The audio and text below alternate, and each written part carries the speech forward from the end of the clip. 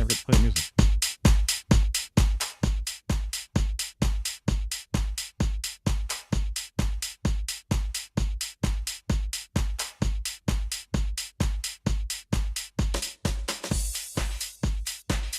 Yeah.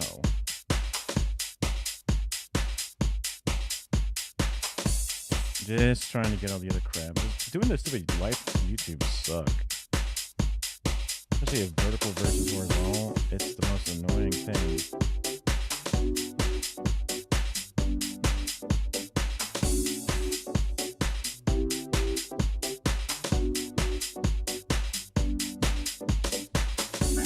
Oh my god, why didn't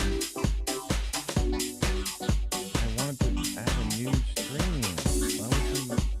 Frustrating.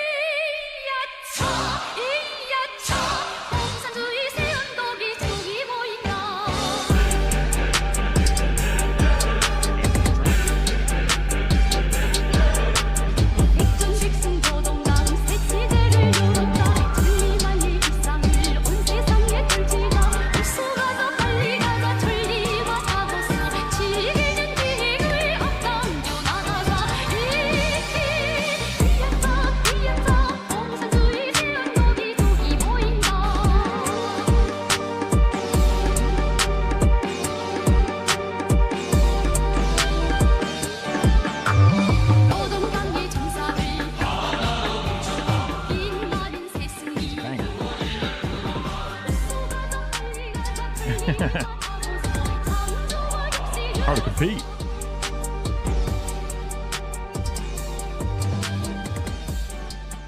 All right. Oof. What a weekend. What a weekend indeed. So you may have been here when we did our when we were doing the Pride event, right? And I do remember a couple of times being at the Pride event being like, hey, I'm doing okay. You know, I'm breathing a little hard, but felt fine. And then I woke up the next morning, which was Monday morning. It was exhausted as hell during the thing. And then when it was done, you know, we just hung out with the Floyds, Richie Floyd and Miranda Floyd. I guess it just sounds so weird to say it like that, but yep. They're great people. They're really great to catch up and to reassert that in my time of unemployment, I would like to do more things in more places, which is good. And then we got like pizza and just zonked out like crazy. Had like wild dreams. I'm pretty sure, I guess I technically missed a TikTok on that day since I uploaded one the night before, and then I didn't upload that one day. But whatever, the exact daily thing is not so much of a hard requirement. But then the next day, I was supposed to wake up and like help Cole move her stuff so she can move, and I'm just like slept like past like 3 hours past the start of that, and I was just like, oh. Crap, do you guys still need help? And they're like, no, we did that shit in 90 minutes. And I was like, oh. It sounded like they had a lot of people there, so that's good. Wheeler, okay. And so I felt bad about that. But then I had another friend who was like, yo, let's go to like an arcade place, brew, drink stuff. So prior to doing that, I decided to mow the lawn. And I was already like feeling really sore, which is like a joke because like I was holding a phone gimbal, not a big deal. I used to hold my fucking giant Ronin gimbal with my huge, super heavy Sigma lens and all kinds of stuff. But for some reason, holding that phone gimbal at a specific position for 2 hours at most, I like messed up my arm a little bit. I felt a little sore, but getting out into the sun, kind of doing some basic, you know, manual labor, whatever it was good for me. Even though I was a little tired from that as well. But thankfully, just going to an arcade's not a big deal. They had loads of like pinball machines, some classic cabinets, some like emulation cabinets, lots of little gun games, some driving games, golf games, all these little things, right? It was a cute little place to go. A lot of the places, like each machine cost about $1 or less to play, no matter what it was, which was way better. Yeah. It was way better than I remember, because I remember some arcades you go up to a machine, it's like $3, and that was like years and years ago. So I think it's probably because the arcade is there as like a, not really a loss leader because it's just electricity. But I mean, I guess it takes a while to buy back all the cost of all the different cabinets and stuff that I bought, but maybe it's a person who already had a bunch of cabinets or something, I don't know. Anyway, I'm sure the booze is what really pushes it. And also, yeah, I mean, it was a cool little place. Cool time. Got reconnected with some people that play Warhammer locally and stuff.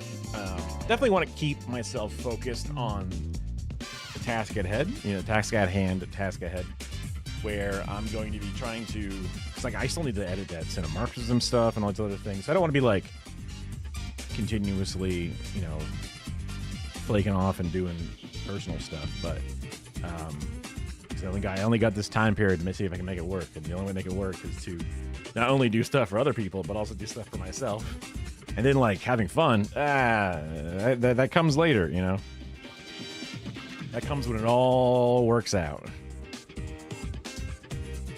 So then when I came home, I had the idea for my TikTok, and I just decided to edit it and do it. But it ended up taking just a wee bit longer than I wanted to. But it was a good experience using a different camera for it, and it was also a good experience editing it on my computer instead of on the phone. And then uploading it straight through Resolve instead. So, and if we, let's see, if I pull over the thing, put that down there. If I pull up my, oh, did I already close it out? No, I didn't. It's already gotten 242 views and 19 likes. That's a lot more likes than, you know, for the first however many minutes it's been out. Pretty good. Pretty good.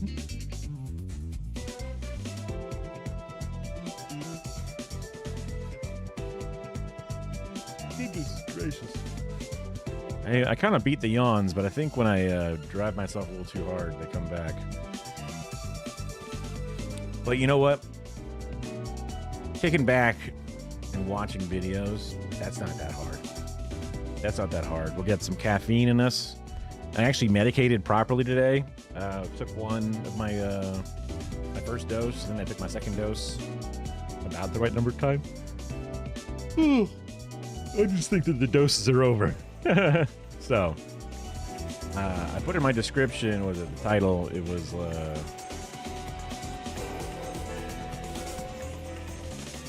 from Big Bill, the Big Bill, and there's a lot with the Big Bill. I've been kind of sleeping on a lot of stuff in the Big Bill, but I guess I'm just a regular ass dude who doesn't know shit. So, I wonder if I'm still getting beat out by the music. Hopefully not.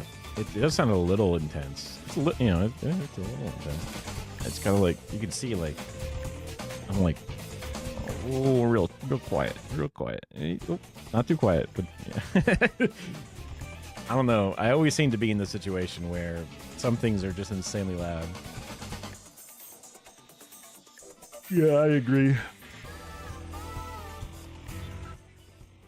At least for a background track. Maybe we're about to stop it anyway, so stopping it. Okay. Not to faff about too much. Got to get faster. Yeah, now that I mention it, that's good. Okay. So one of the things, so let's see, Democracy Now! Was a channel that I also have not reacted to any videos from yet, but they do have some pretty good stuff and some pretty good pundits, whatever it is. So I wanted to put them on the docket. Oh no.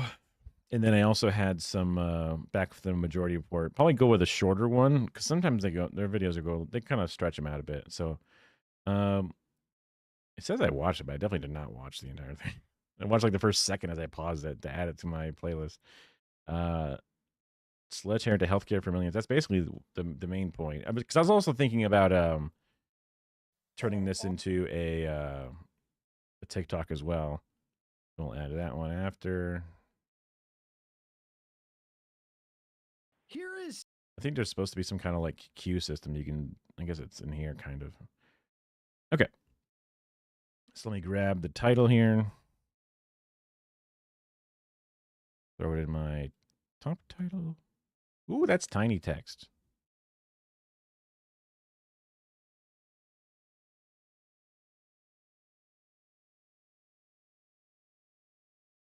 GOP budget would take Sledgehammer to healthcare. Just kind of abbreviate that sucker. Okay. Let's fix the volume and go for it. All-night session that will stretch until today. Senators have begun debate on President Trump's 940-page so-called Big Beautiful Bill. That's the budget bill. He's beautiful, as folks. He's Republicans beautiful. race to meet a Trump-imposed July 4th deadline and are set to vote on key amendments. This comes after a procedural vote this weekend was delayed for hours as Republicans hashed out details before a 51-49 vote that saw 2 Republicans join all the Democrats in opposition. Rand Paul of Kentucky and Senator Tom Tillis of North Carolina also announced, he does not plan to seek re-election. Tillis spoke on the Senate floor. It's inescapable that this bill in its current form will betray the very promise that Donald J. Trump made. The Senate Republicans. I mean, they love saying for a long time that, like, we will never cut Medicare. We won't do it. We wouldn't do it. How could we do it? That would be bad. You can trust us. We won't do it. There's no way we would let us do it. No way. Version of the bill makes deeper cuts to Medicaid and health care, even after Trump vowed not to touch Medicaid. The nonpartisan Congressional Budget Office estimates nearly 12 million people will lose care under the current version of the bill, especially children, people with disabilities, and senior citizens. Meanwhile, the CBO says the bill will add at least $3.3 trillion. I don't know if they're just expecting people to not pay attention. Because for the longest time, there were certain golden gooses you couldn't touch. No matter how many times the Republicans would complain about handouts and things, they knew that so much of America, let alone there's an actual base of people that support them, rely on certain programs. So they would never touch it no matter what. And now they're just going for it. And I'm not sure why.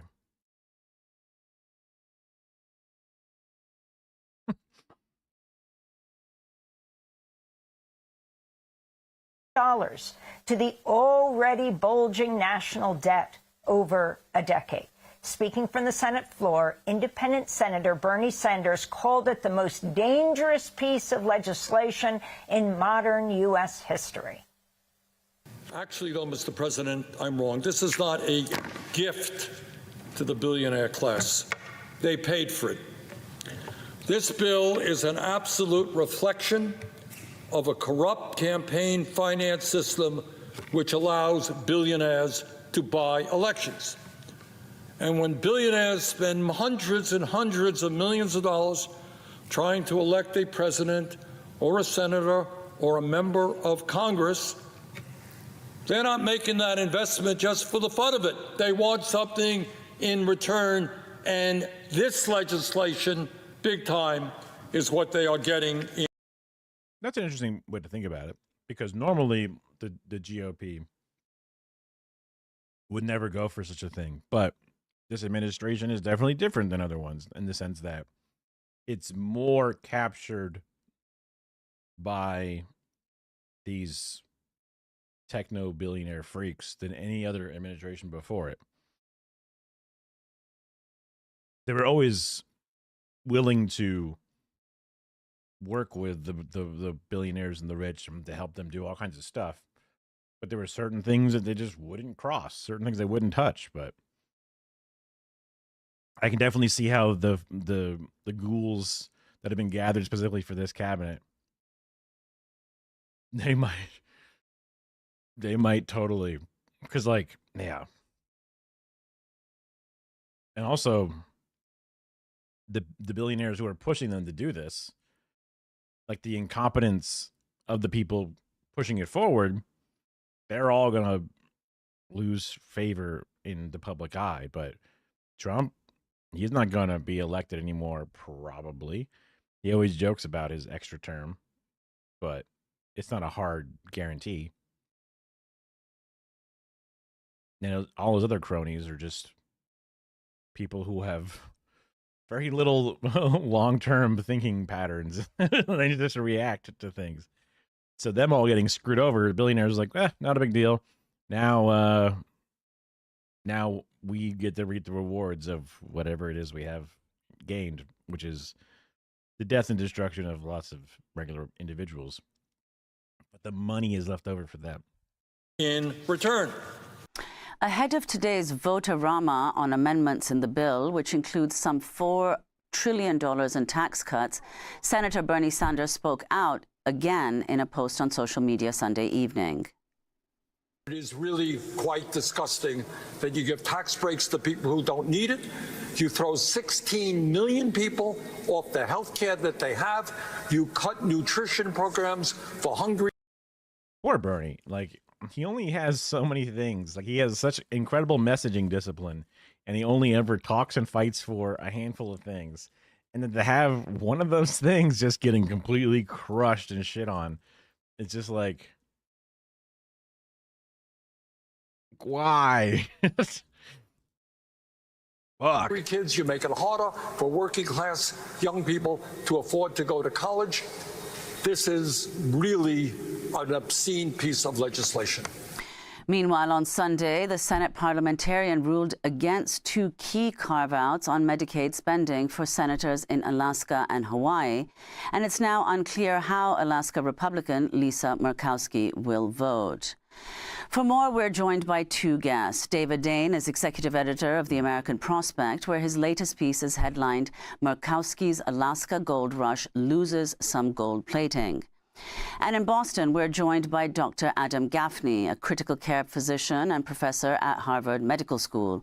He just published an analysis in the Annals of Internal Medicine that showed how provisions in the House version of the bill passed last month, including Medicaid work requirements, would lead to the loss of coverage for millions.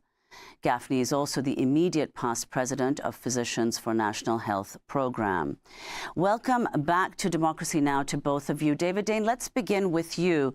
If you could elaborate on what the key provisions in this bill are and what the implications might be in the event that it's passed.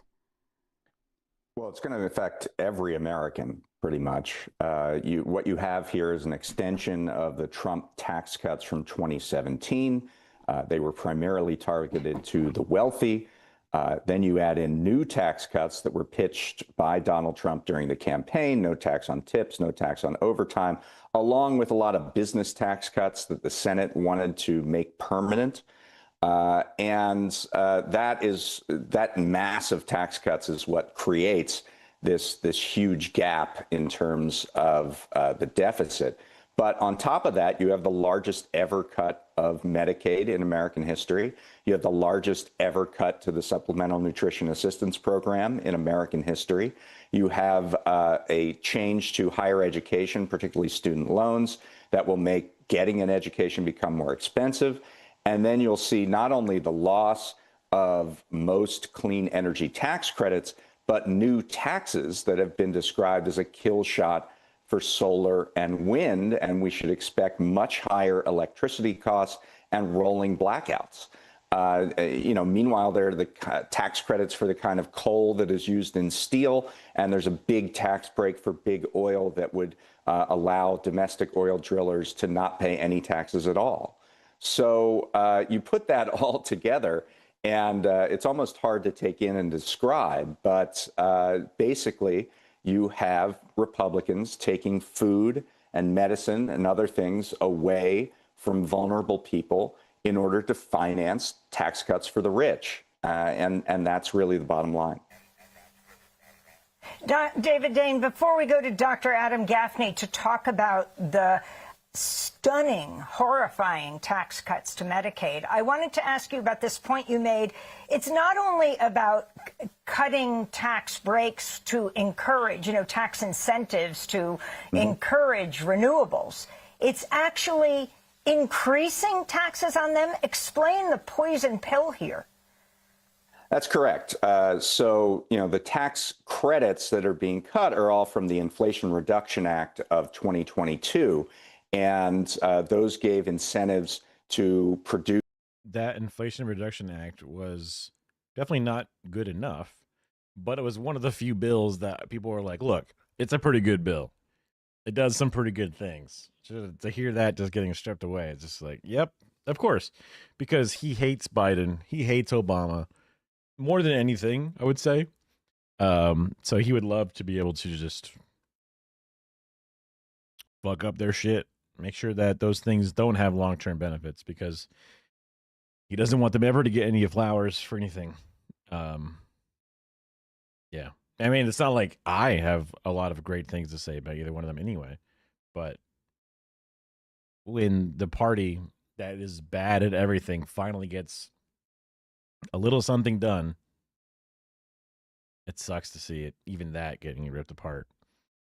But it also gives you the same, oh, wow, look, Republicans doing exactly what they want, when they want, no matter what. They don't give a fuck about someone else's legacy or someone else's the decorum of not. It's just like, oh, absolutely, we'll do it. When Trump gets replaced with Biden, Biden doesn't go off and repeal a whole bunch of Trump things. Leaves a bunch of things in place. Case in point, the tax breaks and the expiring tax cuts for the lower class people, middle class people. Just leave all that stuff in because that's what Trump put in. No big deal. What the fuck? Produce and install renewable energy. Those are all going away. But there is this new tax on solar and wind, that they can only get out of if they show they are not using any materials that are produced by a so-called foreign entity of concern. And this really means China.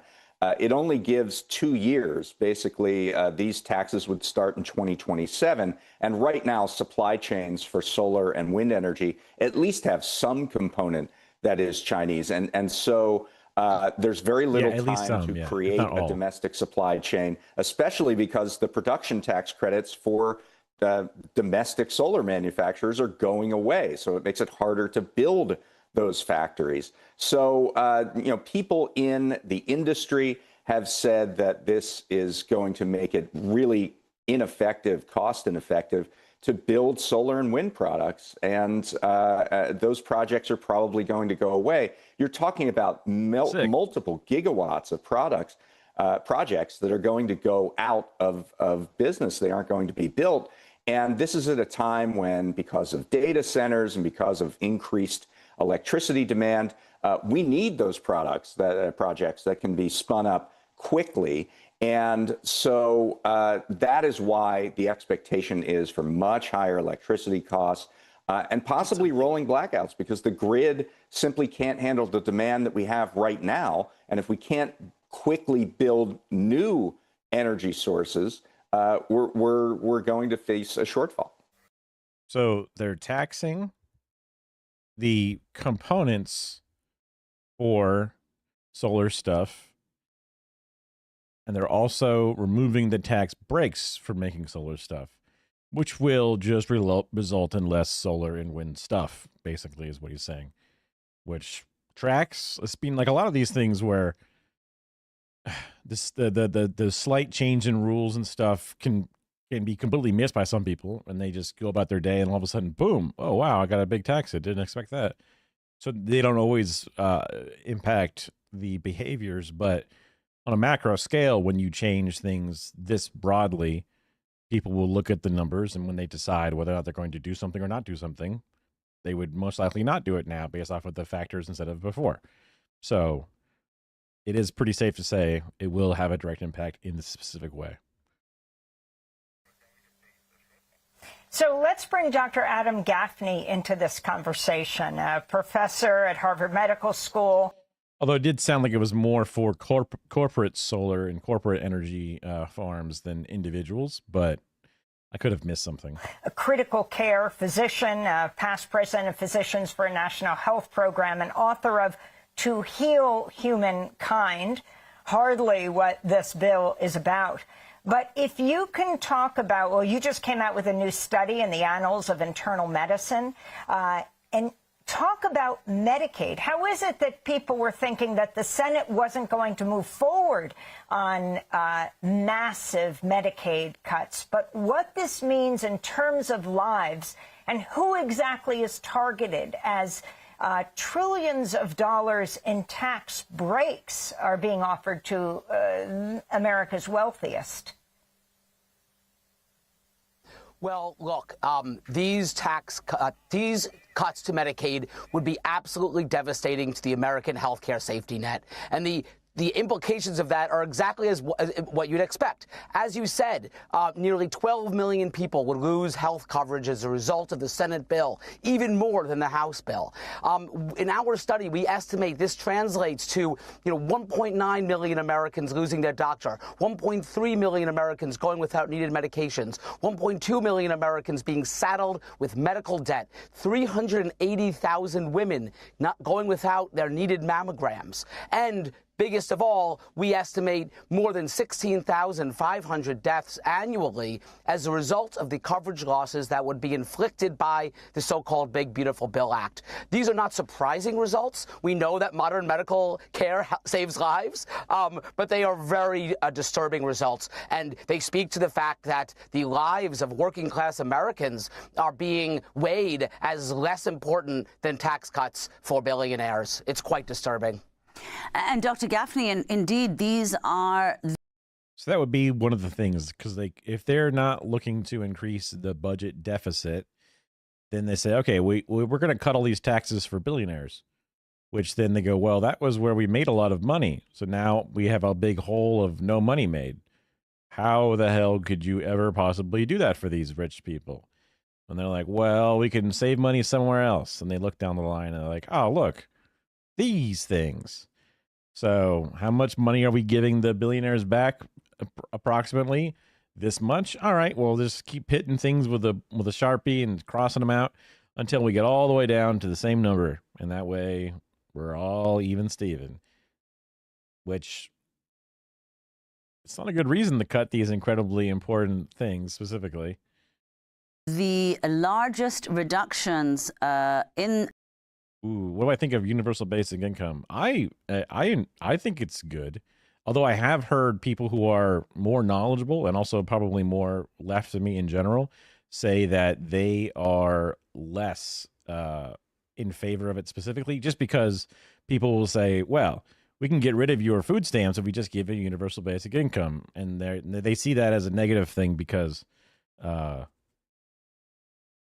why not both? I guess it's kind of like their mindset, because certain things are already put into place and replacing it with just straight income. And also, unless you do a lot of other, I think I heard recently, unless you do a lot of other changes to, like, for example, landlording, because you put in universal basic income where it's just straight cash going to somebody, then the landlords are like, oh, sick. All right, 20% rent hike. What are you going to do? Right? You got money now. You can do it. And it is good to give people money, obviously.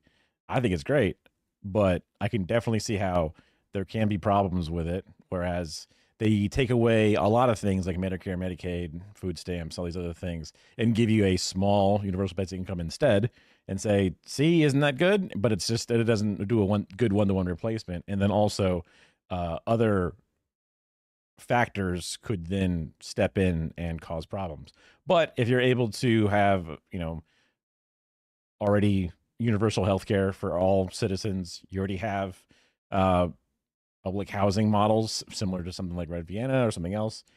Those are things that then insulate those programs. So that way, when you do something like universal basic income, it would be more for a basic disposable / some small needs things, and not so much as some essentials that can be abused or taken advantage of. So definitely I'm in favor of it, although I am cautious and wary whenever it is brought up, just because I want to make sure it goes well. I wouldn't want it to fail, and then they would never want to try leftist policies ever again, right? But generally good. Medicaid since it was created in 1965. So if you could just explain, who are the principal beneficiaries of Medicaid and who will become ineligible if this bill were to pass? Medicaid covers low-income Americans across demographic groups: chronically ill, disabled, people who require long-term care, including the elderly, children, pregnant people, and many, many working age adults. Probably the biggest impact would fall on that last group. The Medicaid work requirements, the so-called Medicaid work requirements, would impose a giant bundle of red tape between Americans and their health care, probably causing around 5 million to become uninsured. These are the casualties of red tape, because most of these individuals are either working or have a very good reason not to work, like they're too sick or they're taking care of a child.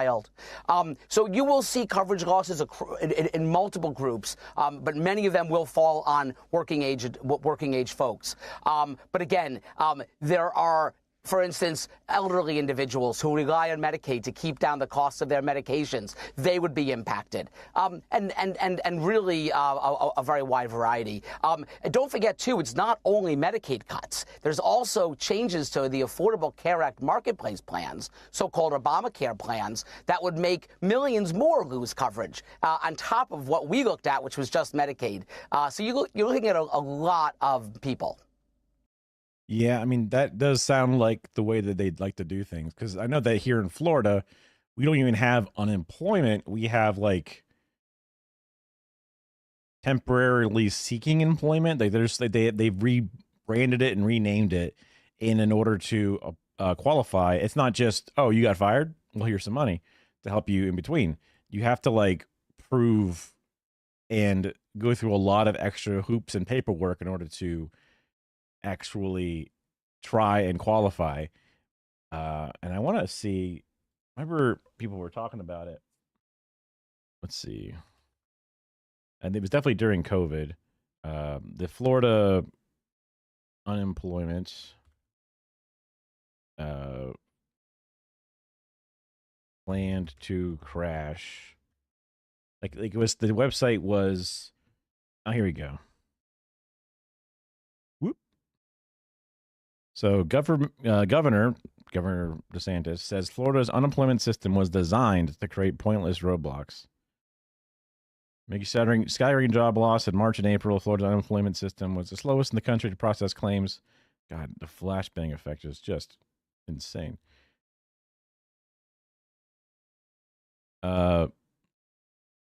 By April 20th, just 6% of Floridians had applied for unemployment benefits, had received a check. Wow. 6% of them that applied actually got something. That's crazy. That result was by design. That's right. It's like literally Ron Swanson from Parks and Rec being like, I'm a dickhead libertarian, but my job is the government. And so in order to make sure my libertarian views are done, I will be as shitty as possible and say, look how shitty the government is. And it's like, well, if you weren't being purposely shitty, then it would be fine. God, then people will just naturally have a distrust of government programs. People will not try things again or not ask for things. When people offer things and say like, oh, look, we'll do a government grocery store, they go, ew, government suck. Government's bad at everything. Like, fuck. And Dr. Gaffney, you've also pointed out that this will have not only massively injurious effects to the people who are on Medicaid, but also on hospital providers, rural hospitals, doctors. Oh, shit. Yeah, rural hospitals, definitely. I mean, they were already in a bad spot. I've learned a bit over the years here and there from a few different people, but also like my brother's wife is a doctor, and the deals they try to get people to go to rural places to work at, but they're not necessarily in the more prestigious places. And then like the limited number of individuals that even do go there, the amount of miles in between them and any other option would be huge. There's not many facilities built. They're not necessarily profitable in a model that is meant to be for-profit hospitals. So it's just like when you start seeing the belt tighten on places that were already at risk, or whatever it is, through a profit model, it's just going to be fucking bloodshed out there. There's nurses. If you could explain how. Sure. Well, listen, I mean, many hospitals in this country focus on the care of disadvantaged groups, poor people, people in rural areas, as you said. And as a result, these hospitals rely on Medicaid for their revenues, for their operating revenues. So what happens when you take a sledgehammer to that foundation? we know what happens. They have to make cuts. They have to cut staff. They have to cut services, or in a worst case scenario, even close. And this is compounding an already existing problem where there isn't the healthcare infrastructure that we need in more disadvantaged areas. So this means that people will be affected, even who don't lose coverage. Even those of us who don't rely on Medicaid or the Affordable Care Act could be impacted if the hospital in our area closes and we have no access to care. So this bill would really devastate, again, the American healthcare safety net, such as it is. I would only add, it's important to recognize this is on top of existing problems in our healthcare system. You know, I'm a critical care doctor. I work in the ICU. I see patients with life-threatening complications. God damn, that's got to be a tough-ass job, man. Just every day, the people in front of you and your clients are having the worst day of their life, hopefully, if not the second or third, because they were there earlier for 2 or 3 more times. But yeah, that's rough. Of untreated illness because they didn't get care because they couldn't afford it. What happens when we add to that number massively? You'll have many more of those sorts of patients winding up in the ICUs of doctors like me, and it was not necessary. David Dane, we just have about 30 seconds, but what happens next? It's really hard to follow the meanderings of this bill. Do you see it going down? You have Tom Tillis saying he's retiring under tremendous pressure from President Trump. What's going to happen here? Well, the Senate's going to vote all day on amendments, perhaps even into tonight and tomorrow morning. There are some key senators to watch: Susan Collins, Lisa Murkowski. Murkowski from Alaska got a number of perks in the bill, including a special tax break for whaling captains in Alaska. We're going to see if, because some of those perks were stripped away, including all of the Medicaid boosts that were put in for Alaska. So we're going to see if she holds to that deal. Collins has said she's leaning no, but pending amendments. So we'll see if she gets amendments. And then the House, both the Freedom Caucus, the hard right hardliners who want to see less deficits and debt, and also some of the moderates who don't want to see these Medicaid cuts, have also spoken out against it. So there's still a needle to thread here for Republicans, but you have to expect that a bill that extends a bunch of tax cuts and cuts a bunch of spending on the poor is going to be somewhat acceptable to Republicans. So I fear. That's wild. They're like, not enough cuts. You're hurting the budget. You're hurting the deficits. Bad. And it's like, damn, dude, you guys are crazy. They hate taxes and they also hate the deficit. And it's like, well, taxes are the way to beat the deficit. But you can't do that. Okay. So what? You just don't beat the deficit? Nah, I can't do that. And it's like, well, okay. I guess we'll cut ourselves in half, cut away all the services that we give ourselves. Yes, that's what we want. And even something like this, that's doing substantial cuts across many sectors. They're like, not enough. Not enough. That the differences, especially after Donald Trump sort of bears down on everybody, will go away, and we will see some version of this pass. David Dane, thank you so much for joining us, the American Prospect, and Dr. Adam Gaffney, Harvard Medical School, former president of Physicians for a National Health Program. Thanks for watching Democracy Now! On YouTube. Subscribe to the channel. Subscribe. I already subscribed. Okay, let's see what this one. This is the Majority Report's version of things. It is a shorter video, so hopefully it's pretty punchy. Let me just grab this. State Senator Mallory McMorrow. She's in the Michigan State Capitol. She's running for McMorrow. She's in the Michigan State Capitol. She's running for I think Senate in Michigan as well. She's talking about this disaster of a bill that the Senate is en route to passing. And it is a massive transfer of wealth to the wealthy. Government, and here's the bottom line, government always redistributes money. Always, always. Every government that has ever existed, in fact, probably every society that has ever existed, redistributes wealth in one form or another. That is like literally the function. It is impossible to have a society where there is not a redistribution of wealth. It's almost definitional to the name. It may not be, currency that is redistributed, but it's just impossible. So the question always is, in which way is it flowing? Which way does it flow?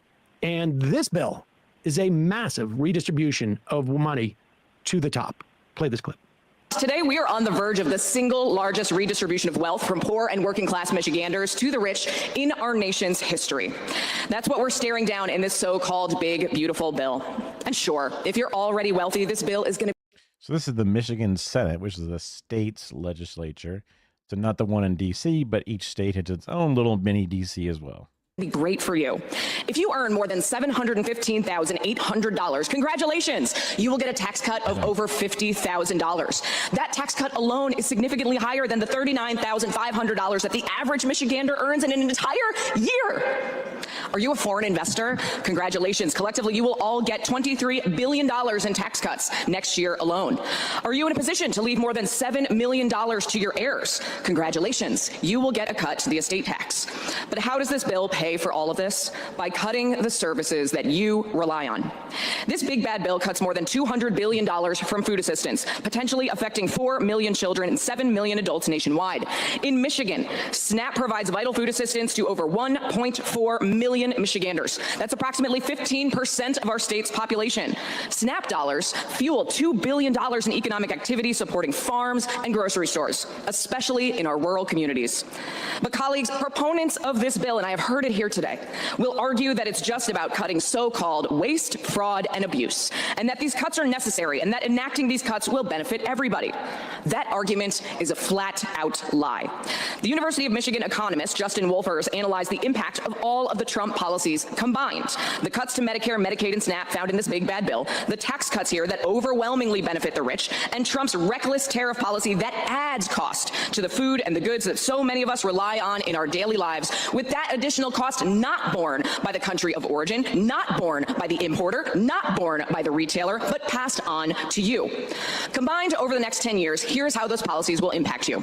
If you are in the lowest 10% of earners making just under $19,000 a year, you will lose $2,600. If you're in the lowest 25% of earners making $40,000 a year, you will lose $1,600. If you're the median income earner, if you make $80,000 a year, you will lose $1,200. If you're in the top 75% of earners making $770, you will lose $600. If you're in the top 80% of earners, you will lose $500. Are you picking up on a trend here?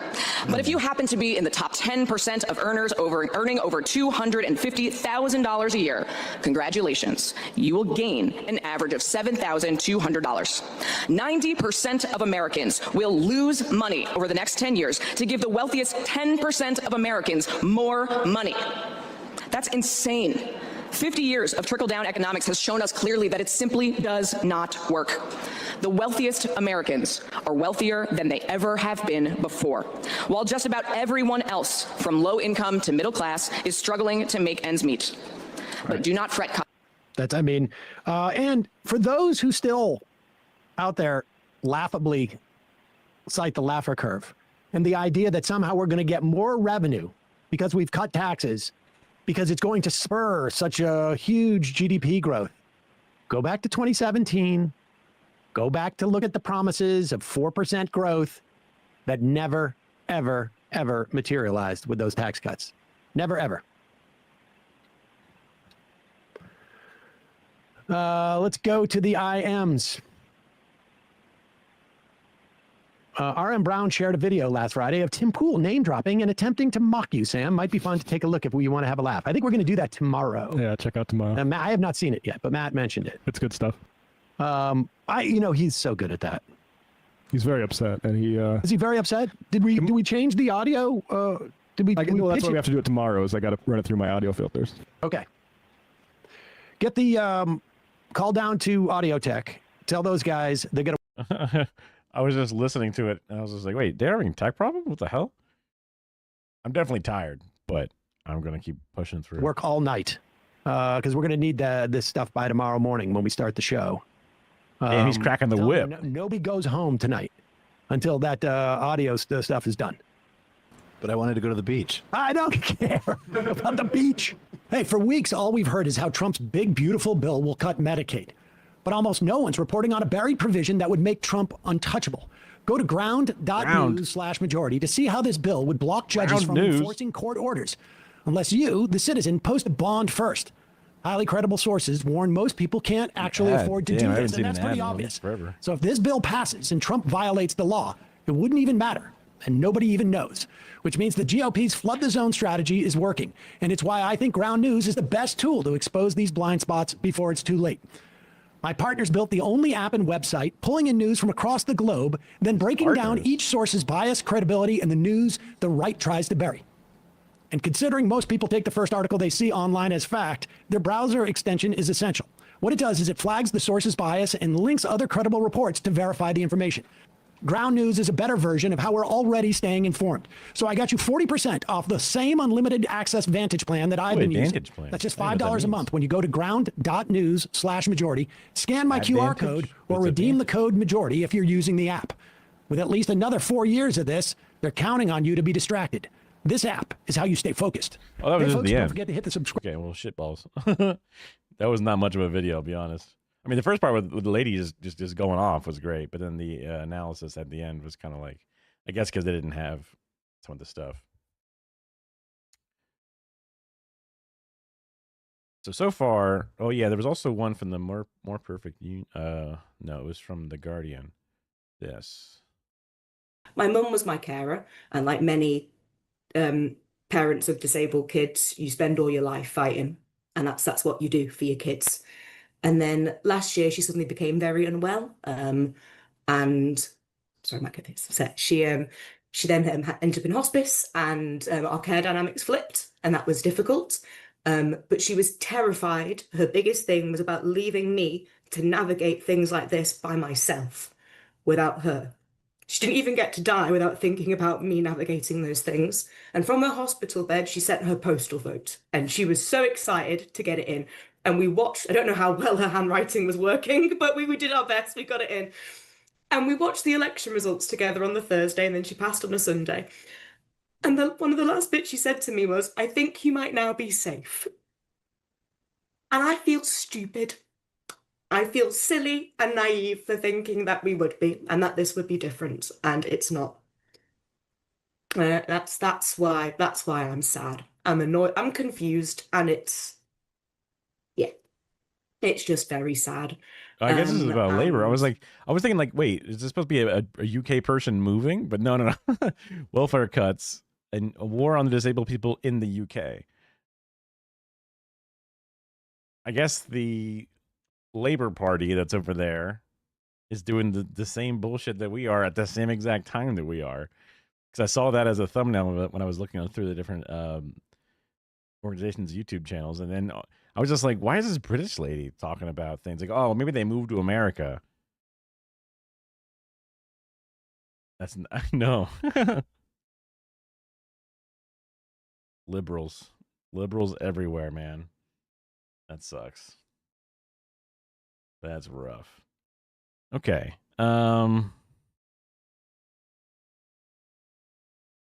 Keeping things moving.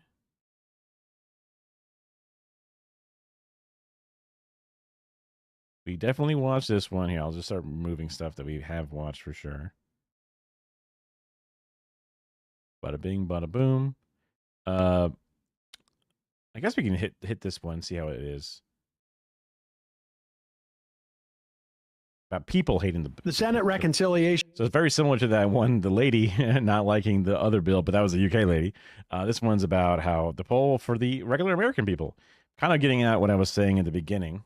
Waking up a bit now that I'm talking about stuff again. Gave you a little stretch. The people aren't going to like it. This was always the thing they were never supposed to touch. Even if people aren't paying enough attention to it, people aren't going to like it, especially when it happens. But definitely not going to like it if they do hear about it. Bill, which we have been telling you about for months, weeks now, passed. The senators stayed over the weekend. When there's an opportunity to immiserate millions of people and enrich, sometimes they kind of drone on a little bit. Very wealthy people, these senators will go to the mat. They will give you 110, 120%. And they did it this weekend. They lost 2 votes on essentially moving the bill forward. In other words, ending discussion or cloture. The 2 votes they lost were Tom Tillis from North Carolina. Not super shocking, although wouldn't have been the first one, I guess. And Rand Paul. Rand Paul didn't want to vote for this because it includes a debt ceiling increase. There were other senators who were prepared to vote against it, but when they saw that it actually would kill the bill if they voted against it, they didn't do it. Did you see Josh Hawley's emo populism that he regrets that some of his constituents are going to be thrown off insurance? But I think we have a clip of that. Don't we have a clip of that? Fix it later of Hawley. Yeah, we should. Find I think that's in the. But yes, we saw that. It turns out that Josh Hawley, his populism does not run as deeply as he did when folks were attacking the Capitol on January 6th. Nevertheless, the bill, cloture passed. That means it goes on to debate.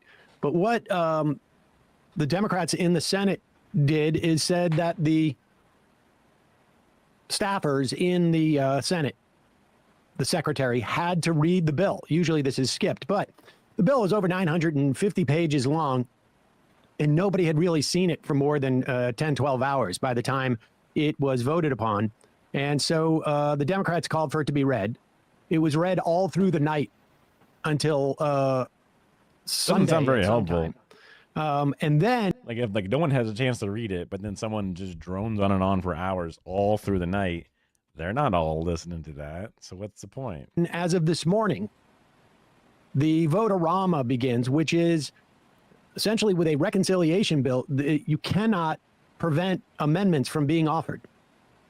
And so what happens in these instances is that both the Republicans and the Democrats begin to offer amendments so that they can, Republicans, so that they can mitigate the disaster this bill is going to do politically to them, or at least that's the theory. I voted to have an amendment and it was shot down. I voted to, make it possible for there to be green energy. I shot it down. I don't know that there would be any that would say that. Although I think Tom Tillis had a big problem with the green energy aspects of this. And then the Democrats keep adding. I wonder if Tom Tillis was like, it's still too green, despite it ripping all green energy out. Amendments, Probably some not. of which are votes that Republicans don't want to have to take, but will. But at the end of the day, this bill itself is so incredibly unpopular, and people haven't even actually begun to feel the impact. If you were thinking about putting solar panels on your house and anticipating that 30% tax cut, then you were thinking, maybe, you know what, I can't afford it this year, but maybe in a year or two I can. That tax cut is going to end at the end of this year. If you are a solar company that started up a year or two ago and thought, I'm going to be able to make this business work because the government is essentially subsidizing with these tax cuts the rollout of this technology. If you're a massive wind farm, and you were thinking of building, or you were building, or you are selling products to other people, I mean, this is going to devastate thousands of businesses. Wow. If you were Elon Musk and trying to salvage your failing electric vehicle business, you're screwed. And apparently he's a little bit upset about things. But the list goes on and on. SNAP cuts. Millions of people that one's crazy. Will go without food assistance, and it'll get even worse in a recession. Here is Harry Enton on CNN. And understand, this is how badly people are perceiving this bill before they actually feel the pain itself. How do Americans feel about the big, beautiful bill? Yeah, if we're talking about adjectives, how about they think it's awful, they think it's horrible, and to quote our colleague Charles Barkley, terrible, terrible, terrible. What are we talking about here? Well, let's take a look at the net favorable rating on the big, beautiful bill. I don't just got one poll for you, Omar. I got 5 of them, and the net favorable rating, minus 19 points, Washington Post, minus 20 points, Pew Research Center, Fox, minus 21, Quinnipiac University, minus 26. But show me the breakdowns. I assume they got it. KFF minus 29. You don't have to be a mathematical genius to know that when the net favorable rating of your bill is somewhere between minus 19 and minus 29 points, that it is not a positive bill as viewed by the American public. The American public at this particular point hate the big, beautiful bill. As far as they're concerned, it's not a big, beautiful bill. It's a big, bad bill. It is a big, bad bill.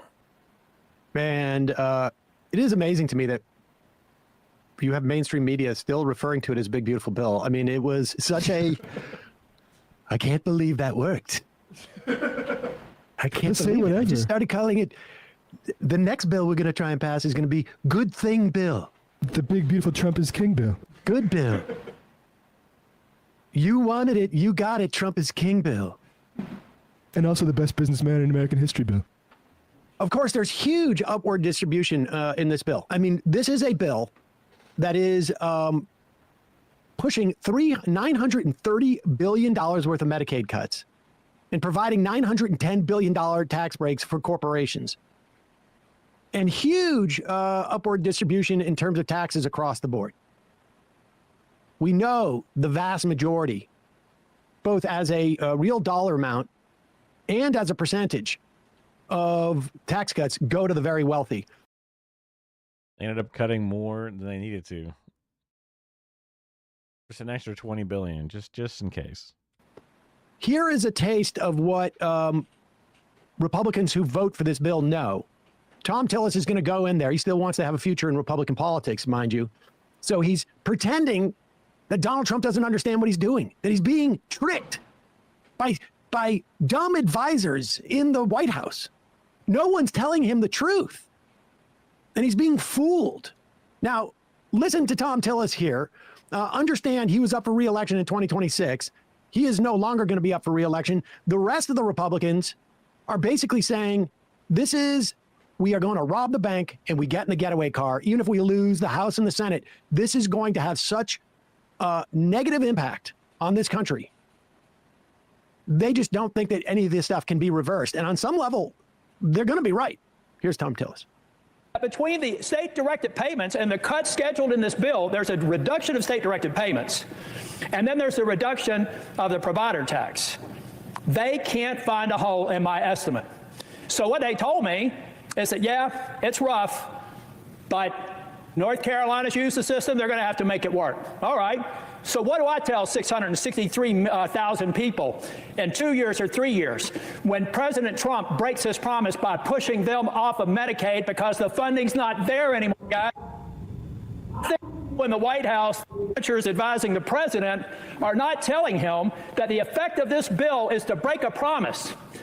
And you know, the last time I saw a promise broken around health care, with respect to my friends on the other side of the aisle, it's when somebody said, if you like your health care, you can keep it. If you like your doctor, you can keep it. We found out that wasn't true. Pause it for a second. That made now, I just need to, because I had to go live through this era, make a correction to what Tom Tillis is saying. Obviously, now, he can't get up there and say either A, the president is a inveterate liar, which we all know is the case. And in fact, in this instance, he lied against the people that support him. Or B, he is a complete moron and has no idea what he's pushing, which, you know, arguably, they don't have to be separate things. Right. They're not mutually exclusive. But this point about you can keep your doctor if you want, private health insurance does not let you do that.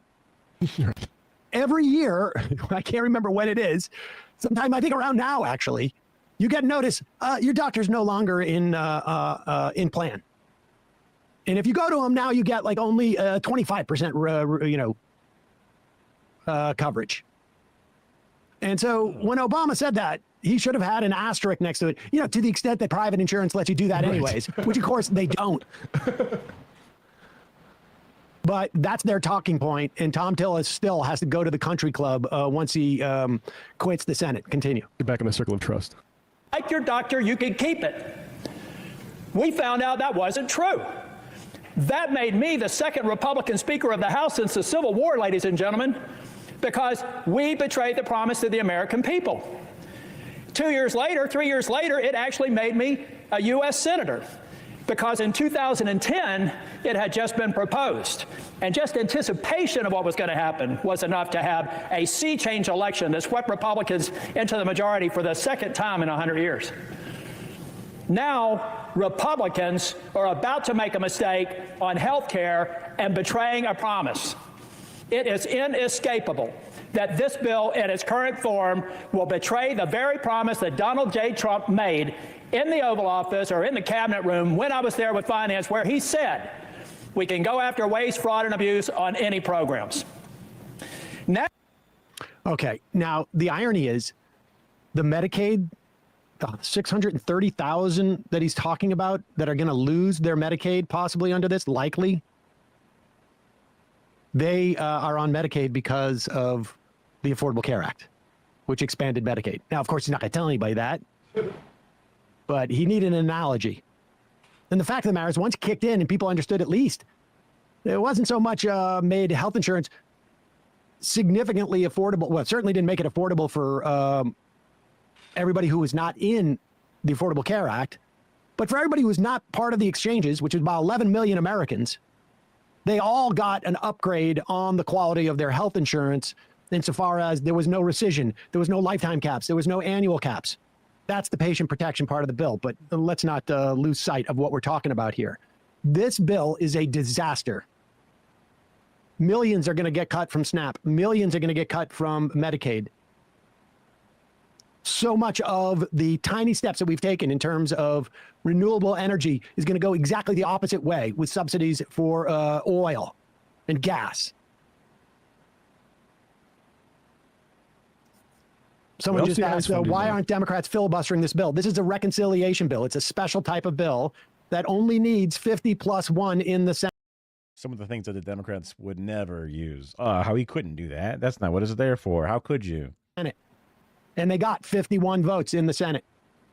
There are specifics that got wiped out of the bill because of it being a reconciliation bill, but that's what you're missing. Also, I don't know if that was a bolo tie. It could have been the microphone.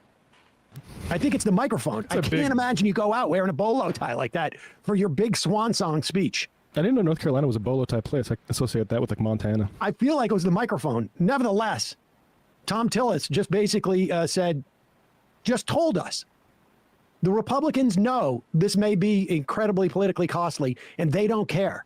They just robbed the bank, and they're getting in the drive-away car. They don't care. We'll talk more about this, obviously, in the fun half and tomorrow. In a moment, we're going to be talking to Ellie Mistel about the absolute crap show that the Supreme Court was in this term. This is what you get. This is what we all get. Hey, folks, don't forget. Interesting. Not as tight as I was hoping, but it is what it is. Okay, let's try and inject some fun into here. I'm getting omega sleepy, so I don't like that. So there's two different videos I really want to watch, and they're both by Morning Brew. One is about a hot dog stand, because I used to have this thing I used to always say where it's like, not by always, I mean like at one point when I was in high school or something, a hot dog stand is like a perfect job because it's simple. You work for yourself. You don't even need employees. You go out there, you sell as many hot dogs as you feel like to make as much money as you want. And you just wheel your cart home and then you're done. Easy peasy lemon squeezy. Let's get that fun react in there. Fun, air quotes, about the depressing economies of the world we live in. But still fun. Always brings that space. Street vendors are everywhere in New York City, but by far the most iconic is the hot dog cart. But I've always wondered, how profitable are they? What does it take to open one, and how hard is it to really Stop staring at my wiener. What a shirt. What a shirt. run one? Today, I'm working on one myself to get the answers to those questions. But I'm not just selling at any hot dog cart. I'm selling with Dan Rossi, the hot dog king of New York, which is why my workday actually started last night. Dan sleeps in his van every night to reserve his spot selling hot dogs outside the Met. So, for a true day in his life, I decided I need to have a night in his life, and I rented a van and slept in it next to his. That's just how you do it when you're rolling with the hot dog king. What the fuck? The things I do for this job. every night? It's literally just first come, first serve? As the guys get started for the day, they unload about $350 worth of supplies into the cart. My only other cost so far was $25 to get my food handler's license with the city. I'm gonna be keeping a rolling list of all the general costs to run a That's wild. She's there taking a license test, and she's looking at Family Guy clips. To get my food handler's license with the city. I'm gonna be keeping a rolling list of all the general costs to run a hot dog cart and how much I would make based on how many hot dogs we sell today. For now, we're not going to count long-term costs like the cost of buying a cart. So why don't you come over here? Okay. You're gonna make us a hot dog. Awesome. Now what you want to do is you put it so you can roll it. And you're gonna go back and forth. You give it a little while. It's always by sight. Okay. You're so used to it, you know exactly when it's done. Wow, he grills his hot dog. He doesn't just water dog them. Yeah. So you're gonna take your hot dog. Now you're gonna say what do you want? Hot mustard, ketchup, sauerkraut. I'm gonna do it nice. Sauerkraut. Turn around. Well, you're kind of on the cheap side. And that's it. There's your hot dog. Now She that I got got the profits basics in there. down, let's take a step back. So if I was starting my own cart tomorrow, what do you think my startup costs would be? I would start with a small hot dog cart. Yeah. And buy one for a couple of $1,000s at the most. Find a used one that can still pass inspection. Yeah. I wonder if he's going off of old prices or not. He might still kind of know what the prices are. But sometimes people who've been in the game so long, like, yeah, it costs, no more than $1,000, $2,000. As far as startup costs, it couldn't cost you more than $300 or $400. What are the kind of things that people don't realize cost a lot? The commissary is a big thing, and what happens when you're in the commissary, for them to exist, you got to buy from them. While Dan gets his supplies from Costco, that's not the usual case. Most vendors get their supplies from the commissary that they take their cart to overnight, which is typically a little cheaper and definitely less work. For another perspective, I spoke to a hot dog vendor in Times Square who asked to remain anonymous. Do you take your cart to a commissary kitchen at night? Yeah. 37th Street. 37th Street. How much does the commissary kitchen cost you a month? $250. Commissary kitchens are all permitted by the health department and help ensure that all carts sell clean, safe food. Then I need to find a place to set up my cart that complies with siting rules, like being the right distance from curbs and other businesses, and avoids restricted streets. I'd also need a sales tax ID and mobile food vending license, plus a permit, which is actually impossible for me to get, but I'll explain that in a bit. What do you think is attractive to people about running a hot dog cart as a business? Well, people think it's easy. Yeah. That's major, yes. They see a line, they think, oh, we're going to make a lot of money. But not that way. If you were going to go into this, is as simple as it gets. There's no brick and mortar. Normally, there's no big rent. If you don't have much money, this is the way to go. If I was opening my food cart, what kind of margins do you think I could expect? Like, how tight is it? Is it tighter than a brick and mortar restaurant? You got to keep your costs down to under 30%. Yeah. If you do that, you're going to be okay. So this is the perfect way to learn. So far, we've only made like $50 today. And don't forget that we started the day down $350 from all the supplies that we bought. Even just to recover my costs and hit minimum wage for the day, I need to sell like $450 more. We're behind. It's time to take it up a notch. Do a little hot dog! Get your hot dog! Oh, you got a dude in a suit? Hey! Este es los hot dog, lo más antiguo en toda la ciudad. It won many awards. It has a Michelin star. We have a special offering just for you.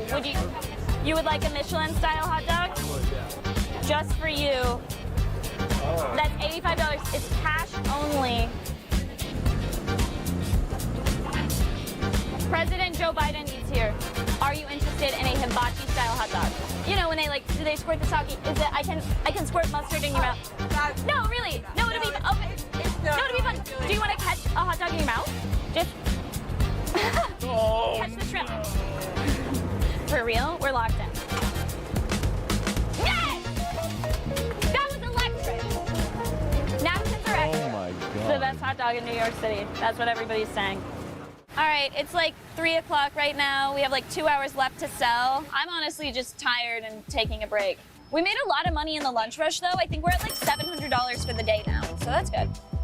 How much of a difference do you think it is from your peak in the summer to like your low point? Say $1,000, we go to $400. Yeah. That's bad. I'm going to try between now and September to put a few dollars away. So last year I had to borrow money to get us through the winter. Yeah. Because you might think it's great, but there's overhead.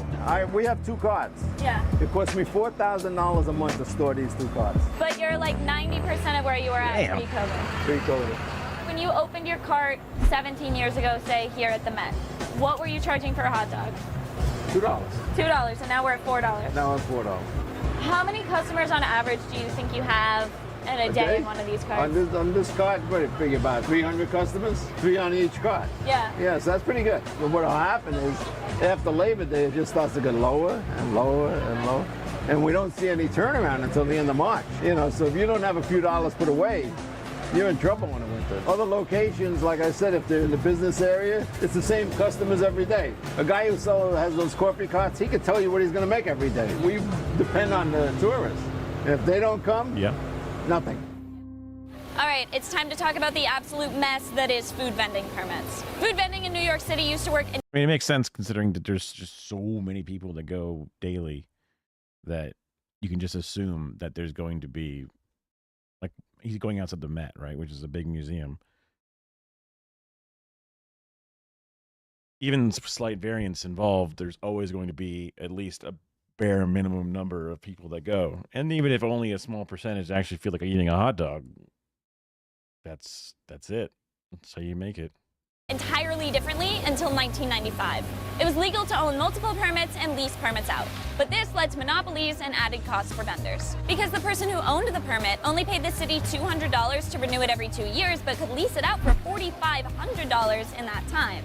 With the new law in 1995, the city tried to make it so that the person who owned the permit was the person actually operating the cart to cut out the middleman. Dan got into the world of hot dogs in the 80s, before the new law was implemented. By 1994, Dan acquired 2 companies that owned a combined 499 permits, which he rented out for about $1 million in rental income a year. After the law changed, Dan was left with a single... Whoa, whoa, whoa, whoa. Whoa, whoa, whoa, whoa.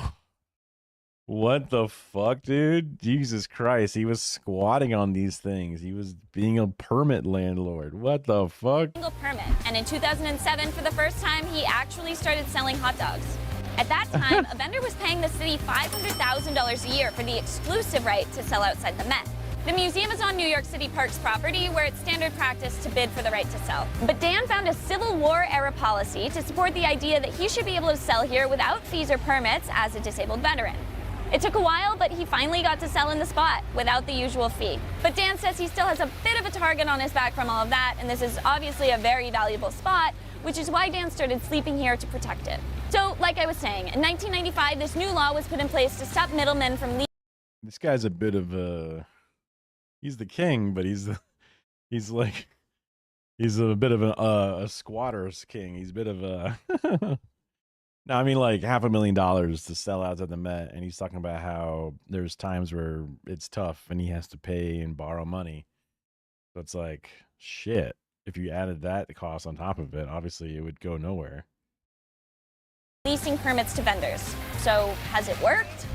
Not even a little bit. I had an hour-long call with Mohammed Atiyah from the Street Vendor Project to learn everything there is to know about getting a street vending permit. I'm going to spare you the... It's crazy that Dan hasn't gotten in on this because he was the OG dude fleecing the system, but now he's just sleeping in a van. But how do you fuck up the bags? Full version. But here are some of the main ways that the permitting process is completely broken.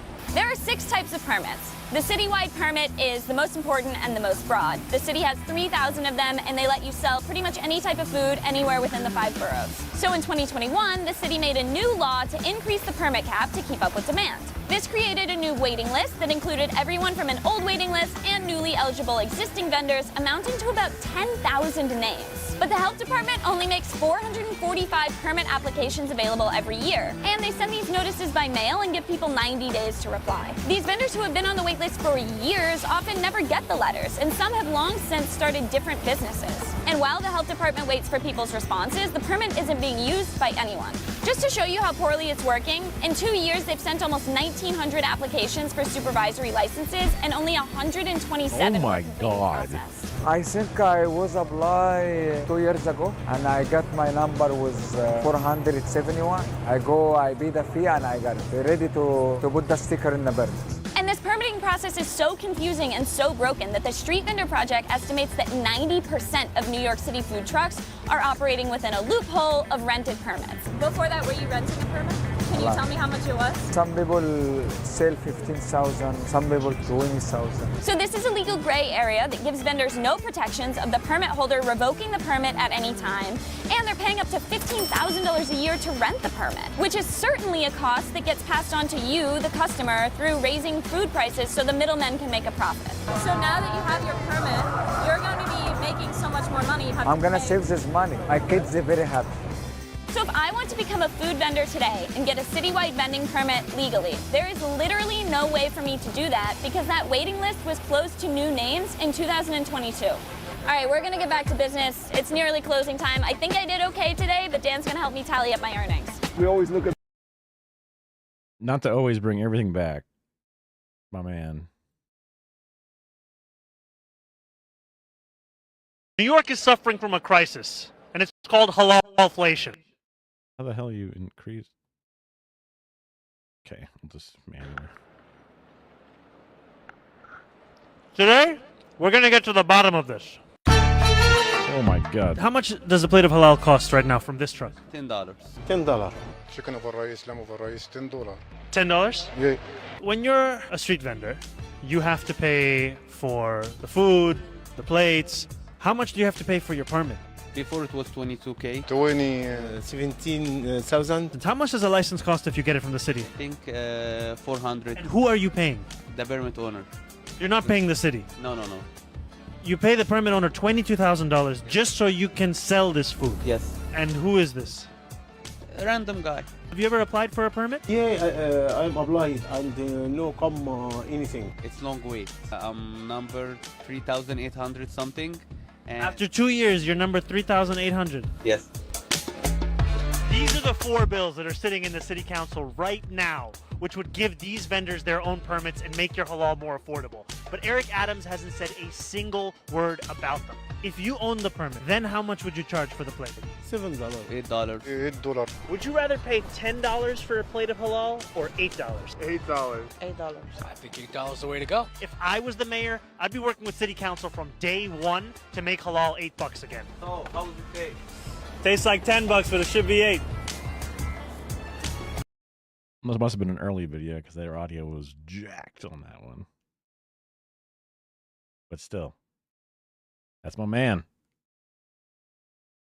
Even if somehow it doesn't work out, right? Other problems in City Hall, other problems other places. I believe him that he's going to fight for it. He's fighting like crazy. At the rolls. If you did good on the rolls, you did a good hot dog day. Okay. But a day like today, I would imagine you did a much better drink day. Do we have an estimate of how much the cart earned for the day? I would say, if I had to guess, on a Tuesday, it's probably going to do about $1,000. Okay. So that's not Does bad. that feel right? That's okay. Every Tuesday we hit over that number, you know. Okay. That's a good number. I am absolutely exhausted after today. I slept in a van, I've been on my feet all day, in a cart where literally every surface functions as an oven. And after all that, we made about $1,000, which is like $600 in profit for 9 hours of work. So this month, Dan's cart would make like $18,000. But that's working 6 days a week in literally one of the best spots in the city. It also doesn't take into account the slower months in the winter where Dan makes about 40% as much as we made today. So roughly, Dan's making just over $100,000 a year. But again, he's got a great spot and he's been at this a long time, so he has a few exceptions that make him more profitable. So if I were to start my own cart in Dan's amazing spot tomorrow, I'd probably have even a bit lower income because I'd have a smaller cart, have to pay for a commissary, and be working alone. But again, that's assuming I can legally get a permit, which I can't. So we subtract $15,000 a year for me to rent a technically illegal permit. It's not hard to see why vendors might start raising their prices to try to earn a little more. It's crazy that any vendors are able to make this work. And finally, it was time to test all that I learned today. I challenged the hot dog king himself to a cook-off. Who can make the fastest and best hot dog? Ready? Yeah. Set, go. All the toppings. Keep moving quick. Taking his time with the sauerkraut still, because he appreciates the... No, you got to do it right. And there you go. Wow. All right. 34 seconds. We can set it on the rack. You ready? Ready, go. Okay. So, no Eric, shot. I forgot on my steps. Okay. You gotta cook that hot dog. Sir, I'm in a race. Can you go to the cart next door? That's crazy. There you go. Done. 43 seconds. Okay, 43 seconds. Mine was slower. We'll call the intern over. All right, tell us which one is more beautiful.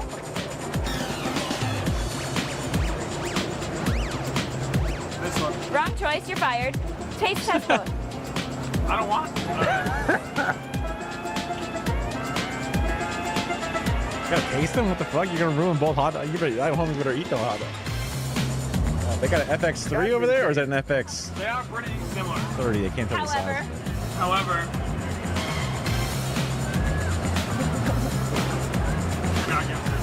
Oh my god! I'm sorry, and I know I just lost my You fired again! Dan, you have a very hot. Which gives me, I mean, that makes me feel good because I basically have the same exact camera. Or better than that, basically. Because I have A7S3, which is just the same thing. I mean, you could argue that it's better designed for video, but it's the same shit. Hard job. This was a hard day's work. I have total respect for what you do in there. Yeah, hot in there, right? It's hot. Who looks like they want a hot dog? Pretty good deal. Do you want a hot dog? I mean, that wasn't. You don't like hot dogs? Okay. It's a tough sell, a loose hot dog. It's almost like if they wanted one, they would have gone to the cart. Across the world, the political right is on. No, not this one again. Don't feed the birds bread. They don't like bread. Well, they like it. They'll eat anything, but you're not supposed to feed them bread. But she probably didn't know that yet, so it's okay. And I'm sure the birds are fine. Whatever. They eat lots of bread. Goodness gracious. Why am I so tired? Probably because I've done a lot of more physical activity than I have in a long time. I'm not going to quit on you yet. That's for sure. All right, let's dump this one out. There's another video that I've wanted to watch because I've got a bunch of shit in my garage that I've got to fucking dump out, which is tech waste. But I had a sneaking suspicion there's going to be bad things happening with it. I guess before we go, let's see. How's my TikTok doing? Whoa, banger. It's a banger. Oh my God. It's got more likes than I have anything so far. People love the cringe. Here, let's watch my TikTok specifically. Let's do that. Gotta be cringe to binge. Okay, sure, whatever. Mr. Mamdani, there's lots of different Italians inside of your district. Are you going to visit Italy at any point? No, I'm going to stay. I was kind of quiet on that first read just because I just did it. In New York City, where we are, people from Italy definitely care about Italy specifically, so I don't know why you wouldn't visit Italy. I don't see why I would need to go to Italy because they're Americans and they live here specifically. I'm not trying to imply that Italians have dual loyalty to both Italy and America because they're Americans, but... Dude, I look tired, and that was before I even. This is like fucking like midnight. You know, I look fucking exhausted. You should still visit Italy, right? I'm just gonna do stuff here, if that's cool. Speaking of Italians, I want to bring up the topic of globalized doner kebab and how that is terrifying to some Italians here. And yet, you have not said that that's a disgusting, useless, horrible thing. That's not really what the word means. I think people are just misunderstanding the definition. I mean, I get it. That's not what the word means. But instead of educating our audience on what the word means, I want to just continue the fear-monger around the word scary. Who knows what it means? And why wouldn't you just follow along and condemn it, even though that has nothing to do with what the word says? I thought maybe instead of like fear-mongering around it. Okay, I definitely mumbled the shit out of that thing. But the zoom in fixed it, I think, just because it made it seem ridiculous. Topic, you would make sure that the miscommunication about the exact definition was cleared up, but I guess that's not. Did you forget 9/11? And that's what the fuck? I've never seen a TikTok video this wide. Jesus, what the hell? That shit. That's crazy. Bro, another weird thing that's been going on in TikTok land is, look, scrolling down the side here doesn't seem so bad so far, but I was getting just insane numbers of these like AI generated fucking things. But here's a guy doing something. Let's see what he does. He does these kind of things. Hey, what are you doing up there? Oh, it's quiet. We're gonna fix that. That's it? That's all the volume you got for that? What the hell? Mine was loud as fuck compared to this. Hey, what are you doing up there? Hey, what are you doing? Hooked up to that machine. Being milked. Milked for what?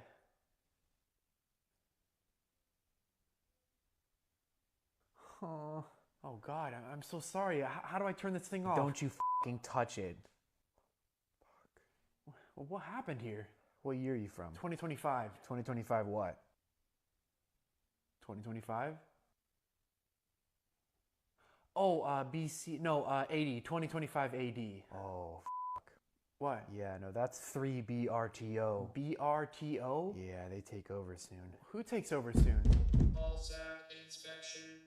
You should really get out of here. Oh, shit. Oh, Usually his videos are just weird. Well, his audio sucks on this one, I think.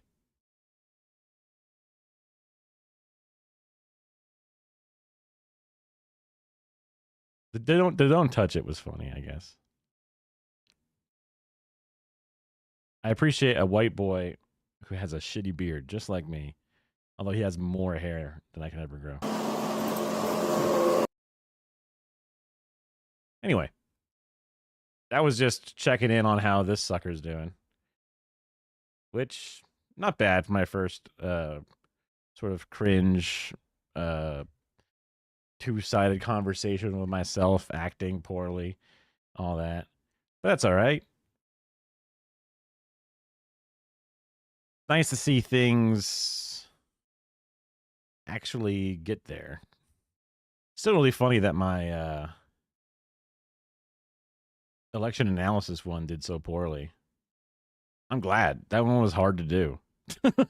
And I didn't even do a good job at it because it was hard to get all that data and like make all these assessments and shit. I didn't really have much to say about it, I guess, ultimately, which is probably why it's... I mean, I don't know. I guess also like the algorithm, but that was like just the day after the election. You think that would be like the day that they want to see all that stuff? Yeah, I guess it's just more meme focused, and I'm not knowledgeable and skilled enough to consistently make actual analysis stuff. At least not yet, obviously. But I'll stick to the jokes and the silliness instead. This gives me hope. Just the amount of likes it has. No comments. It kind of sucks. But hey, you know what? Whatever. All the comments I got on the Pride one was a bunch of fucking fucked up homophobes. That sucked. Oh, goodness. Goodness. Okay. Back to the tech waste. Did I delete the videos I need to delete? I think I didn't delete this one yet. Oh, whoop. I have a ton of tech waste and no idea what to do with it. I know I can't throw it in the trash, that's illegal. I know there are special recycling centers I could take it to, but some of this stuff still seems valuable to someone. So then I've held on to this for years, thinking maybe I'll donate it or sell That's exactly like me. it, and then I end up not doing anything with it because it seems like too much work to figure out the best use for it all. I'm not alone here. In 2022, 62 million tons of e-waste was created, and less than a quarter of that was recycled. So clearly you guys don't know what to do with your stuff either. But we need to figure it out because the e-waste problem is only growing. Only growing, indeed. Dude, the place I worked at, they were collecting iPads from every employee that was getting laid off. You had to erase it, and then they collect them back, and they tell us, oh, don't worry, we're going to shred it. And I'm like, shred an iPad? It's a 9th generation iPad, so it's not the newest one, but they were brand new 9th generation iPads. They go, yeah, we're going to shred it for like security purposes. It's like, hey, nobody gives a fuck about your business. No one gives a shit. There's literally no competition because who the hell is fighting for retail television marketing shit? Just you. QVC owns HSN. The other networks are so small and so worthless. And also, what secrets are there on these iPads? There's literally nothing. The apps, you wouldn't be able to sign into any of the things because all our accounts are locked out. So it's like, what's the fucking problem? Oh no, they use Outlook. Egads, the secret has been leaked. Like, just give it to an elementary school. Even if you don't want me to have it for whatever reason, just give it to somebody. Holy shit. Nah, we're going to shred it. I walked through the backstage area. There were 15 Surface Pro tablets charging, all with their special docks, all with their like weird sling cases and pens. They're all getting trashed. They're all getting zeroed out and trashed. Bajillion number of fucking just basic little computers. Again, any school would love to have that stuff. Churches, community centers that don't exist, but community centers would want them. So many things. Just low-income people would take them. God. I know so much of it was going into waste, but if we stole any of it, we would lose our severance and get, like, I don't know, a criminal fine or something. So, fuck. Just sad. We have limited repair options, products already have shorter life cycles because of planned obsolescence, and as we infuse tech into everything, we just end up with more tech waste. In fact, the amount of e-waste being created is growing 5 times faster than it's being recycled. So today, I'm gonna see what the best options are for getting rid of all this stuff. First, I'm gonna take my junk around to figure out what could still be useful to someone and what's ready to be stripped for parts and recycled. But what does it actually look like to recycle tech waste? And are recycling companies gonna be able to keep up with this growing? I definitely imagine these recycling centers are strip away the plastic, throw it out, probably a lot of the crappy little screws, anything that you need, but they're just trying to save as many circuit boards as they can because those can be melted down for the copper in them, but the plastic would probably need to be separated in some weird way. The hard drive material, a few different types of metals are probably interesting. But it does look like it would be a process, which requires labor and storage, tools, and then you never get everything back that you put in. So, like, if you're trying to recover some metal from this thing, there's always going to be imperfections baked in because they can't clean every little bit out, and you're only never going to be able to recover such a small percentage. So, between the labor cost, storage cost, tool cost, and then what you actually get, you're like... problem? And is there any way that we can slow this problem down?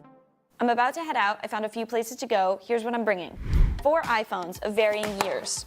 1 TI-83 calculator that got me through 4 rounds of the ACT that I did terrible on. TI-89, wait, TI-83, no, TI-80... 83 plus? There was a plus at the end. So I assume it's TI-83 plus. Also, it's insane that those calculators are still a thing that people need because it's like, there's no fucking way an iPhone can't just do all of that shit.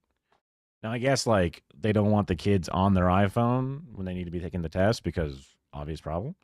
So maybe that's why you need to have this dumbass fucking calculator. But these calculators cost still a lot of fucking money despite them being incredibly out of date old shit. I mean, unless there's like a fucking some giant leap in a calculator's power, but they look like that before I was around. They look like this well after I've been around. What the fuck? 1 vape that I do not use. I do not vape. I got this as a prop for a video. 2 MacBook charging cords. And 1 MacBook Air with a...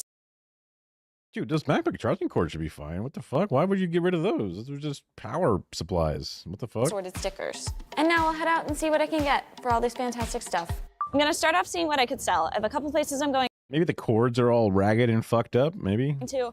I did pick the absolute coldest day to do this. I'm on my way to like a tech pawn shop place called Paymore.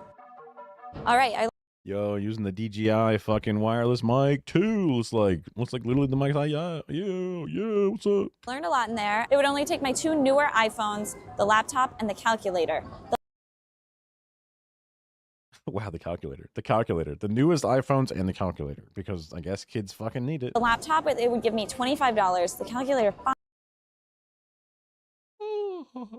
I mean, I guess a busted ass laptop, you don't know what the fuck's on it, but Jesus Christ. $5, and the 2 iPhones they would give me $80 each for if they were unlocked and the iCloud was disconnected. I also asked how they set their prices, and he said it's all just based on how things are priced on eBay. Also, my laptop was almost at the cutoff where they wouldn't take it. They won't take any laptops older than 2015, and they won't take any iPhones or iPads that still have the home button. They did offer to recycle my stuff that they wouldn't take, and he suggested that I go to Apple and check out the Apple credit for all of those products. I decided to bike to the Apple store. It's so far. Why is there no close Apple store? What's up with that? It's like too old to, okay. For a value, yes. All right, Apple was super convenient. Will give me way more for the 2 new phones, but they are actually saying that my laptop is so old it needs to be recycled, and they won't give me a value for it. And with Apple, that's an Apple credit. It's not cash. All right, now it's time to check out a couple of recycling centers. I went to a New York State government Oh, I thought she just straight up took the deal that they got. Okay. website, and I found this like huge list of places to take things, but it wasn't really clear. So I kept looking, and I found this from 311, which was much clearer, which says that Best Buy and Goodwill are drop-off centers that should take all my stuff. Hi, I read online that I could donate tech waste stuff here. Is that true? Okay, I'm kind of surprised, but Goodwill was a total bust. She seemed to have no idea what I was talking about, and then she... It just sounds like, yeah, you can donate to Goodwill. Who gives a fuck? Just drop off, give them whatever you want. Not like, can I give you my waste? Can I give you trash? Can I give you garbage? And they're like, no, please don't give us garbage. Also, I've heard that Goodwill's got Goodwill's the better one of the two. So Salvation Army, I think, is worse. I forget the specifics though. That's my lib brain where I just remember so when such and such thing was canceled, such a thing is a bad thing, but the specifics fade away, but the need to be like, no, this is bad, it just lives in my head rent free forever. confirmed with her manager, and she was like, we do not accept any electronics here. Next stop for recycling is Best Buy. I feel like I have higher hopes because I think I've heard of people recycling stuff there before. But we'll see. I would have thought Goodwill worked too. Also, coldness update. My hands are frozen through my gloves, but we're powering through in the name of content and in the name of... So I've been joking around, half serious, half not serious, about moving to New York because A, Zoran, awesome. B, I've always kind of liked it. And C, it's a better hub for doing stuff in general, especially as like a solo individual. But it's a pipe dream. We already got a house here. We've done a lot of improvements here. But it's Florida. It's all going to be underwater. And the government is fascist as fuck. And when we're going to be in a system where your local politics and your local states are the only things that you can trust to keep the fucking Gestapo out, and even then it's a fucking risk, you got to find a blue state. You know, that's what some of the messaging is and what some of the reality is looking like. But you can also, you know, stand up, fight for your neighbors, all that other good stuff too. So my lazy ass, I'll probably just be, I'll fight as I'm lazy and not moving anywhere. I mean, also, like, I'm used to having multiple rooms of space available to myself.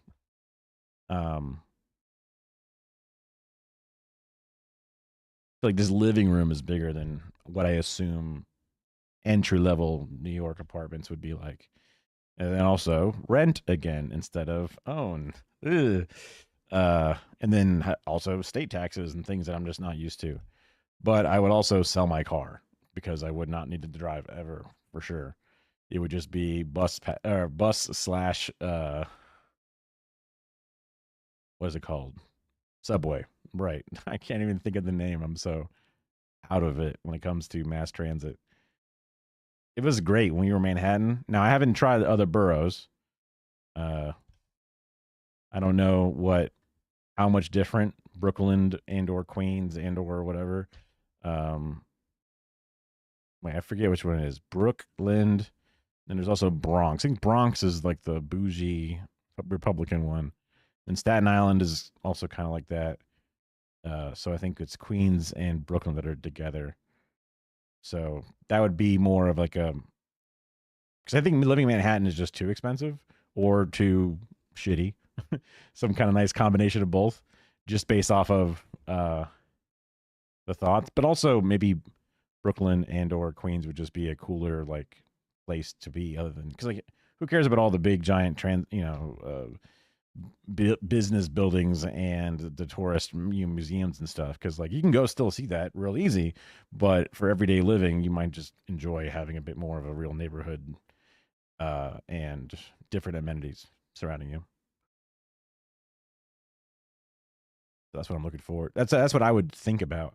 Or you live weird upstate area that's not that far away, 20 minutes away. You'd hope that there might be some kind of there might be some kind of transit that takes you from there to the city, but probably not. And that's where then you would need to drive, and then you're paying for parking while you're there, and or all kinds of negatives. So yeah, I'm lazy. I've never been a big commuting guy. I've always been like I'll just live right where I want to be guy, because I don't want to waste my day, my weeks and months just commuting to work and back, whatever it is, right? I would rather just be where I need to be as fast as possible. With tech waste recycling. It's so cool, my eyes are watering. That is a insane looking Best Buy. In this update, my tech waste recycling. Look at that. It looks like a fucking like jewelry store or something. It looks like that's nuts. But I guess that's New York, It's just you gotta work with the building that you got.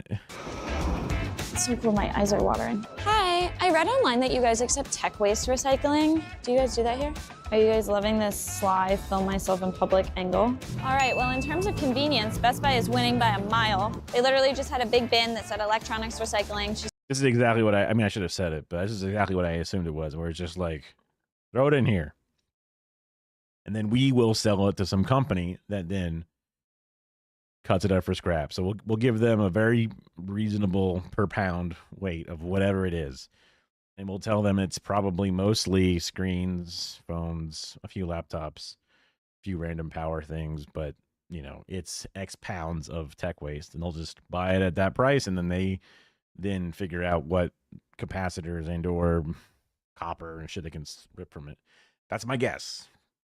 You said you don't actually have to wait in the line like I did. You just put it all in there. If it's a TV or a monitor, they charge a $30 fee for it, but everything else they'll just take and recycle for you. No questions asked. All right, now we figured out recycling and selling. I'm on my way back to the office, and we're gonna figure out donating. One of the donate places will let you go in person. They're all online. It's not as fun, but we're gonna go figure out my options for donating at the office. You gotta give it to them one way or another, right? Thank you for calling Giving Center. Hi, I have a MacBook Air from 2015. So for this place, I can donate my old laptop that'll be used by someone in need who applied for it. And it also says that I will get a current market value tax deduction. So that's pretty good. This other place seems largely the same. I fill out a form. I don't know anybody. I mean, I guess I don't talk about it a lot, but I don't know anybody that's been able to get donatable tax benefits. Like, I donate a few trash bags of clothes or something. They say, "Oh, we'll write you a receipt, and this is your tax credit right here. Here you go. Way to go. Way to be a good soul," whatever it is. And it's like, I've put mortgage interest, I've put donations, I've put medical bills, I've put all the different things in all the different areas in TurboTax, and I'm like, okay, this is a lot of fucking money in costs. And it's like, don't worry, bro, just use standard deduction. Fuck it. No, not even close. Not even close. It's like, oh, okay. So like, ever since then, I'm just like, fuck it, keep the paper. I don't need it. I don't need to sit here and like hem and haw about how much each shirt is worth or whatever. And like, even if you just, scuff it and say it's a lot more, whatever, right?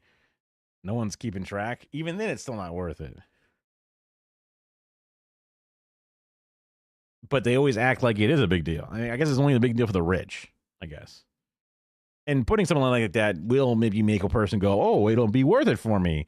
Then they'll find out later it's not so worth it. But at least it gets the person in the door donating or something. So I guess that's a reason to do it.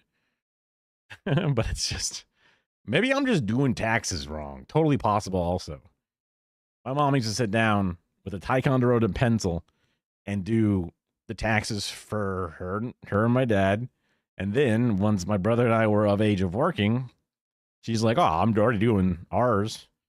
It's very similar. I'll just do your guys' taxes too. And we're like, oh, sick. But it looked like a total pain in the ass. It looked awful.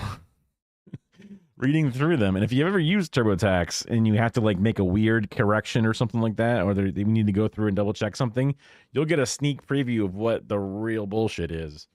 So having it all broken down into an application, at least for my lazy millennial ass, it's a fucking lifesaver. Now, that is to say, like, yeah, the government should, especially for W-2 tax holders, because they know what it is. It's all been communicated every fucking paycheck. They know what it is. So they should just send you a thing. And then if you want to file, it's an option. And you're allowed to submit your own version of events if you need to. And the TurboTax tool should be designed and given out by the government specifically, because they are the ones that made everything. And our system. Form online, and then they'll email me to schedule a date and time for my drop-off. This place says they also accept desktops, tablets, monitors, keyboards and mice, and computer accessories. So some of that stuff will go on to be used for a few more years, but then it'll also need to be recycled. But what does that process actually look like? And why can't these recycling companies keep up with the amount of waste we're creating? I found one of the largest e-waste recycling facilities in the US to get an inside look. Morning. It's like 6 a.m. and we are on our way to Complete Recycling Services just outside Boston. This place processes any and all tech waste, and it's currently processing 10 million pounds of it a year. Today we're getting it. This is kind of cool, like video style as well. Just like trying stuff and doing stuff. She's always doing something for sure. She's doing a plumbing business. She's doing stuff like this. She's doing the hot dog bullshit. But like, this is a video that I could have done even with my meager means. I've got lots of little cameras and some nice cameras I can shoot all kinds of stuff with.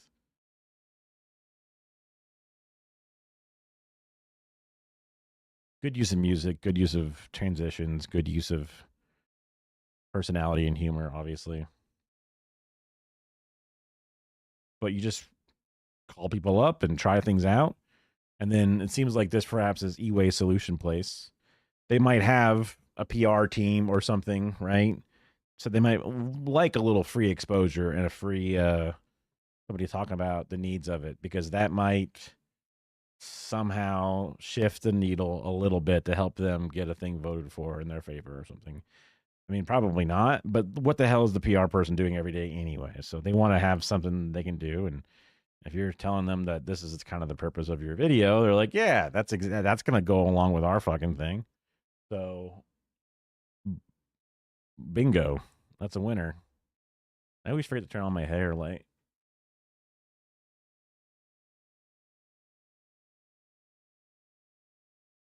Oh, the dead?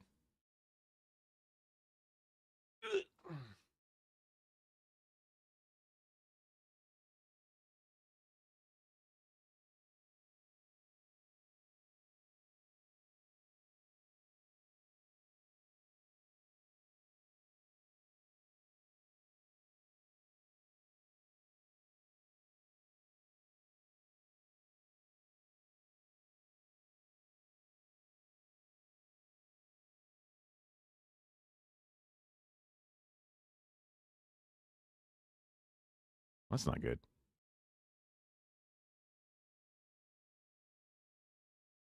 I had it charging endlessly, and then I was like, okay, well, this thing's been charged plenty and it's been used plenty, so I'll just unplug it. It shows full power. I haven't touched it since then, and then I go to turn on, instantly dead. So either that battery is just shot, even though it's kind of a new little ass light, but whatever. To work, the owner, Keith, who's going to show us how it all works. More e-waste. Oh, no.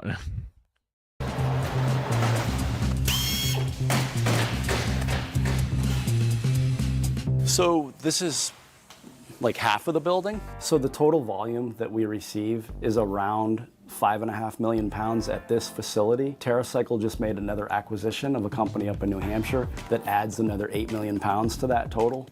So we're probably in the 12 to 15 million pound category annually for e-waste. About 70% of this is coming from businesses, 20% from consumers, and 10% from government organizations. So many of the materials that we take in are driven by regulation. I think that's really interesting, actually, because I would always have assumed consumer waste is just gigantic. It's possible that consumers are less likely to try to get it to a recycling center. And if they do, they go to a Best Buy and drop it off, which then comes into this business sector specifically. But the fact that government's so low means that government is very efficiently using their stuff. And with all the regulations, I doubt they're allowed to even just throw it out. So big ups to the government for keeping their shit fucking tight. But interesting to see this, right? Because I'm talking about how my company is needlessly wasting giant piles of shit right now, literally as we speak. So that's why this is the major fucking piece of it, which is kind of the problem. Government organizations. So many of the materials that we take in are driven by regulation. The company that we just acquired up in New Hampshire actually has a segment in Maine where they run about 80% of the EPR program, taking back electronic waste. EPR, Extended Producer Responsibility, is a law that makes companies who produce tech also hit a certain quota of recycling tech waste. It's been a huge success in helping to increase recycling rates, but not all states have adopted it yet. Most of what CRS does is called demanufacturing. It's actually just the first step in the chain of recycling, and then they send all those broken down parts to different downstream recyclers, but I'll get into more of that later. For all the electronics that come in, there's really a downstream for everything, with a small exception of maybe some old console TVs from the 60s and 70s that were made with like a press board, glue board. That external glue board, we don't have a great recycle option for that. That's like an incredible amount of stuff that you do have a recycling process for them. That's crazy. They work on one type of tech waste at a time, so it's easier to get into a rhythm, and also because different products have different types of materials they're pulling off to be sorted. On the day we went, they were all processing TVs. So when TVs come into this... What? Wait. Does a fucking, like, child work here? What the fuck? Huh? I was not expecting that. What the fuck? Who? Who's drinking Prime at the recycling center? They got, you know, Charlie Brown memes up in here, right? And some kind of, you know, what? How, you would never be able to use your mom. What the? Hey, you can't, that's too, your bezel's not, your bezel's small. You can't just put this, what the fuck? Who works here? I have more questions than I could possibly answer. They're pulling off to be sorted. On the day we went, they were all processing TVs. So when TVs come into this facility, they have to be manually taken apart and sorted. There are a few main components with TVs. These... Okay, whoa, CRT TV getting fucking, holy shit. Dude, you got to be careful with that. I mean, it's probably been fucking discharged for like 30 years. Well, 20 years, maybe 15, 20. But that's an interesting thing there. That's crazy. But most LED TVs and LCD TVs are pretty, they're surprisingly simple if you ever get into them. Because like LED backlighting is just those strip lights that you see that you would, you know, put around your gamer's room, just little strip lights, just shooting light. The back of the LCD, and there's like white paper to make it more diffused and even, and then just spotlights, and then it's just, yeah, it's crazy. Lurk. These old TVs have cathode ray tubes. They have CRT glass on one side and clean glass on the other. These go to a company in New Hampshire that pulverizes it and separates the glass. The plastic gets baled here and then shipped to a downstream partner that pelletizes it and introduces it back into the market, sometimes even for new TVs. This is what it looks like after the plastic is baled. Let's pause here for a second. When I was researching this story, a lot of news was coming out about recycled plastic from tech waste ending up in consumer food products like spatulas and to-go containers, which, like, yikes. So I asked Keith about it. And you said sometimes that plastic goes back to Samsung, for example, a TV manufacturer. Correct. Does any of that end up in consumer goods? It's very possible. It would be. I mean, Samsung is a consumer good, isn't it? limited and restricted from like food grade containers. I followed up for more info on that and learned that because of their R2 certification from the EPA, CRS and any of its downstream recyclers cannot send their plastic to be used in food products. But not all companies are R2 certified, which is how that plastic ends up in food products anyway. It's a Is it a? I mean, I don't know. I don't know why the back of a television being made of plastic, being pelletized, shipped over to some other person to then get melted down and then get turned into a Hungry Man tray, and that would be a particularly bad thing. I guess I'm just like, I mean, obviously that TV was dusty looking or whatever, but like in the process of getting chewed up and then melted and then shipped and then reformed, none of that dust is making it into the food as far as I'm concerned. And I assume whatever type of plastic that's eligible to be eaten or eaten off of would be fine, but maybe our regulations are so bad and weak that they can just let it through because they want it to be recycled, and that's as far as it got. That, I mean, so if it's actually a dangerous plastic that is then allowed to be mixed into a recycled plastic and then on a delicate surface like an edible surface plaques, I mean, that's crazy. If that, I mean, I don't know. I'm going with the like there's no way kind of theory, but I've had to like disprove that to others more often than not. So I guess I'm a victim of my own ignorance here. major part of the e-waste recycling system that needs to be fixed to make sure this recycled plastic is used safely by all companies. But back to the recycling process. Another thing they're pulling off the TVs is these copper yolks, which are worth about 45 cents a pound, and this, for example, is about £1.50. Then those copper yolks and these low-grade boards are sent to a downstream in New Jersey. It'll be melted for metal. The yolks, which are worth about 45 cents a pound, and this, for example, is about £1.50. Then those copper yolks and these low-grade boards are sent to a downstream in New Jersey. It'll be smelted for metal recovery. This copper is one of the most valuable things that CRS recovers from the tech, and it's also one of the most important. We're in a global copper shortage, so we really shouldn't be throwing any of it in the trash. Dude, we took out so much copper from our place because we had like 7 satellite dishes for uplink and downlink at our facility, and they used a lot of the old waveguide type of material. I don't know enough about it, but amplifiers were inside of the main building of the uplink itself, and then they would feed into these square, long, conjoined tubes that look like a wall of weird squared off pipes. But all those different copper pipes were called waveguide, I think. And they would shoot the different types of satellite appropriate signal because, you know, the signal comes through as a video signal coming down a regular copper cable, and that needs to get converted into the waves of like L-band, C-band, all the different types of satellites, whatever it is. So it would take that information and then blast it as that type of thing, but it would need to like bounce inside of these long copper tubes. And there was so much copper. Like there was a point where like one of the few things we got to do with the overnight time that we had was just disassembling a bunch of these old copper things and breaking it down into parts. And we had just these giant heavy tubs of what is truly pure copper or near pure copper, which was supposed to be worth a lot of money. I think parts of it got sold, but a lot of places weren't really taking it, which is weird, especially considering the global copper shortage. So maybe the distributors we were looking to were the traditional satellite distributors, and maybe there's just less need for that particular need compared to other needs, and they just don't have enough updated list of other copper collectors, but I don't know.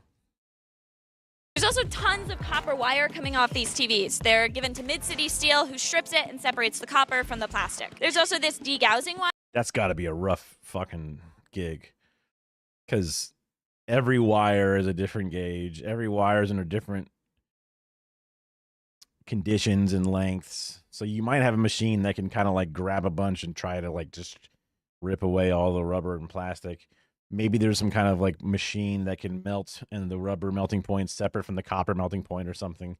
And you can try and just like sift it and collect the material in a different way or something. But even then, like the energy that it takes to put everything into a furnace and then cook, you're throwing all this other energy in there, and then you're getting back something. So there's cost to that energy, which then, if you're only getting 45 cents a pound per copper, you're like, well, just ran an Omega oven for a while and had to pay guys that have dangerous things around them.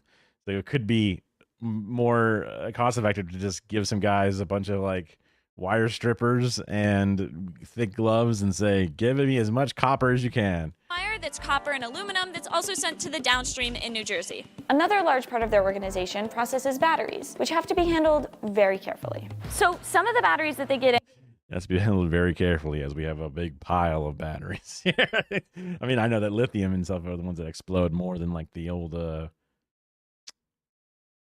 liquid cell. I forget they called those, like energizers and shit. I figured we would call. Damn, how did I forget? then are really reactive because they're lithium. So what they do is they literally tape over them, which prevents them from starting a fire. A lot of batteries look basically identical, so it can be a really time-consuming process, so they need a skilled worker to sort them safely and quickly. It's very confusing because a lot of the alkalins will look identical to the lithiums. So our sorting person is pretty well versed with determining which type is which. I believe this What is would probably happen a, if they a got lithium. mixed? Was that the With, Yeah. with determining. Oh, that's not. It was too shiny. Because at first they looked like the ones from IKEA that I have. Those are nickel, not lithium. I thought they were all lithium, and I was like, what the fuck? These are nickel. And they're just like a slight bit too fat. They're still double A's, but they're just a little fatter. So they don't fit well into certain objects.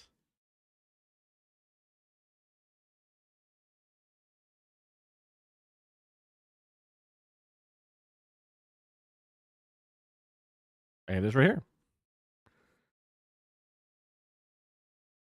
I should. Ta-da! A lot of batteries. Ignore the battery corrosion. But yeah, these are just like, they're...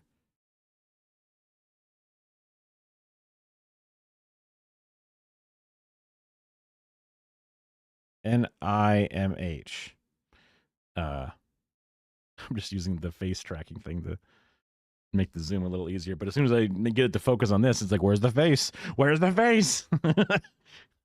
Yeah, so these are useful for double A's. But again, I put them in like some wireless mics, and they just kind of like stretch the little box they're supposed to get put into. That's one of the only times it really comes into play. Is when it's just a little too tight, but I don't use double A's that often in things, so it kind of usually just sits around waiting for a big day where I need a whole bunch, but my controller takes 2. But I don't really use the controller that much. I just play with mouse and keyboard in a lot of games, so it's kind of... Which type is which? I believe this What is would probably happen a, if they a got lithium. mixed up? Well, again, you would just run the risk of Why would that be lithium? That's like a C battery. of a fire if you had lithiums mixed in with alkalins. Where does the Laffy Taffy go? It goes with the watch. Metal's very conducive, and if the positive and negative touch, it'll short circuit. The tape eliminates that. Where do these batteries go from here? These batteries go to one of our R2 certified downstreams down in Georgia. K-pop Demon Hunters. Oh, that's the movie, right? What's happening on TV? Oh, the TV is just my monitor in both places. What'd you think? Are you a big K-pop enjoyer? I feel like you would want to be a K-pop enjoyer to enjoy that movie. It's extra good.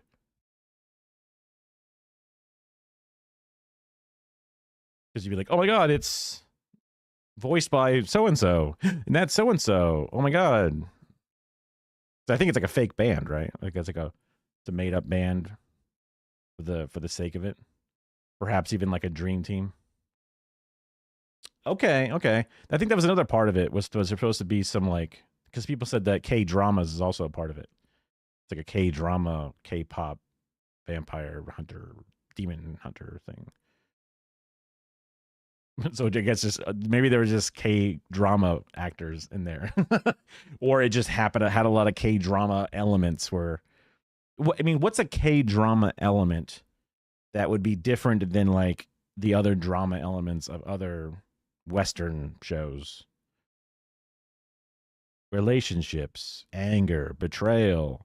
Like a soap opera, I guess, has a lot of like very specific types of acting, very specific types of melodrama, kind of whatever, you know. So maybe that would be a K drama would be similar in that, where it focuses on very specific types of whatever. Pixar movie that's Korean flavored. Yeah.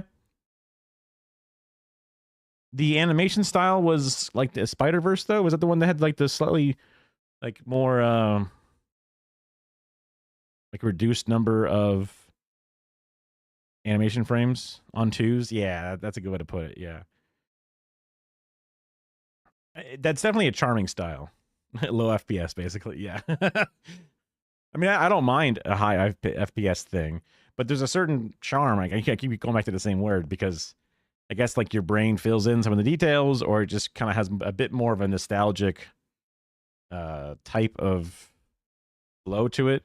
Because even like some of the old Disney stuff Kara was talking about, it's comic booky. Okay, that makes sense. That makes sense. Yeah, because like some of the old like Snow White or whatever, there were people just acting out the scenes, and then they just hand drew over them with a lot of frames via, I guess, modern, which is why some of the scenes do look kind of like insane with the amount of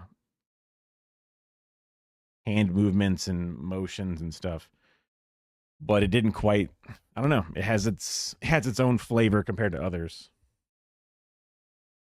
Well, it's good that you liked it. Do you have a letterbox where you'd like type up reviews for every little movie you watch? How was the Pride Parade? It was okay. So I didn't go on the parade day. I went on the Pride event day. I'm not really sure what you call it. Same name as Twitch on Letterboxd. Oh, got it. Perfect.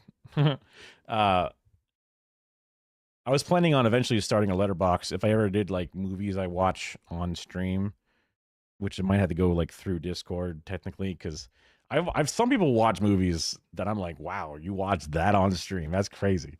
Like people were watching like the entire Star Wars franchise on stream, just straight up. That's the thing. I'm not as into movies and television, but I would like to be, especially as I've become significantly more media literate, but I would like to continue being more media literate. So rewatching old things I've seen once and didn't understand a word of what I was looking at, or watching things that I've just been meaning to watch but never watch would be kind of cool. And also, if I'm streaming every day, I gotta fill up those days with some stuff. Yeah. But damn it, there was a point before I talked about the letterbox. Oh, the Pride Parade. Yeah.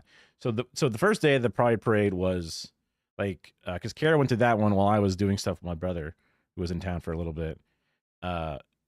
You would sit still at a spot, and the parade would come down you, and like in a traditional parade.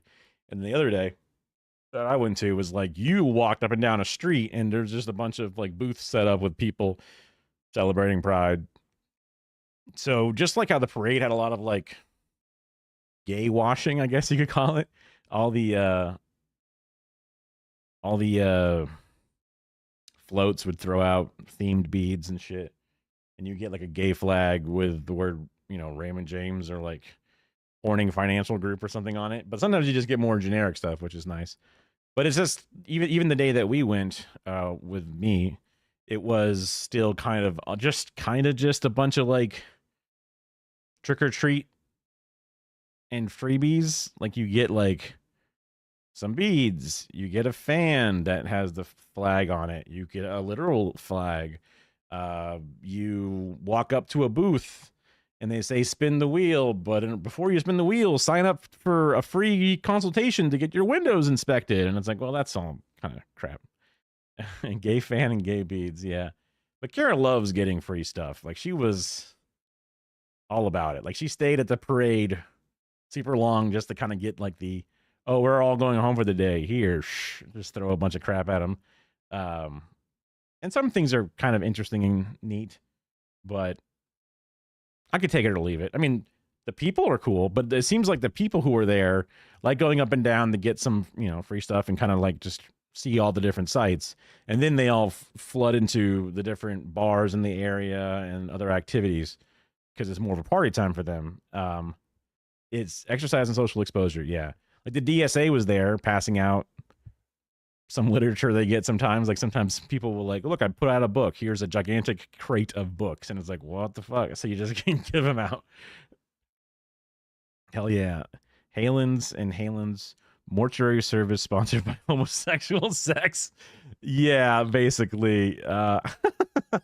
You would end up with some weird combinations. I mean, like there's cruises, which I guess you could say is, vacation culture or something like that, beach culture, but then you would just have some completely not related to stuff. We got a bunch of like salon products. So like we ended up getting so many like tiny little bottles of perfume of just a very generic perfume smell.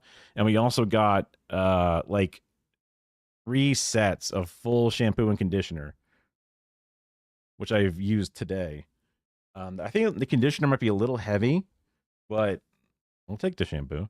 I'll probably never need shampoo for 4 years. Something like that. Yeah. And like the people working there, they're just like, here. This is just giving it out because they're just paid to be there, right? And then it's for something that's not even like, they don't actually care about gay people, right? It's just rainbow capitalism.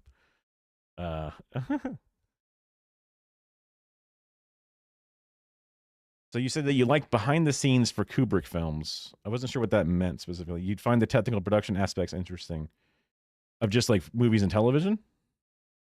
Brian, brought to you by my Chase Bank. Yeah, I mean, literally, my wife works for Raymond James, so that's like a bank. I know they do stock stuff and investing stuff, but I think there's a bank as well, technically. It was really, really weird because, yeah, by Chase, yeah. Oh, I see what you're saying. Yeah. There's definitely some. I mean, one of the guys at my work, my former work, because I got laid off, as of July 1st was my official end of hire date. So technically today is the first time. He was really, really into Steadicam stuff because he liked using the Steadicam when HSN first got it. And then we got the new version of it, which he really liked. And then he ended up kind of like doing a lot of different like Doge cut you too? Not quite. Poor management of a dying industry cut me. I worked for I was about to say Happy Goat, which is your name. Hello, Happy Goat. I worked for HSN. It got bought out by QVC 5-ish years ago. They kept us going. 2 separate streams of income, 2 separate companies, 2 separate locations. But then they were like, well, we're broke. Nobody's buying our stock. It's been under $1 multiple times, and it's definitely under $1 now. So we want to just sell HSN campus and just make a little corner,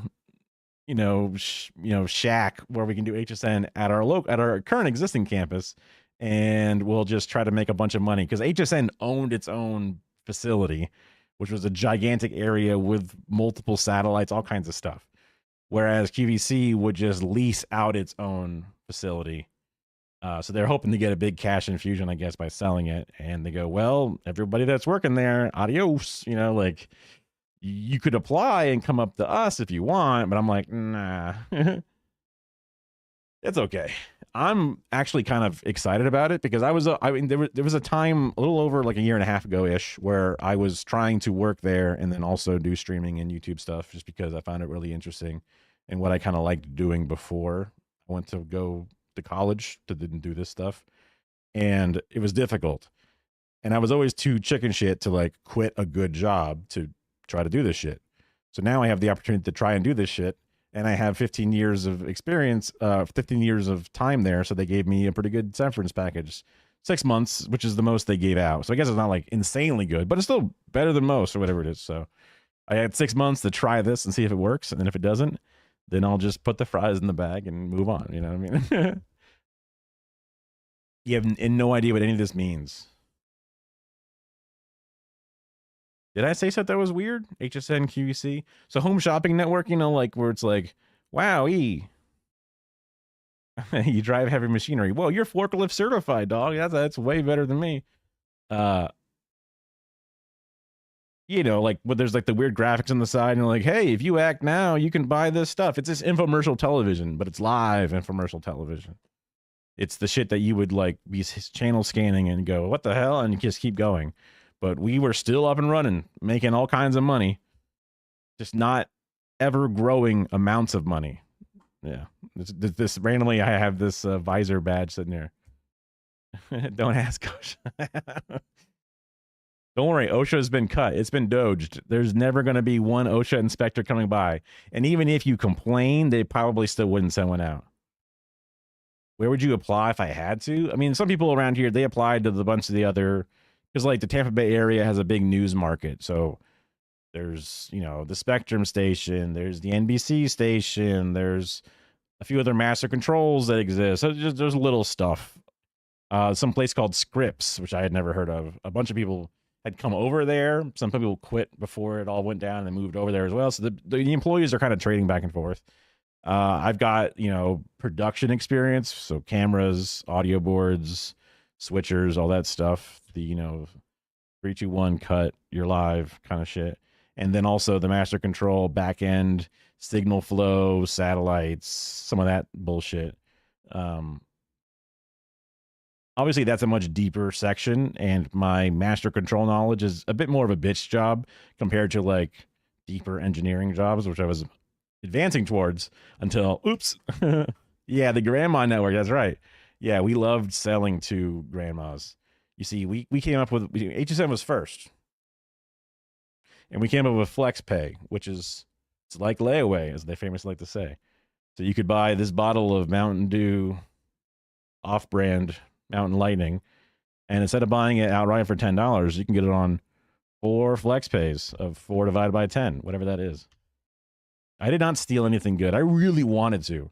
This company, before I moved in to, before I got hired there, so like 2011-ish at least, they got a new CEO, and she bought like probably 10,000 Herman Miller chairs, like the Herman Miller Aeron chair, which is sort of the quintessential office chair that you probably see a lot. It's just this like very specific type of chair, but these chairs are worth like $1,300 brand new. And they bought, yeah, you can see like, you know, I forgot that the secondhand market is now selling them for, they were selling them for about 300, but now they're going up to about 500, 600. There were so many of these things. Like literally so many of these things. And I was just like, come on, can I just take 1 or 2? I have a podcast room. I want to have some nice chairs in there instead of some busted ass old gamer chairs. I mean, everyone's had a highlighter in their pocket accidentally, right? It's happened to everybody. You have a pen that you accidentally stole from the office, you know, those little things. But did you give up on the water and Mio? I still have Mios and stuff, but not as much. I don't drink it as much. Never asked permission. Yeah, I was just, because like there were security cameras, and like I knew there was only one security guard left, but I didn't want to like get caught on camera because they're like looking for people to try to like, oh, we're really trying to save some money. Find somebody doing something that we know everyone's going to want to do and save us a bunch of severance. If you can just find a person that did something illegal, boom, save however many thousands of dollars, right? So I didn't want to like risk it. It wasn't worth it. The 2 chairs, the 500 times 2, you know, $1,000, $1,200 worth of chair was not worth the entire severance. It was in my mind. I'm a pussy, right? I talk a big game. I'm a leftist, you know, you got to like, you know, seize the means of production bullshit. You got to fight for workers' rights. And then they go, hey, do you want to do all the overnights for 2 months straight because we lost all of our other employees? I go, sure, I'll do it. No worries. You don't need to give me any relief. I'll just do it every day. I always work nonstop. So that's where I just sort of like put myself on the cross for no reason, you know. I forgot my chair was my pocket. Yeah. I could be like, oh, I read the email about taking your chair home. Oh, that was only for people who continue to work from home.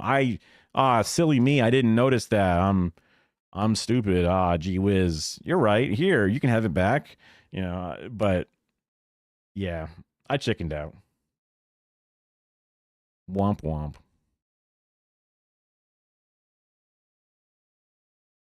Yeah. The M body. No. Hathworth. Oh my god. Let's see. M body. Okay, I've seen these before. Oh, that's like the Logitech one, right? Is that even mesh? Is it just like a canvas material, or it looks kind of like solid material? The nice thing about the mesh ones, because HSN was a 24-hour workplace. What's the other name you said? Let's see.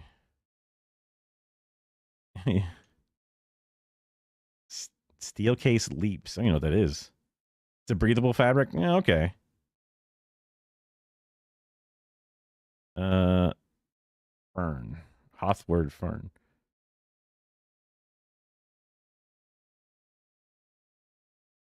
Oh. Those are less gamery.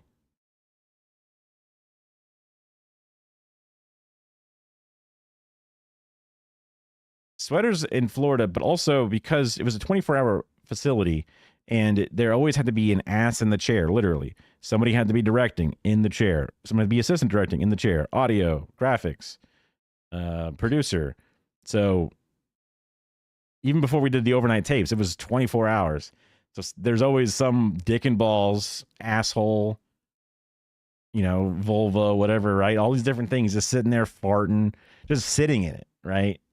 You want that shit to be mesh. You want it to be. You want it just to blow out. You want as little material absorbing anything as possible.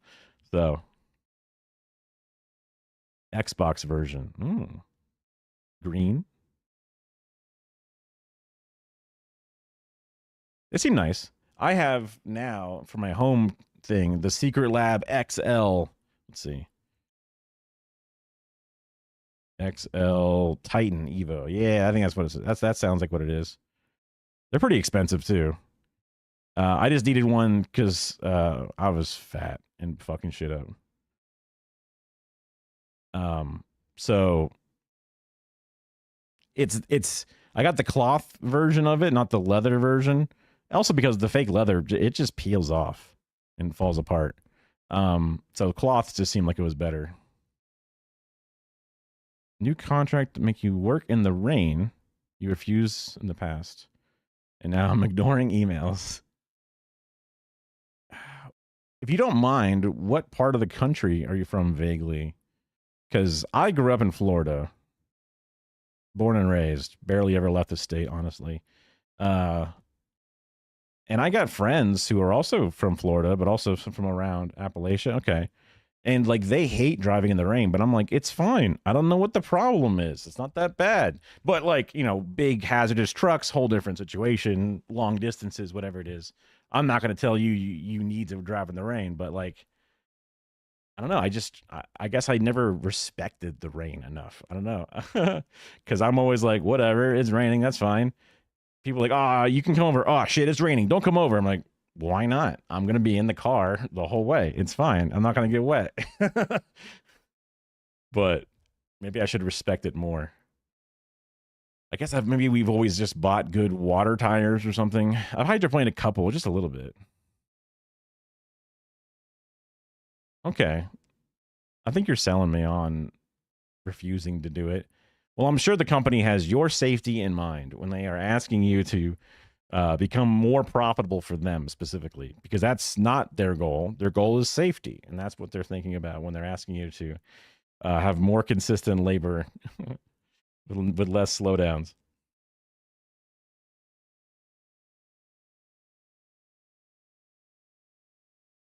But you know, you better watch out. They got full self-driving coming right around the corner. I'm sure it's going to come around any day now. You spun out in the rain twice in your life? Once in a van on the way to the doctor. Holy shit. Almost ended up in a front yard in your dad's rebuilt 1976 Gran Torino on the way to HCC. Damn.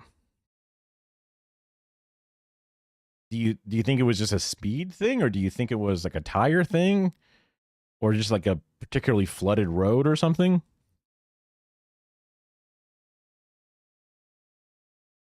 The only time I've ever spun out before, I was driving. It wasn't like a rain spin out. It was just like I was driving on like the big bridge, 275 or whatever, Howard Franklin. That's right. You can redline things when you contract. I learned this recently. It's a total normal contract thing to do. Is you just cross out things you don't like, sign it, give it back to them, and say, "This is what I agree to." And if they just put it in the drawer and don't even look at it, then you're all set. You're good to go. Like leases, when you go to get to an apartment or whatever, if they have shit in the lease and you go, "I don't like that. I don't like that," you give it back to them. If they don't want to accept it, they can go, "Well, we would want you to accept, we need you to accept these things, so let's negotiate or something." Or just say, "Sorry, too bad." But yeah. Yeah, is it acceleration, oil on the road, rain, slow of business. Okay. Yeah, I guess, all those do seem to factor in for sure. And the fast acceleration. Yeah. Like I said, so the time that I was spinning out, I was driving, thankfully, on a very empty big bridge. It's like 4-lane bridge, but it's like there was no cars coming, thankfully. And I was driving, and then I saw this gigantic piece of wood, like a huge flat plywood thing that was just in the road. And I was like, "Oh shit, get away from it." And getting away from it at a high speed, the car was like, "Ooh," and then I was like, try to overcorrect, and then the whole car kind of just spun out, and I'm facing the opposite direction that I was before, and I'm just like, holy shit. Like I'm so fucking glad there weren't like cars to the left or like cars behind me who are now going to go straight into me. So I was just like, "Oh, okay, just turn back and just go straight, hearts going a mile a minute." And it's just like, okay, fuck. Respect the turning radius that changes drastically as you get faster. For sure.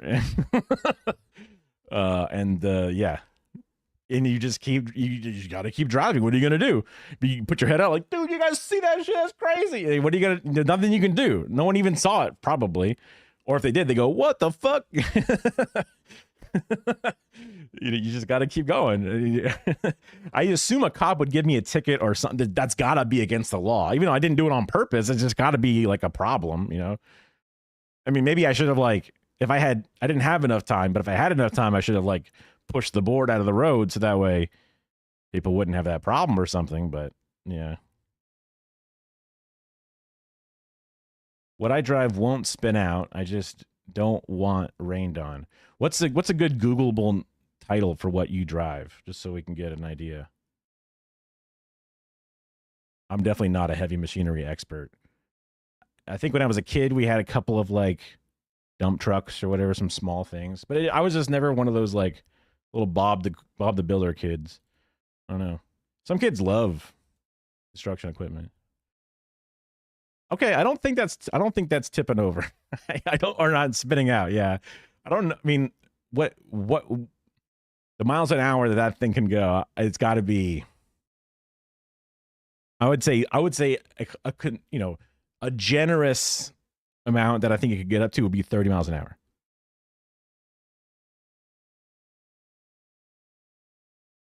Generous. I assume something like this with a little place for guys to wash windows or whatever. Yeah. I've ridden in a scissor lift before, which is obviously not as heavy duty. Ice, but the ice is over. Fuck. Again, as a lifelong Floridian, I have never seen snow. It was one of those fun little factoids about me. So I guess I've seen ice on my car when it's just cold enough and there's dew everywhere. I got to use a credit card to shave it off the window. But I've never seen ice on the road or anything like that. So like, black ice, terrifying. I driving through a hurricane, no big deal, right? Rain, whatever. But black ice, whoa, terrifying. Everyone has their thing, I guess. Yeah. Scissor lift. This, a little, oh yeah, something like this, literally, with these weird ass little round wheels. Yeah, Ice Road Truckers, the TV show. I gotta put it all up here.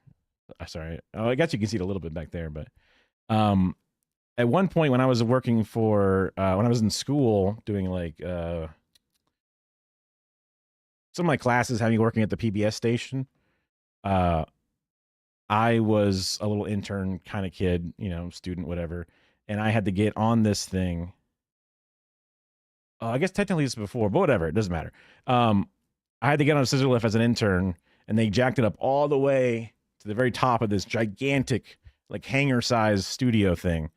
And there was this giant cyc, which is just a giant cloth that hangs. So there's a big light, and the light shoots into this cloth. The cloth then glows evenly. Instead of it being a hard light, now it's a soft light kind of thing, diffuser. And they were like, all right, we're done with the shoot. Let's get the intern up on the thing and have him untie this gigantic thing off the ceiling. And I'm terrified of heights. And they put me on this thing, had me go all the way up. And I'm reaching up over my head to untie these, cords. I get one done. They go, okay, to the next one. And like they would drive it. There's a guy driving up there with me, and he would like hit the drive button, and you could feel the delay between the wheels moving and then whoa, the top moving, and it would rock like crazy. And I'm like, oh my God. Like inside, I'm just fucking screaming. And because like I can totally imagine this thing just toppling, because it's amazingly top heavy, especially when it's all the way up.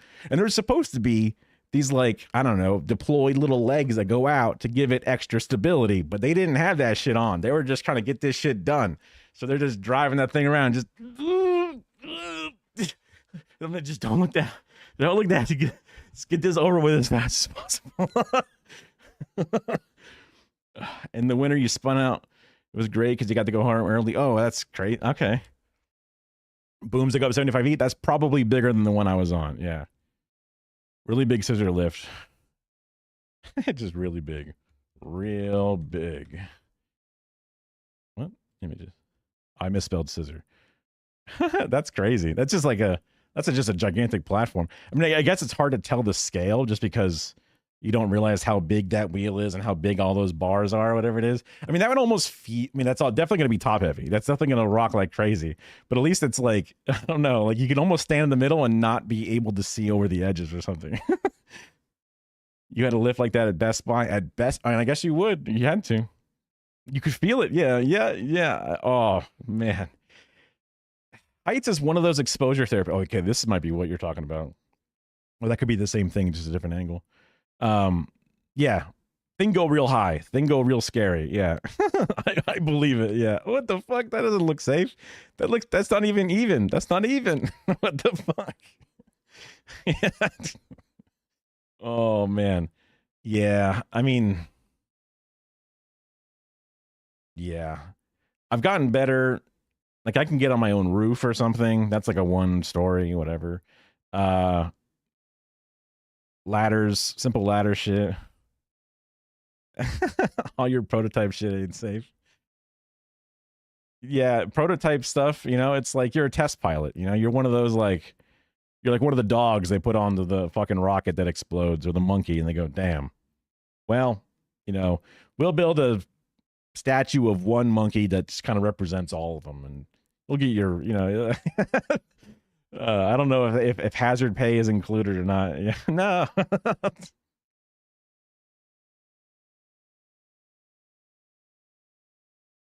This is real man's work. I mean, yeah, this is the stuff that has to get done, and it has to be done by a person. Whereas the majority of jobs, including the jobs that I end up at, where you're just sitting in a room waiting for something to break, or if something breaks, so I can write a report about it or something. And it's just like, what the hell, You can't, that's fair. I've lived sea level, Like when I went to FSU, which is like the Tallahassee panhandle of Florida, they had some hills finally, right? They're slowly beginning to the bottom of the Appalachian Mountains or whatever. You get less than a living wage. No. Well, Appalachia, I've also known that there's all kinds of just like I've seen some stuff about how each town has a lot of like the skeletons of different industries, whether it's coal or steel or whatever the different one was. And then all that's left in its wake is just like drug addiction and poverty and shit, and it sucks. And I feel like half the kids would just be like, I got to get out of this town. Other half of the kids are just like, this is all I know. And all my friends and shit and all my parents or whatever are here. So I'm not going nowhere, even though we're kind of like, no one's here to help us. And yeah, it definitely is. It definitely is.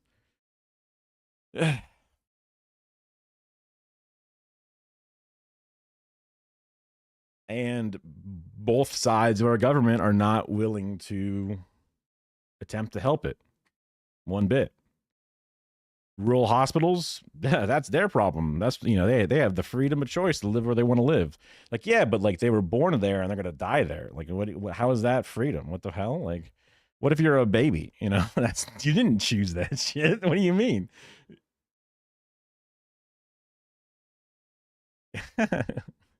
Well, as the one, I forget if it's a senator or whatever it is, like, hey, we're all going to die one day, right? That was when she said that we're all going to die, she meant like one day.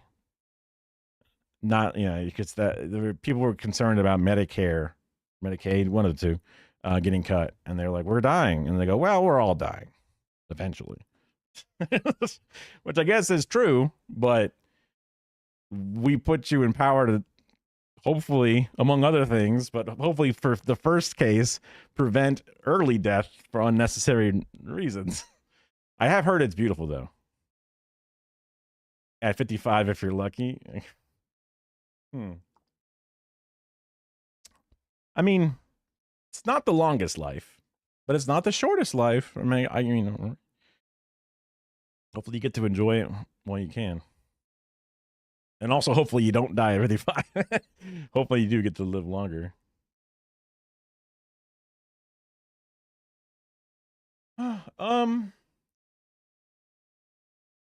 Because I guess you climb the mountain and then the water level won't wash you away. Is that the plan? I suppose. Man, Florida's fucked. 40 something. I mean, it must be something. Because even the people back in like king and queen time shit, they didn't just die at 40 of old age. They died at 40 because of the plague or malnutrition or something crazy. They didn't die of just like, well, it's my time. Yeah. All those average numbers are usually all messed up because so many babies died of random things, sicknesses, things they weren't ready to cure, sparse resources, all that kind of stuff. So then the average age flies closer to the mid-range. Heart attack? Doctor thought it was a cold. I've heard a lot of basic things about a heart attack. None of them sound like a cold. I feel like an elephant sitting on my chest. I can't feel my left arm. A lot of the simple, tests that you get. Even a cold doesn't have like a beating heart rate. Like, it's just crazy. Sucks. Dysentery at the Oregon Trail. Yeah, but that's like, oh, look, he shit himself until he was dehydrated and died. There he goes. I've heard that heart attacks without knowing it is more of like a lady thing. And I don't know if that's just them being like, I got lady parts and everything hurts all the time anyway, and no one believes me when I tell them. Or if it's like, it's a toxic environment. Drinking water has a film to it and coal plants in the center of town. Oh, fuck. Yeah. Yeah, there's only so much you can do about that. That's for sure. Drinking water is a film. Is it a well water or is it? I mean, I guess you could like buy a filter or something, but even then, like with what money and also maintenance and shit. But also you'll end up, and also who knows whatever the thing in is it like a filter is designed to catch the things it's designed to catch, but if there's some insane thing in there, it's not going to catch the insane thing because it's not made for it. Everyone, yeah. if it's nice and sweet, it's that sweet water. That's definitely gonna have a bit of lead in there. Although I would think that most well water would be, I don't know. This is I guess unsubstantiated guess, but that well water would have less lead in it because instead of it being from municipal pipes that are super old or contaminants of that type, it would just be more sulfur or whatever, or gross animal dead pieces or something. But I'm definitely not a water expert.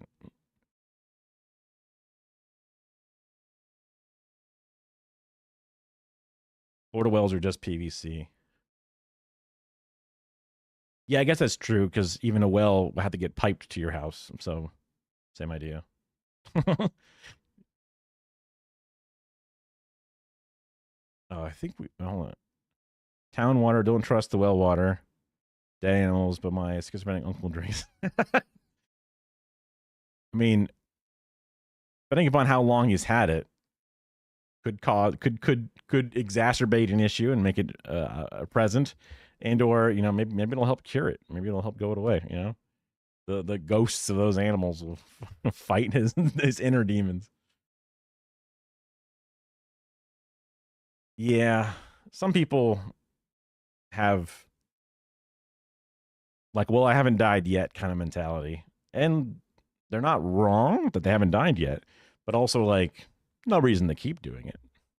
Remember when my dad was helping me with my Pinewood Derby shit, and his big idea was to cut a hole into the car, put lead weights in it, and then put the wood back on top and try to make it as smooth as possible.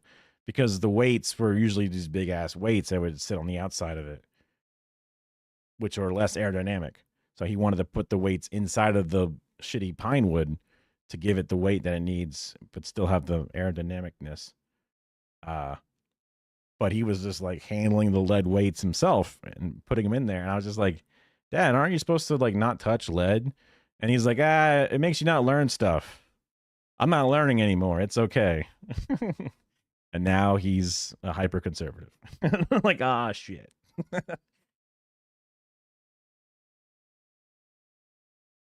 Up on the mountain, the well water was good, but down in the company town territory, nah. That makes also that too, because the company town, yeah. I mean, even just the idea of like a company town. I mean, it may not literally be a company town, or what used to be an old company town or something, but just the idea of company towns overall are just kind of like insane by what we would consider to be reasonable. It's like, you live here, you work for us, we pay you, but we also charge you rent here and stuff. And it's just like, okay, you buy from our store that we provide for you at the prices we provide for you. And you're like, okay. And it's just like, how is this not slavery technically, right? Like, I mean, how is it not? Like, because like I can't afford to leave. It's illegally distinct from a company town. That's the only difference. Yeah.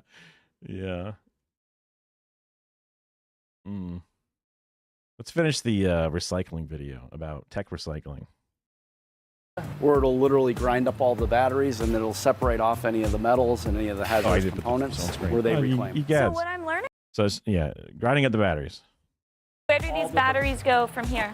These batteries go to one of our R2 certified downstreams down in Georgia, where it'll literally grind up all the batteries and it'll separate off any of the metal. Thank you for following. And any of the hazardous components where they reclaim. So what I'm learning a lot of today is that it's very hard to process anything fully in one facility. It sounds like a lot of, you guys break it down and do what you can and then pass along the smaller parts to the other people that specialize in those. That's pretty accurate, and that's very typical with most e-waste recyclers. Here are the downstreams where all of the commodities from CRS go. They're a mix of independent. Every time she says a downstream, we're just thinking the pyramid scheme where it's like, all right, you get them in your downline, right? You give somebody a hard drive and you get them in your downline. They take all the plastic parts and that's on their downline. The downstream, yeah. Companies and other companies that are owned by the Look, same it's in parent. Appalachia. It's getting down there. Some more Look. valuable than others based on how hard it is to process and what it's made of. Okay, hold on. This GPU looks worth way more than this bunk ass fucking VGA port. What the fuck? No shot. Also, why is it upside down? No shot. For example, older GPUs have a lot more gold and silver than Oh, fuck, she's right. Okay, never mind. Damn it. Oh, no, I'm an idiot. new ones. So some of the products cost CRS to send to the downstreams, like cathode ray tube TVs and batteries, because they have hazard. Man, cathode ray tube. There's a bunch of like retro gamers who are like in their like 40s to like 50s who would just pay good fucking money for an old CRT. I mean, they're probably busted, right? That's the problem. But, you know, you could just sell those if they work. Hazardous materials that are expensive to process. But some of the commodities CRS gets paid for, like the circuit boards, wire, and plastic, because they're easier to process and the end commodity is easy to sell. The only thing CRS processes. That is kind of nuts that the easy in the process is like pounds and pounds of coated sealed wire and circuit boards. Like a circuit board has got so much bullshit on it. I think that would be like one of the most annoying and tedious things to process, but I guess you just melt it, I guess. This is all the way through is mercury, which is found in a lot of the lights for TVs and laptops.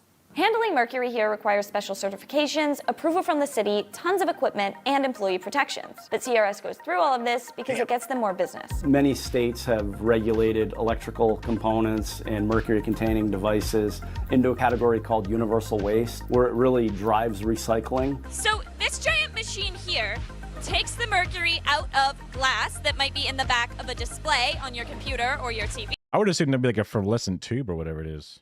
Hey, it's Orange Cat. I don't know shit about technology, but when something is made out of something valuable. And now this is just glass. Whoa, I was like, whoa, bro, the mercury. Like, he's like, I trust this process this much. They have a bunch of glass shards flying, and there's no mercury in here to get in my bloodstream. No mercury. But what happens to the mercury? But I thought it would be like fluorescent tubes would be where most of it, 'cause that's the way I heard where mercury was for years. So the remaining mercury is processed here and recovered. This is basically a giant oven. The oven gets up to about 700 degrees Celsius for 10 hours, and the mercury That's hot. is vaporized. So this stuff in here has already been cooked. Vaporized. No wonder that dude was wearing a fucking like moon suit. Like airborne fucking mercury? Dude, that's got to be like omega lethal. What the It's fuck? just cooling down, and the mercury goes over here. So the mercury vapor travels through this tube, where it's filtered through carbon, and then cooled into its liquid form, where it's collected in this drum, which is full of liquid mercury. They fill it once every 3 to Yeah, that's like a condenser. It's like doing a fucking air conditioner, but with goddamn mercury. What the fuck? Scavenging? Is that like metal detector scavenging, or like going to like, you know, storage wars and opening up a thing and fishing through what's in there? Like what kind of scavenging? 4 months, and then they can sell it back to the market as pure mercury. Processing mercury not only lets them accept more types of e-waste, but it also makes them great money on the back end. But if some e-waste is expensive to process, why not just turn it away and Is that called scavenging, or is that just called stealing?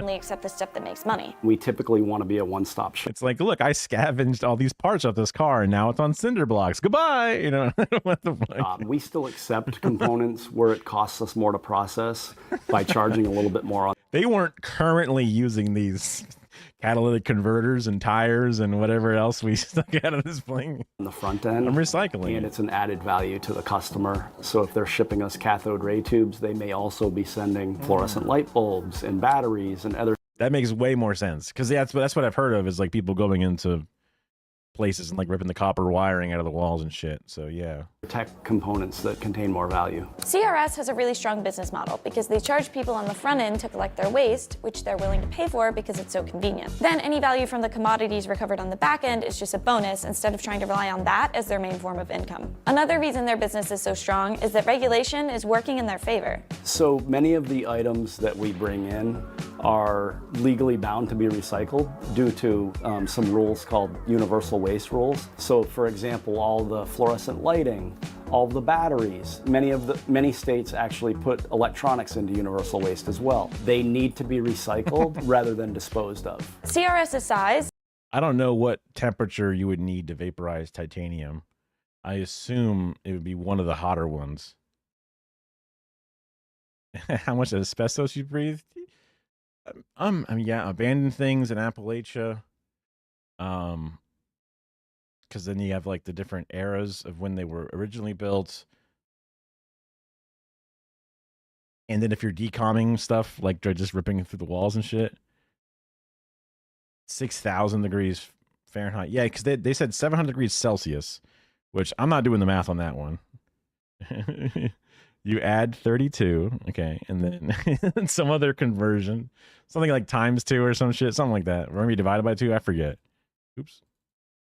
And the fact that they have a much larger parent company also helps them stay competitive because they can afford more advanced certifications from the EPA. A lot of the certifications have thinned out some of the smaller mom and pop competitors. In order to be a player in this industry, you really need to be R2 certified or e-stewards, which is a significant expense. Many of the requests for pricing and bids and proposals that we receive mandate that the processor be R2 certified.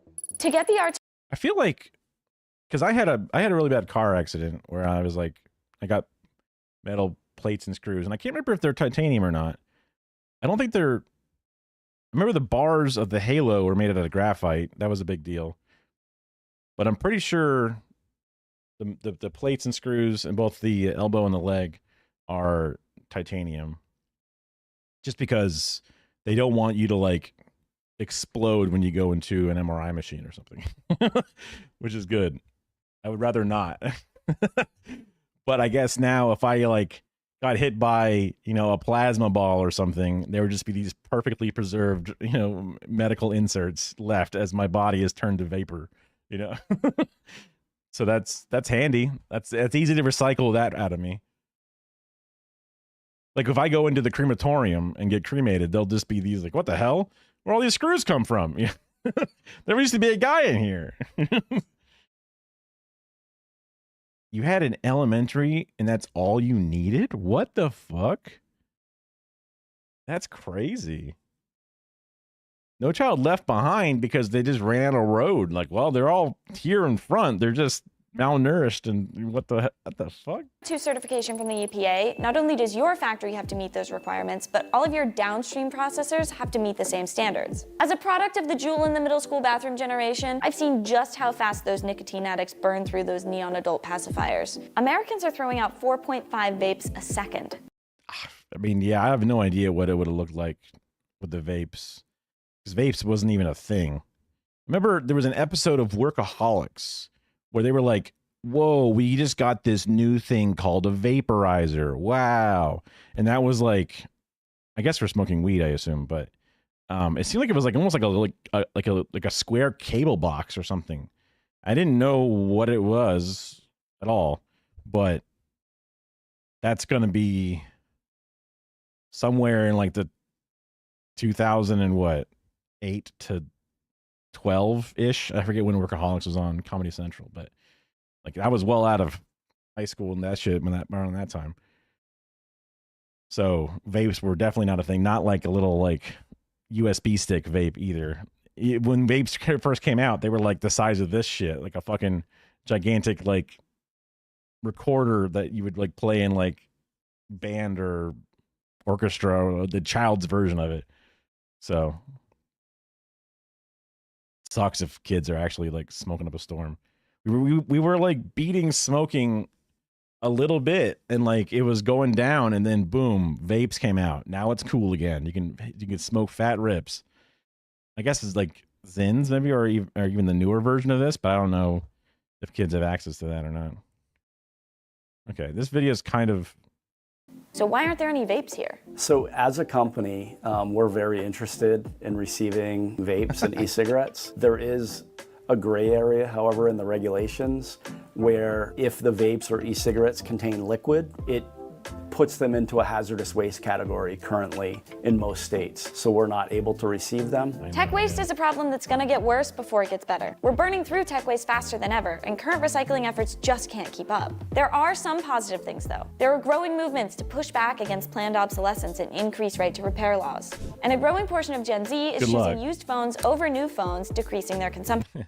They're just poor. That's all. Hold on. They're not like, oh, I would rather have an iPhone 10 than a 12. They're just like, I can only afford this one. Government regulation has helped a lot with things like extended producer responsibility laws. But they could help a lot more if they would adapt to new types of tech waste faster, like vapes, to make it easier for recyclers to process those. Because every one of those has got a lithium battery in it. So like that would be something. I don't know if lithium is efficient for them to recycle or whatever, but because earlier on in the video they showed the thing that I thought was really interesting, which was somewhere. There it is. This, because I was talking about how I just got laid off. We were just shutting down our entire facility, and there was so much corporate business e-waste. Like every guy in my department was given an iPad, and every one of them had to be wiped and then given back so they can be shredded. And it's just like, what a fucking waste. There's some fucking Zoomer who would love a near top generation iPad than just grinding it up into dust for no reason. They're all barely used. Sucks. Monitors. Thousands of monitors. Thousands of small computers. A bunch of decent sized computers. Just gone. 15 Surface Pro tablets gone. Like just yeah. I thought about a lot of things. Especially I'm sitting here on camera. You know, I haven't technically signed my paperwork yet, so I'm probably fine, but boy oh boy. So I imagine this corporate thing, because I was saying before, like consumers probably still create a lot of waste. They just throw that shit in the garbage, I would assume. Or they throw it out in the Best Buy bins, so then it adds to this pile as well. Because I was like, there's no way. I mean, I could see businesses being that much more wasteful in general, but I imagine the consumer one probably is somehow both being hidden by just trashing it or them funneling it into a business, where then a business gets, you know, whatever the credits for the thing are. So... let's see. Was there anything else interesting that I want to watch? Oh, yeah. The CIA Masterclass is insane. Boy is an incredible channel. I love their shit. There's some guys from Australia. One of them is I Did a Thing, who makes a bunch of like crazy inventions. And the other guy is like from Serbia, and he's... so picture this. He's a bit of an insane guy. So this is bound to be a good time. You're standing in front of President Obama, you're working for the CIA, and you have to tell him whether or not there are weapons of mass destruction in Iraq. And 5 million people are going to die as a consequence of this action. How do you know what to do? Well, lucky for you, Masterclass has a course. Boy is woke jackass. You know, definitely his videos, the I Did a Thing videos, he's intentionally barefoot in all of them, no matter how dangerous they are. And he always seems to put his friend Alexa in danger, right? So I could see it being woke jackass for sure. That's done by the head of the CIA on how to handle these everyday situations. So we're going to learn from... The masterclass classes are always kind of bizarre, because like Hillary Clinton did a masterclass. What the fuck is this shit? The best. They tortured, yeah. Because like literally last week, I needed to. It was hard.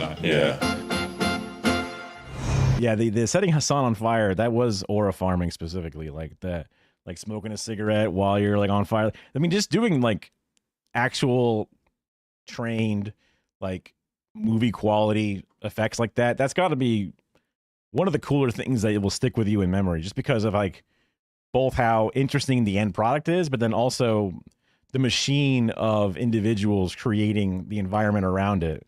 Like they went to multiple classes and got instructions, hour-long sessions sitting there, and they're having to learn it multiple times because it's so important. Yeah. It's so hot, yeah. Stupid sexy Hassan. Do we want to think about scrambling aircraft? They open with 9/11. I was about to make a joke saying, is this POV 9/11? It's the CIA guys being like, this is how we did it. God, I don't know. New type of war. That's what it is. This is a new type of war. It's so funny. The country that's just bombing every single country. They're saying it as they salivate. Oh, this is gonna be a new type of war. Oh man, Dominican Republic, El Salvador. Yeah, that was. I was trying to look into the El Salvador thing just because of the way CCOT was like, oh my God, these guys opened up CCOT a couple of years before all this shit started happening here. They go, it's a little controversial, but actually it's pretty cool. And it's like, what? And they go like, it's a little controversial, but the crime rate's down. Those are the puff pieces they were doing on it. And I was just wondering, like, I have to assume that we fucked up El Salvador specifically. And you just look into it just a tiny little bit and you go, oh yeah, we fucked with it here and here and here and here. It's just like, damn it. I don't want it to be that easy of an answer, but it's just generally the easy answer. Of the world be like, well, this is a new thing now that our country's got hit by something. Yeah, it's a new kind of war because they're bombing us back. They've invented something new. The only country to ever bomb U.S. mainland is the United States of America. I guess, yeah, the war of 1812, they weren't bombing, right? They were they burned the White House, but they didn't bomb anything. So, yeah. This class is for anyone because much of what you learn at CIA is applicable to everyday life, your career, to a business you might work in or run. I mean, because there was also like the move bombing, which was in a big city. I don't know if it was New York or LA or Chicago. But I should know some of these things, but Black Wall Street was another one that got bombed. I hear about the bombing of whatever it was, but I could imagine that. I mean, Appalachia does not, I don't know if it quite has, because like the rednecks were some of the early labor unionizers sort of thing, fighting back against the big businesses, stuff like that. So there could have been a lot of pushback from the one side. Hillbillies are born in the fire of American bombs. Yeah. I mean, I believe it. Because like the northwestern sort of section of like the resistance people are more of like the lone wolf, not lone wolf, but they're like we want to be our own government kind of shit freaks, where I guess like is more of the Appalachian ones, a bit more of the wholesome, closer to wholesome style ones to get bombed by America. Run. Imagine actually being this guy, deputy director, like second in charge of the CIA, and you have to like fucking sell your this. I would be terrified to be the guy with the camera equipment and being like, dude, this dude would have me disappeared. Like if he just doesn't like me during this process, I'm fucked. Like and also he has this like really like, I mean, I guess he kind of has like the look of like a Nazi doctor, but he just has this very meek demeanor despite being a person who has ordered the deaths of who knows how many individuals, including high-ranking individuals. This is crazy. He's like, well, this is how I can teach you how to better manage your auto parts business. It's just like, dude, America's crumbling if this guy is doing that. Surely the government would set you up forever to never have to do something like this. Yeah, but like if he's doing this, we could pay him. We could pay him to tell us all the secrets. Wow. They didn't teach us that in public school. They didn't teach that one to us, that's for sure. Being anti-racist, anti-capitalist, armed rebellion. Yeah. Yeah. But I can see them going about that, depending upon the time period specifically. But yeah. I mean, it tracks, honestly. So, like, he shouldn't. Michael Moore, we will double check your masterclass check for the pint. Wait, we will double your check for the Pine Gap spare key. Oh, yeah, because they did a video on the Pine Gap, which was the CIA facility in Australia. Shouldn't leave the head of intelligence in a position where they need to do this kind of job. I think they're paying a lot, and I think Surely China could pay him. I think Masterclass is just CIA. Oh yeah, yeah. They're still working. Yeah, that's what it is. I'm Michael Morell, former Deputy Director of CIA. I'm Don Myricks, former Deputy Director of CIA for Science and Technology. I'm Brian Carbaugh, former Director of CIA's Special Activities Center. Oh my God, they had the entire the entire roster of the CIA there. Hillbilly history, incredibly black, anti-capitalist. People tend to ignore that. I mean, that also makes sense just because they have done a good job. They, as in the ones in power, however it is, or the powers that be, I guess is the way to say it. They like to have the class fight against itself instead of looking up and seeing the actual issue. They'd rather stow division among us instead of letting us have solidarity with one another. So they want us to be like, haha, I hate the red staters. I'm glad that they had mudslide.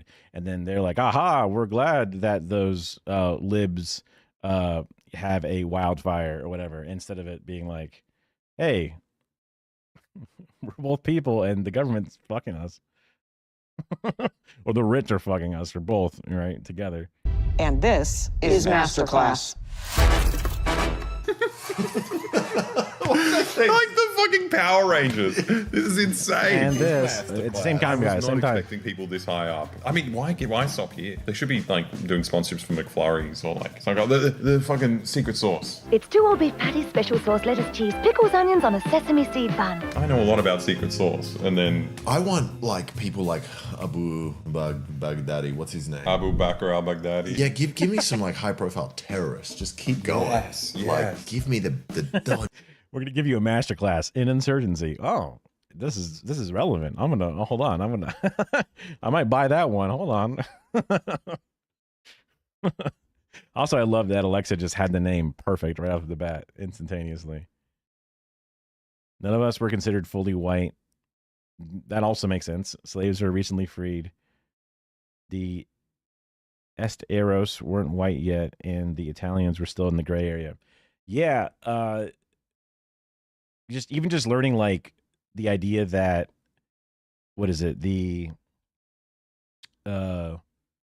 paddy wagons were named that because the Irish were thrown into them so much they called them the paddy wagons, but then eventually the Irish sort of like became the de facto race of the policemen, and it's just how it just kind of rolls in this circle, and whiteness is just a theory, as it's constantly changing and evolving. But there's always a not white. There's always at least one, for sure, if not more, depending upon the situation. I was growing up, and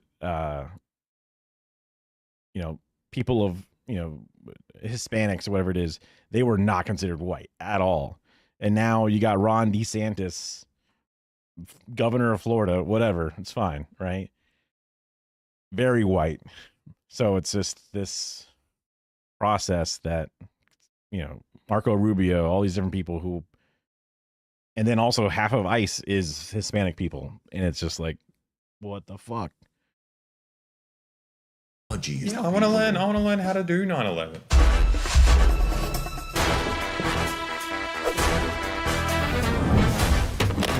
Wait, what is this? This is like The Incredibles. I love this. 007 mixed with The Incredibles mixed with, I don't know what the other one was. That was very cool. Why didn't they have anything this good for like Hillary Clinton or George Bush or George Clinton? Bill Clinton. Interesting. I was didn't know deputy that. director and 2-time acting director of the CIA. That's me. Look, that's but I me. started my career as an analyst. People like to say that intelligence analysis is like connecting dots. I feel like, oh, I'm a consultant. Ooh, I'm an analyst. And it's like, that means nothing. You're doing something, either you're just ripping off a company for money, or you're doing something incredibly fucked up. implies that it's easy. Intelligence analysis is really hard. we were looking for those WMDs really hard, and we knew we didn't have them, and it was just really hard to be like, they're there. Come on. They're there. I wish I was a consultant. Yeah. The consultant jobs, I've heard about some people moving towards them or whatever it was, and it's just like, I mean, my company has had multiple consulting firms. This is the actual WMD guy. That's fucking crazy. I was just, going off. I was just, going off, but that's crazy. Like, we would hire a consulting firm to come in, pay them millions of however many dollars, right? Our HSN literally paid. It was, what was it? The Pete Buttigieg one. Damn it, how can I forget the name of it now? Whatever. The bread fixers. We had them come in, and all they tell you to do is just fire a bunch of workers and save the money. And it's like, why do we have to pay you? Like, why do I have executives at my job that are paid a high salary to run the business? They can say, I suck. We're not doing very good business. So I'm going to hire a consultant to tell me how to run business and keep myself hired here. And the guy comes in and says, fire a bunch of people and make everyone else do double the work. And you go, genius. And then you do it. And it's like, why are you getting paid if you're just going to hire that guy to tell you what to do? What the fuck?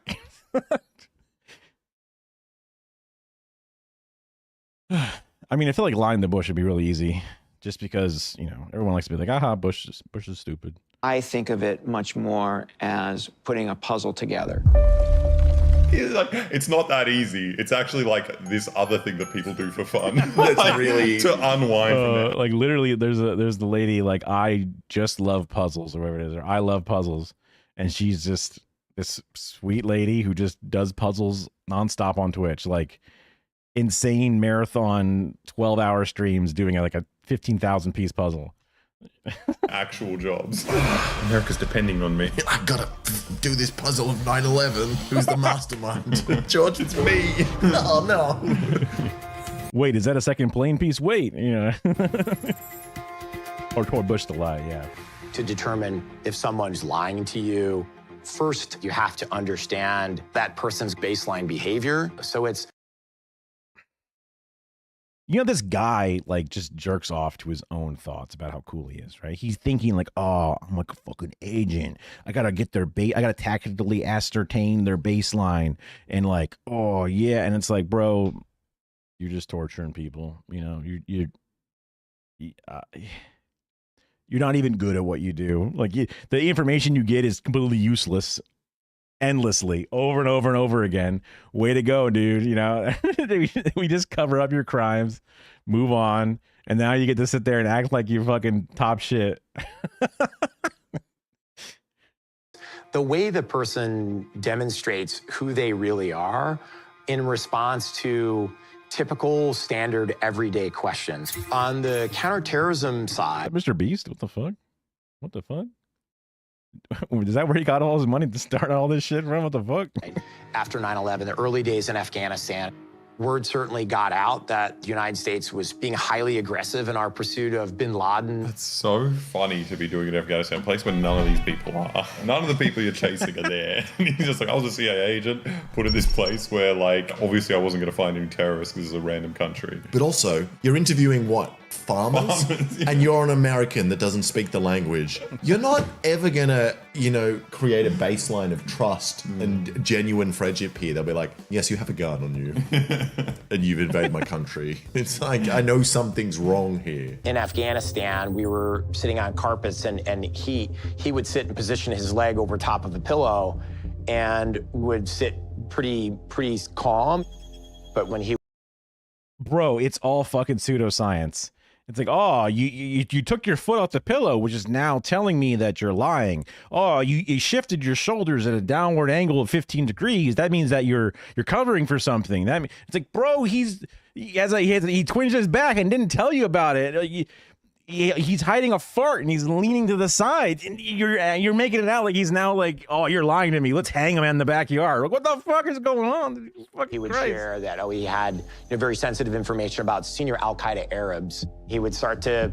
Senior Al-Qaeda. You know, he's just neurodivergent. You know, he has a little bit of a tick. You know, he's doing like a self-soothing thing all of a sudden. What the fuck? Arabs. What a strange thing to specify. I've got information about Arabs. And as I would move away from the questions, the answers of which I really had an interest in, and get back to more traditional stuff, he would sort of calm back down. So that combined. Hey, you ever play Jenga? Oh, I'm calm. Oh, yeah. Yeah, you know, you got any sports teams you like? Oh, I'm calm. Hey, I want to know about some Al-Qaeda Muslim terrorists. What the fuck? You know, oh, now he's freaking out. Why?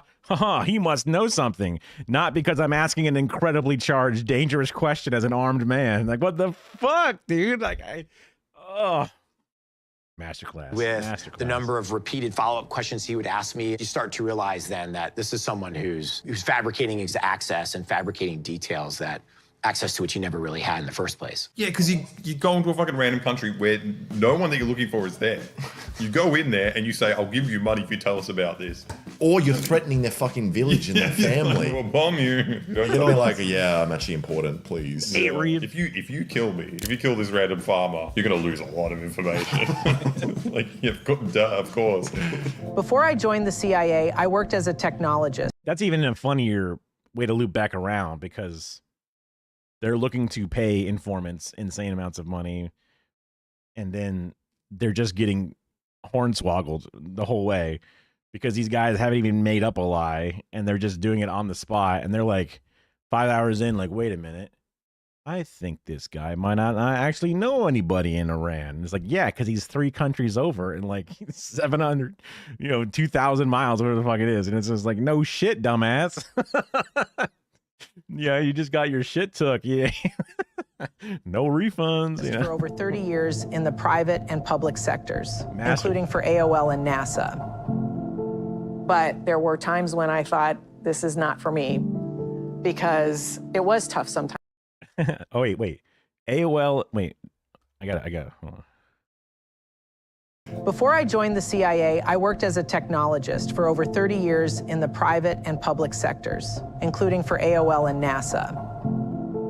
But there were times when I thought, this is not for me. I gotta stand next to fucking Donald Rumsfeld, like evil manifest. Like, oh, I'm helping build technology for people and companies that can better humanity. And like I can, like, facilitate the internet or help us reach the stars. This is not fulfilling me in my life. This is not for me. If I don't see a half-dead, tortured, waterboarded Arab, I don't know why I'm doing anything. What the fuck? What the fuck? Like, even vague. Isn't this? I recognize that fucker's face. I want to say he's I forget now.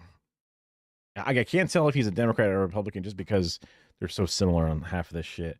But I guess if he's standing there next to Rumsfeld, you must be a Republican or something. But he's so fucking familiar. All these faces back here don't know shit about him. They all look like nobodies. Even this guy. And this guy, obviously insane. I mean, if he wasn't evil, I would feel bad for the shortest guy in the room who's also bald with a not so well-fitting suit, but yeah. Because it was tough sometimes to be the only woman in the room. I wore baggy suits and I put my hair in a bun and I wore glasses because the fact that I was a young woman technologist was unusual. One of my deputies used to say we did everything from makeup to spacecraft and everything in between. You're cute. So you go to makeup because you're a woman, right? You go there, you do that, and we do the spacecrafts, okay? I can't imagine the CIA did not continue the sexism that she felt in the other technology sectors. I cannot fathom that she would have been welcomed with open arms in the way that she was hoping either way.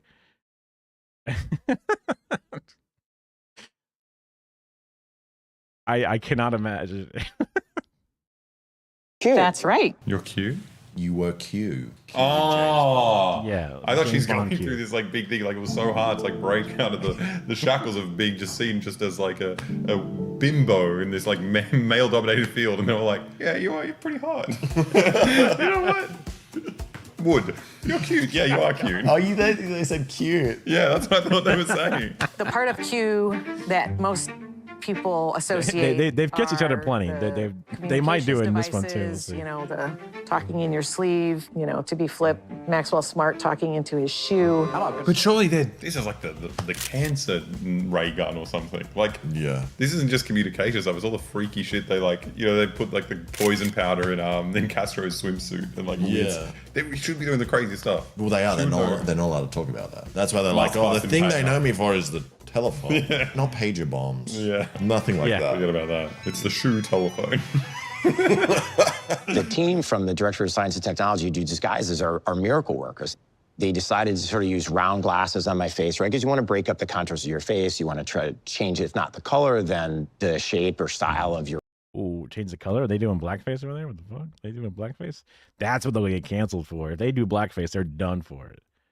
Poison cigars. I know that they tried to kill Castro like an incredible number of times, and he's just there, Giga Chad in his way, living all the way through it. Like they hired, I don't know if it was an assassin to go get him, and then he ended up like making the assassin love him so much, and like they just flipped or whatever, and it's just like, hell yeah, dude! Like he got them to like be his girlfriend or whatever it was. It was just insane, you know. It's just insane.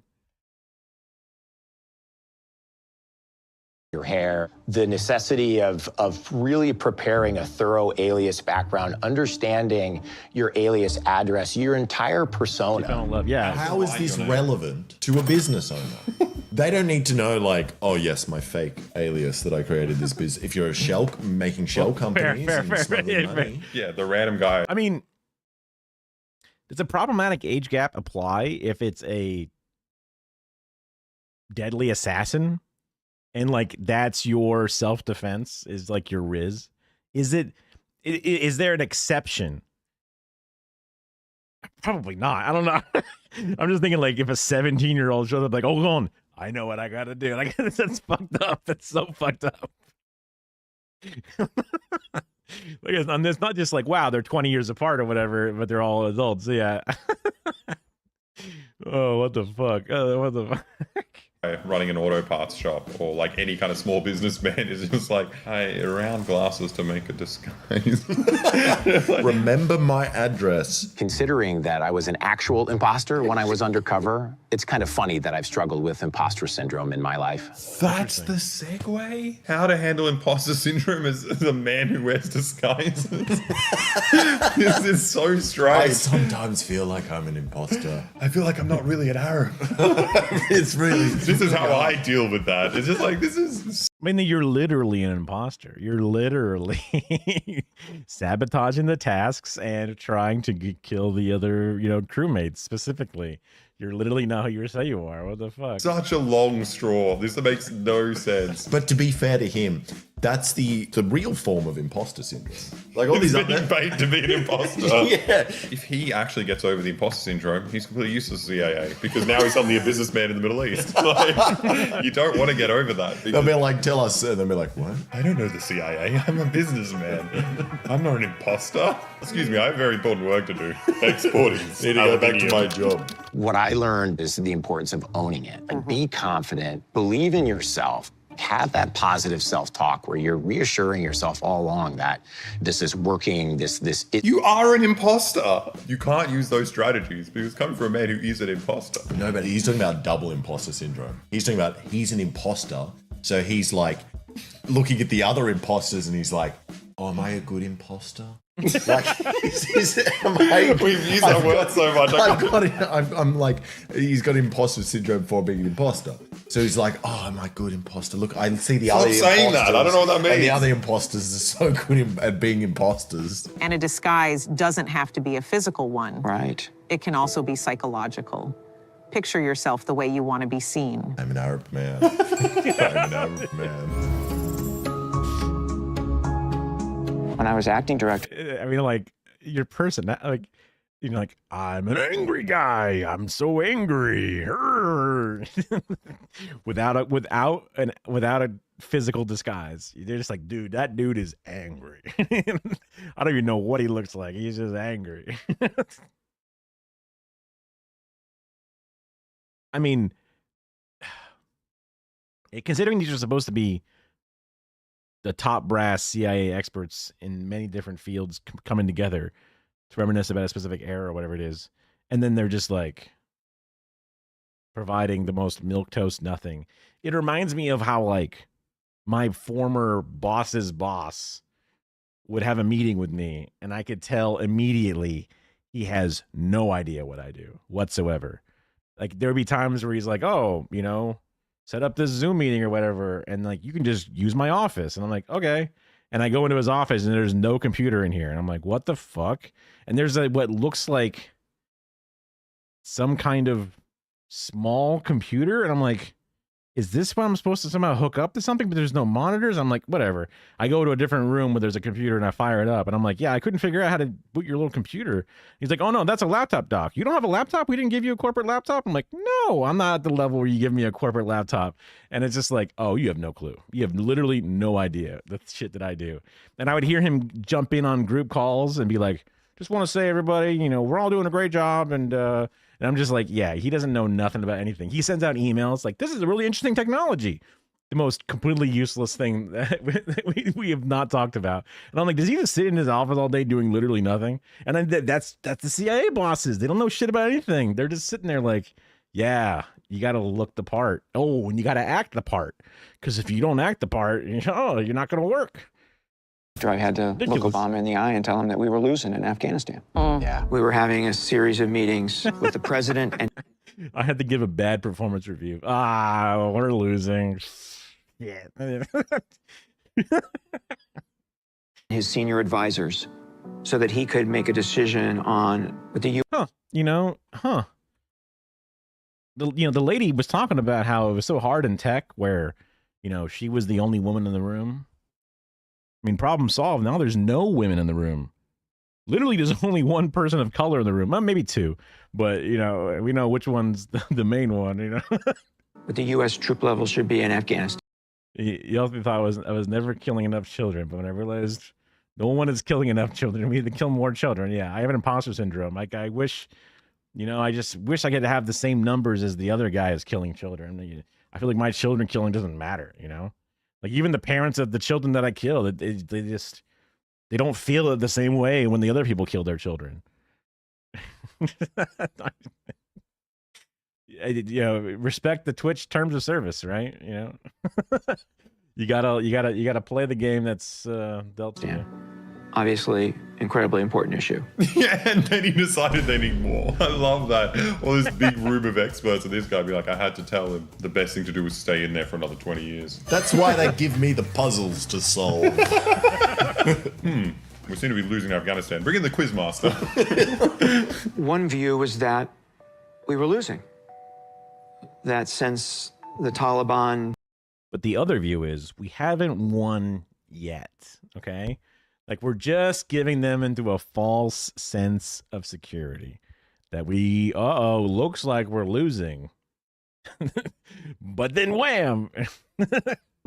Reemerged in 2005, 2006, that we had steadily lost ground to them. And the second point was that if we had no U.S. troops in Afghanistan, and we were in this room having a conversation about the national security issues related to Afghanistan, would we decide to send troops now? Do we just let the country go and then not have a problem? Or do we just make more of a problem? But it's also just like, you'd be thinking about it as much as you're thinking about the security situation of Burundi. It's just not a thing because you haven't invaded this random country. But also what makes it a thing is the fact that you keep invading it and you keep troops there is the only reason why you're now a target for extremists in Afghanistan.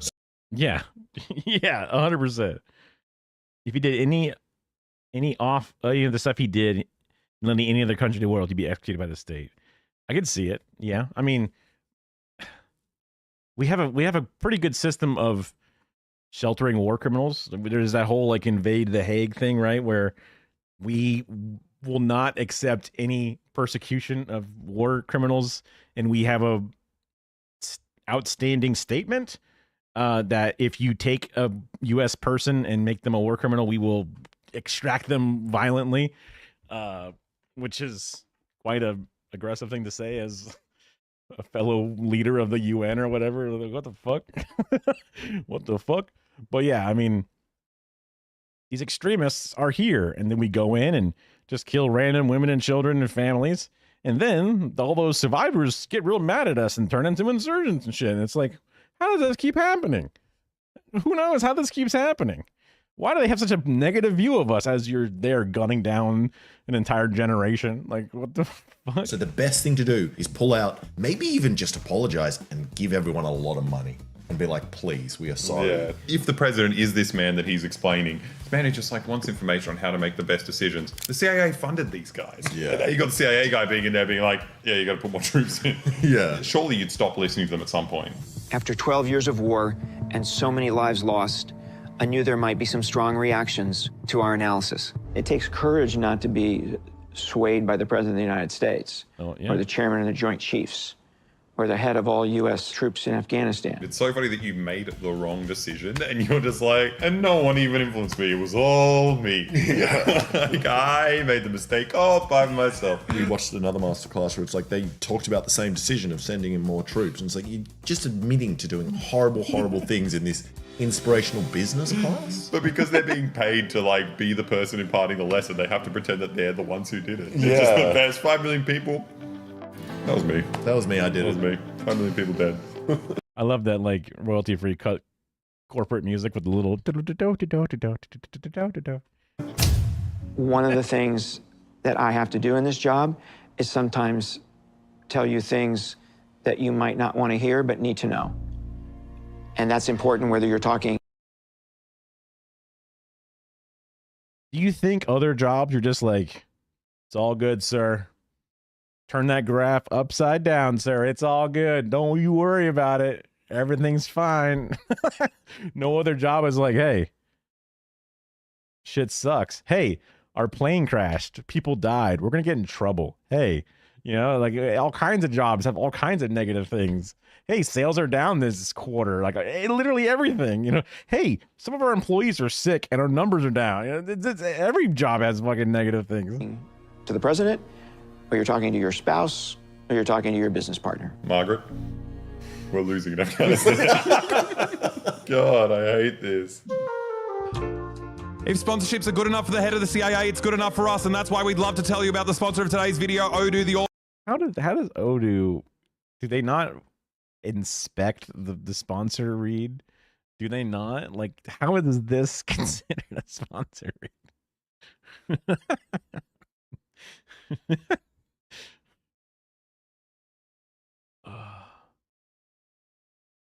The poo TikTok. The President Poo TikTok. all-in-one management software.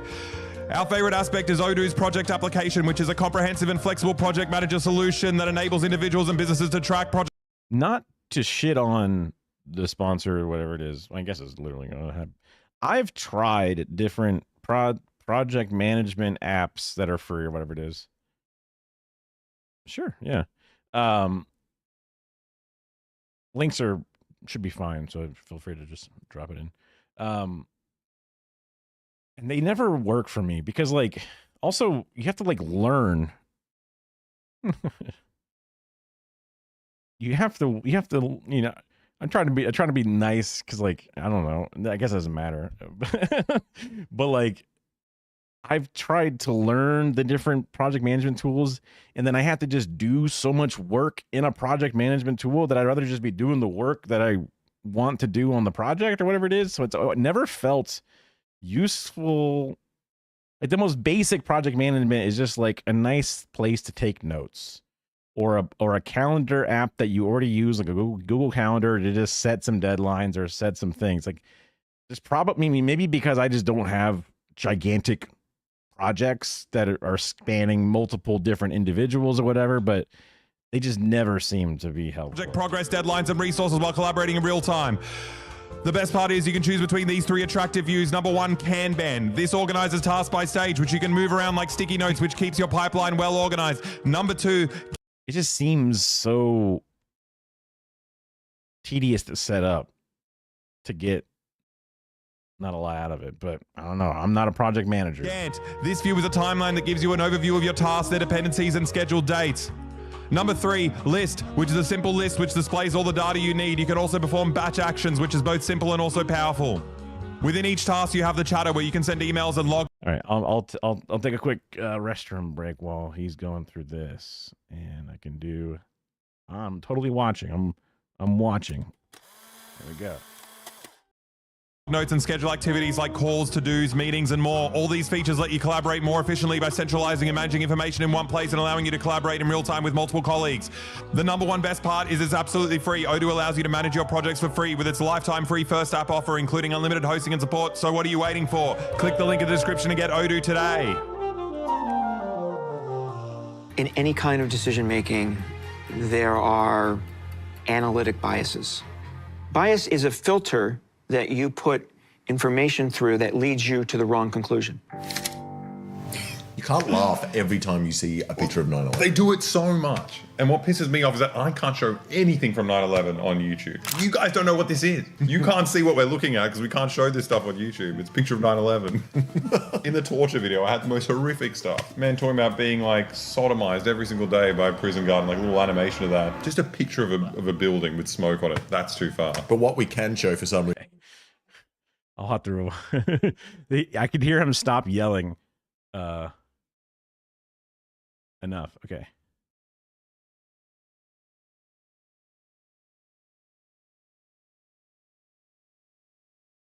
All right, sir. The quarterly projections are looking. Oh, it's the green goo guy, right? I think I've seen. Someone has mentioned him before. Looking at poor profit this month. We're going to have to do some downsizing. Oh, bother. I'm already pretty short. I don't know if I could afford to lose a few inches. Sir, we're not going to shrink you literally. We are going to need you to pick which department to fire. Oh, well. I mean, we better get them some sunscreen first. No, sir, we're going to remove them from working here. We're forcing them to quit. Yes, that is right. I don't want to do that. You have to, sir. How will they afford honey if they're fired? That's mean. We're going in the red if we don't get rid of people. It's just how it is. But it's awfully rude. If you have a better idea, I'm willing to hear it. Give everybody honey. Excuse me? Give everybody honey. I'd rather they be happy. Dude, Pooh is fucking killing. Dude, he's awesome. What the hell? Happy to lose their jobs. That's me. We would. He's so sad. He's so sad. I don't like him sad. Absolutely go bankrupt at this time. I please. I'm gonna regret this, but I can't say no. I just can't say no to this. Okay, for what appears to be no reason at all, that actually worked. And I'm now going to the bathroom to cry over the monster I almost became. Don't forget these tissues. Thank you. Cute animations too. Hey, treat workers well. You never know what you're gonna get. Hold on. Wait a minute. He's cooking. Hold on. Wait a second. That was a happy ending. Hey. In any kind of decision making, there are analytic biases.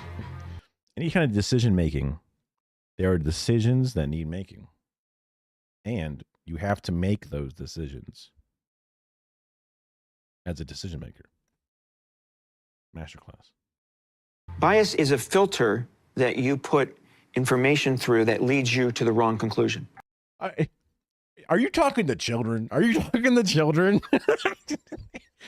Like, do you think we don't know what bias is? Do you think anyone paying for this doesn't know what bias is? What the fuck? Yeah, that makes, yes, absolutely. Yes, absolutely. Yeah. Man, I used to think back. Okay. Like, I was a lower, probably like high lower class, and then eventually lower middle class.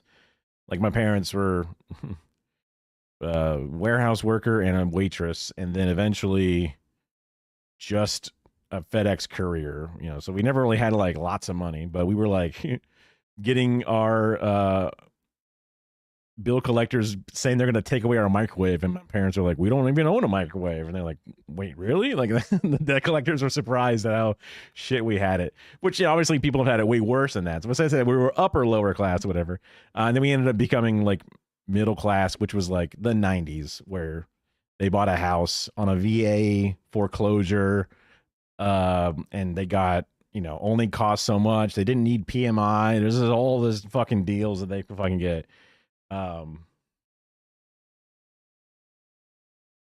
And I would be like, okay, I don't want to steal because I know that I'm supposed to go to college and I'm supposed to have a good job and blah, blah, blah. But if I get arrested, I go to juvenile hall, I don't get good grades, my life is ruined. So like I had some basic comforts, but then I also had the idea that I have a future. And then when people steal that idea of a future away from somebody, they make them seem like and feel like they're worthless as individuals.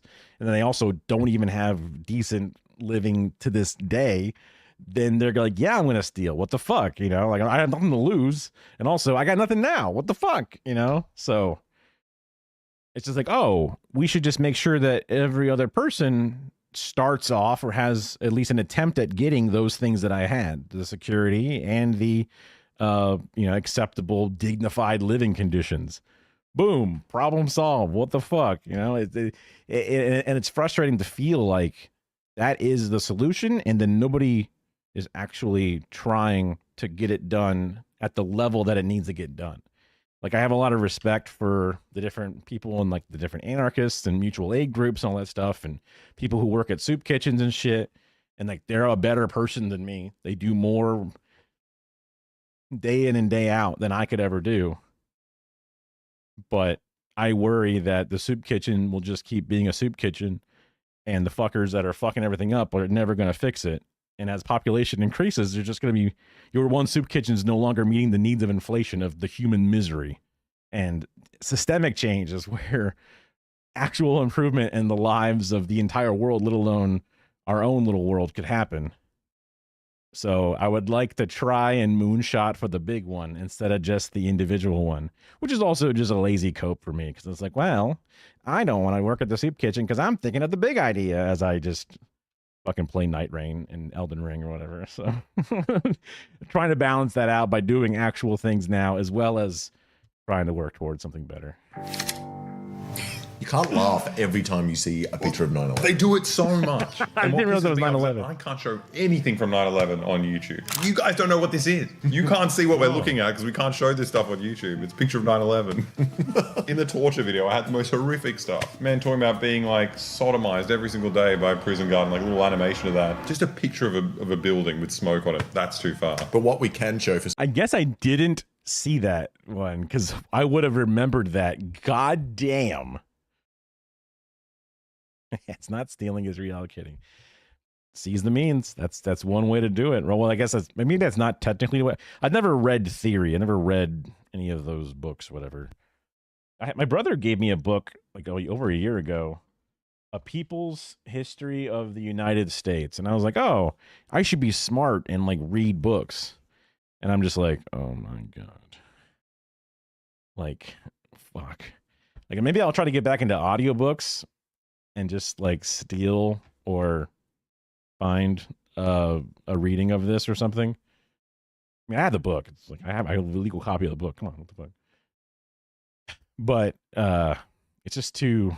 Just sitting down. Also, I'm a fucking slow reader. Like, my brother can read like a goddamn scanning machine. I can read like a second grader. Like, it's fucked up. I have to reread sections because I'm constantly just in my own head thinking about stuff, getting distracted. I mean, I definitely have ADHD, technically, like prescribed and identified or whatever. But it's still, what the hell? Why is it so goddamn hard? It shouldn't be this hard. For some reason, is it an Indian tile commercial? The concrete ad. The concrete. I've used every single time I've referenced 9/11 in our videos. I've used an Indian concrete ad. Here it is again. Which you're probably looking at right now. To be fair, you're probably watching it right now because we can't show you this picture. But the amount of times they fucking jump scared us with 9/11 in this video, it's just like they're showing off. The United States government says you should be on alert because new terror attacks could come at any moment.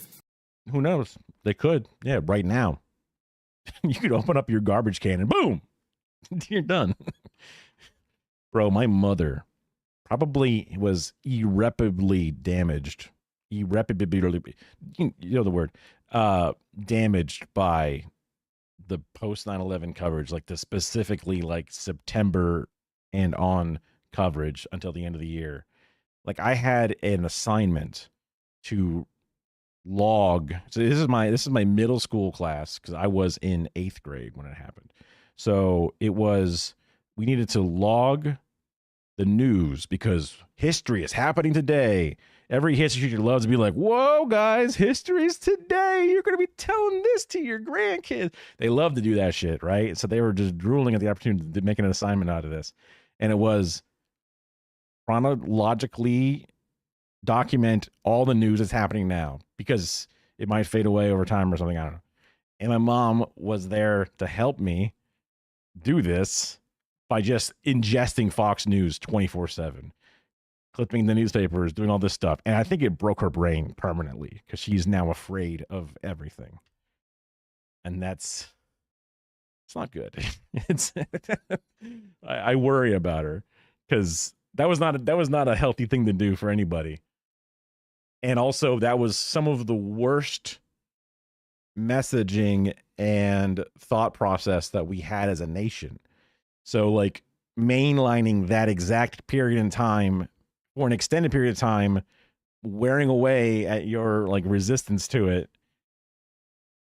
Like I'm surprised she's not on like a neighborhood app obsessing over every, you know, man spotted in neighborhood post or whatever it is. I think it's just because she's not good at like phones and apps and stuff. I think it's what's saving her from some of those things. President Bush is deeply concerned about terrorists getting their hands on weapons of mass destruction. In Iraq, we had a government that had relationships with terrorist groups. They knew there were no weapons of mass destruction. They're still trying to justify it. He was the only one who didn't know because he was doing puzzles all day.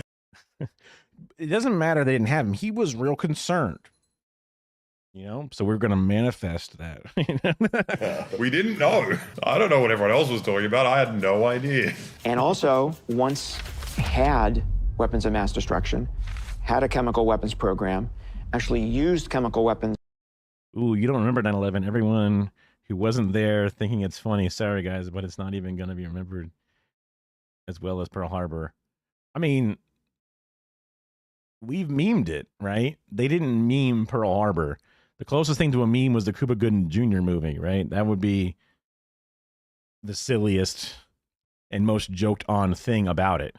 But we meme the shit out of 9/11.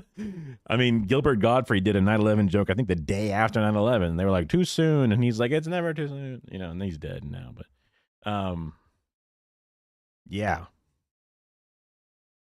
So that will that will stain the effect of it. Also because it led us. So did Trump. That's right. Yeah. I mean, they're right. They're so right that he's the funny president. Not intentionally, most of the time, he's just the funniest president by far, because it's a fake. It's just unrealistic. Did you just wake up from a nap? Come here. Come here, little girl. Come here. Oh, she's stretching.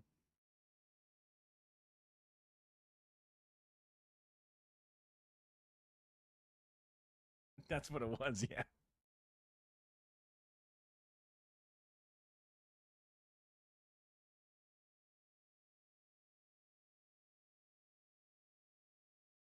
Come here. I was waiting on you. Come on.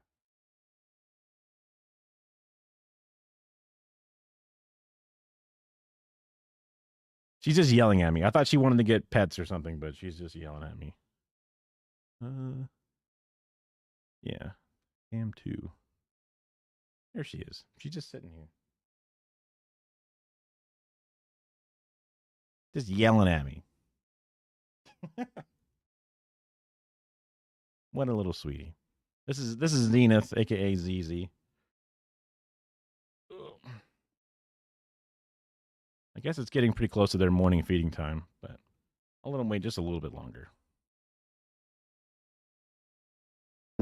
Against the Iranians and against their own people. Yeah, you gave it to them. That was the war that you guys fucking did. It's crazy. They were backing both sides, giving everyone all the shit they wanted. Well, that's how they know they had them. President Bush, deeply concerned that Iraq could give its weapons of mass destruction that we thought they had to Al-Qaeda. Colin Powell presented that report to the UN Security Council. It's crazy how badly they fucked up that country. Yeah. Like, it's crazy because Iraq was like considerably more developed than Afghanistan as well. It's like you get into it and you're like laughing at the video and you're like, oh, wait a minute, this guy, like the guy we're actually watching, like just fucked up all these people's lives. At least this guy died from colon cancer or whatever. No, it was just his name. His name was just Colin Powell. Yeah, but he died from colon cancer. No, we did this in a previous reaction and we were wrong. You've confused his name with his method of death. Oh, okay. How did Colin Powell die? COVID. Oh, what? It's just because his name's Colin. Whatever. I'm holding on to that. I did not know that. I did not know he died of COVID. Was he an anti-vaxxer? Well, I guess depending upon when he died. What the fuck? That's crazy. I forgot all about that. That's crazy. Thought we were wrong. Turns out Saddam Hussein, the leader of Iraq, the dictator of Iraq, did not have weapons of mass destruction. He did not have chemical weapons. He did not have See, this shows the era of these guys, because nowadays they would just be like, yep, he still had him. He had him all right. He had him. They hit it. They buried him. They hit it.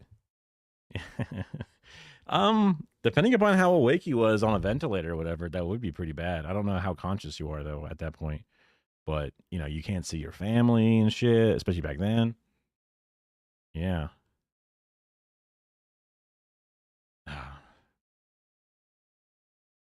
I was raised with my dad, obviously.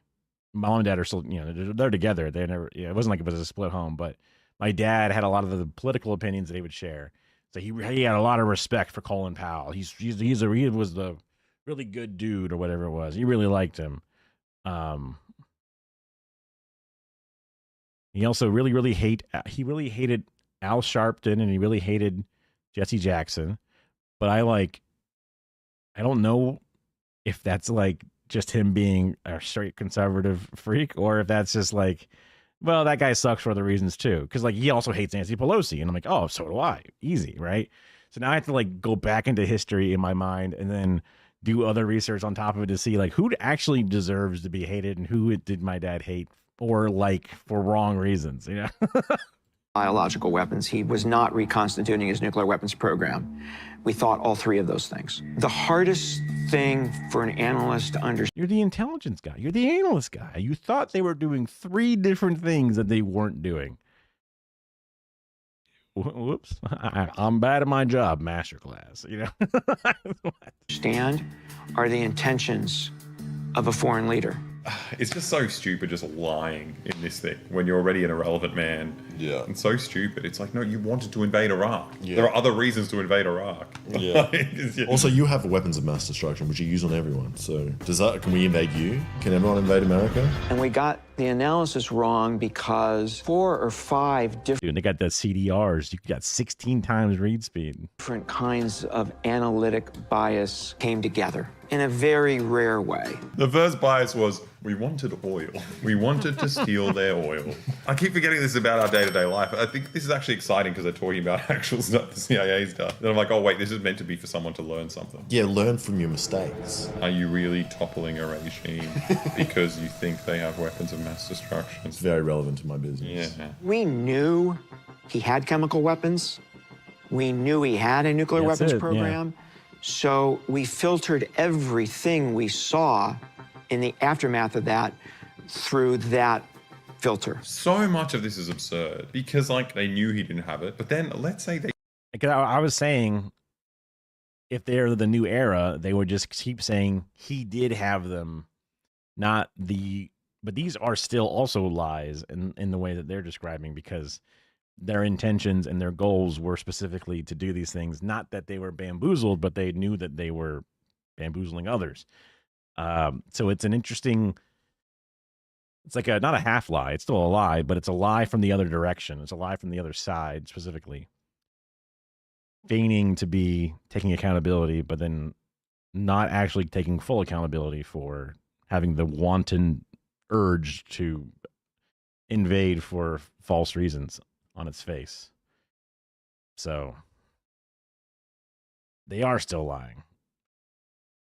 Just in the 2000s era of lying style. They didn't. You know how many other countries out there have these weapons? Yeah. You can invade India? Like, I was like, why is Iraq the important one here? Like, is it possibly because you had other reasons for invading that country? Yeah. No, we just want to make sure Iraq specifically doesn't have the weapon. Everyone else can have them. This country, this one cannot. We also had something that I call pendulum bias. We actually missed the nuclear weapons program the first time around. It was much further along than we thought. So we didn't want to make that mistake again. So the pendulum swung too far back. What do you want to say? He's talking about it the same way. We were so wrong twice. Masterclass. We fucked this up royally every time we encountered it. Masterclass. What the fuck? Someone talks about like why they lost $10 on like a bet. I thought the Lakers won last time, so the Lakers have got to win again this time. They were due for a weapons program this time, right? Come on. No, you're talking about invading a fucking country. The last bias is mirror imaging. Mirror imaging is when you say, here's what I would think if I were Saddam. We are currently the worst country in the world, and we're incredibly violent. We love to invade countries. If Saddam was us, we should probably stop him. If Saddam was us, that sounds like the kind of guy you'd want to stop. Yeah. Just like telling on yourself, being that stupid. Yeah. If he thought like us, he's probably evil. What the analysts thought was that Saddam would never give up these weapons because they would never give them up if they were Saddam. If the CIA had this stuff, we would use it on civilians immediately. So we have to stop Saddam, who is us.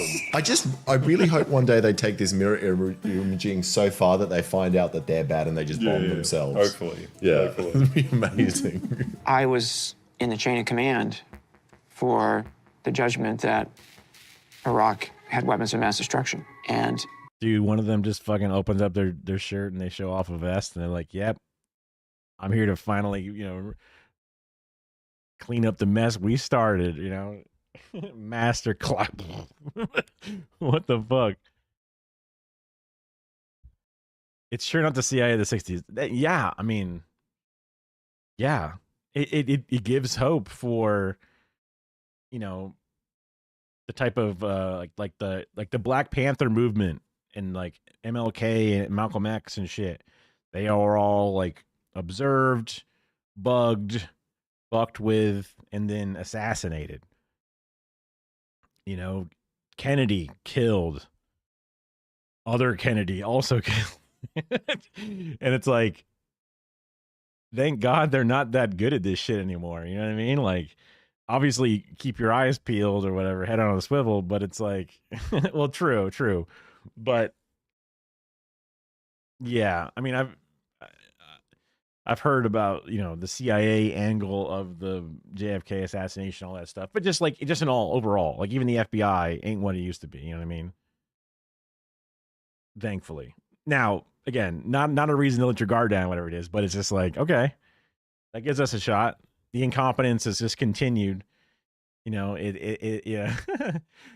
kind of fucked up, but it's like the weak men, strong times kind of bullshit. But it's like only for like the dickhead asshole conservatives is where it's really laying into itself. I know. Yeah, that's. I hope that's not a smokescreen or something, but yeah, I mean, we'll see. We'll see. I don't know. I haven't obviously read the entire Big Beautiful Bill, but that could be a part of it. They're trying to make up so much money for those goddamn billionaire tax cuts. They might have to start cutting things they don't think about until oops, too late. Oops. It's like cutting your bangs and go oops, that was too much hair. Oops. Now I look like a turf. Oops. Had we gotten that right, from both a collection and an analytic perspective, maybe we wouldn't have gone to war. There is no way you wouldn't have gone to war. Yeah, it was the right decision. Just put Elon back in just for that one last gig, one last Doge. You know what I mean? And then it was all good for them. Yeah, exactly. Invading Iraq's fucking perfect. Yeah. They got to get rid of Saddam Hussein. They got to get all the oil, and now they fucking have bases in the middle. Dude, they were thrilled to go into Afghanistan, and then they went to Iraq, and it's like neither one of those are even neighboring or were involved at all. What the fuck? Middle East. And they get to create ISIS after that. Fucking, oh my god, the perfect operation. So that's something that I have to carry with me the rest of my life. Well, and he starts whistling and walking away, having a good time. Yeah, I mean, I assume so. All those 17-year-old groypers are doing something inadequately with AI, getting laughed out of places, hopefully. I mean, I don't know if, because like there was like that, I don't know, not Overton window or whatever, but there was like a point where they never really had authority, but they were getting things to happen because everyone's like, I'm not sure what's going on, I guess. And then people were like, wait, we don't have to do what you say. But I don't know how hard that stuck and if there were like court orders or whatever that pushed it back and made them actually have authority or whatever. But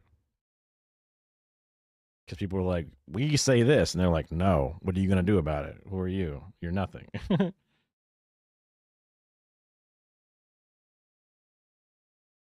Yeah. It's like one of those memes where it's like you're placing down the domino of like a really cute dog had his photo taken by an owner and then like toppled the American regime and the US dollar is no longer, you know, the world currency and, you know, China takes over as a big domino at the end. It's like, what the fuck? You know, when is the ICANN has cheeseburger going to, you know, dismantle the military? When the fuck? What the fuck? What's next? You know, like, oh God. If you really cared about that mistake, there's no way you'd be doing a masterclass. You'd be like, I'm responsible for the deaths of 5 million people. Here's what you can learn from me. I obviously thought a lot about the mistakes I made. No, if he actually cared, he would kill himself. Oh, 100%. Yeah. 100%. People that came with solutions fared much better in their careers.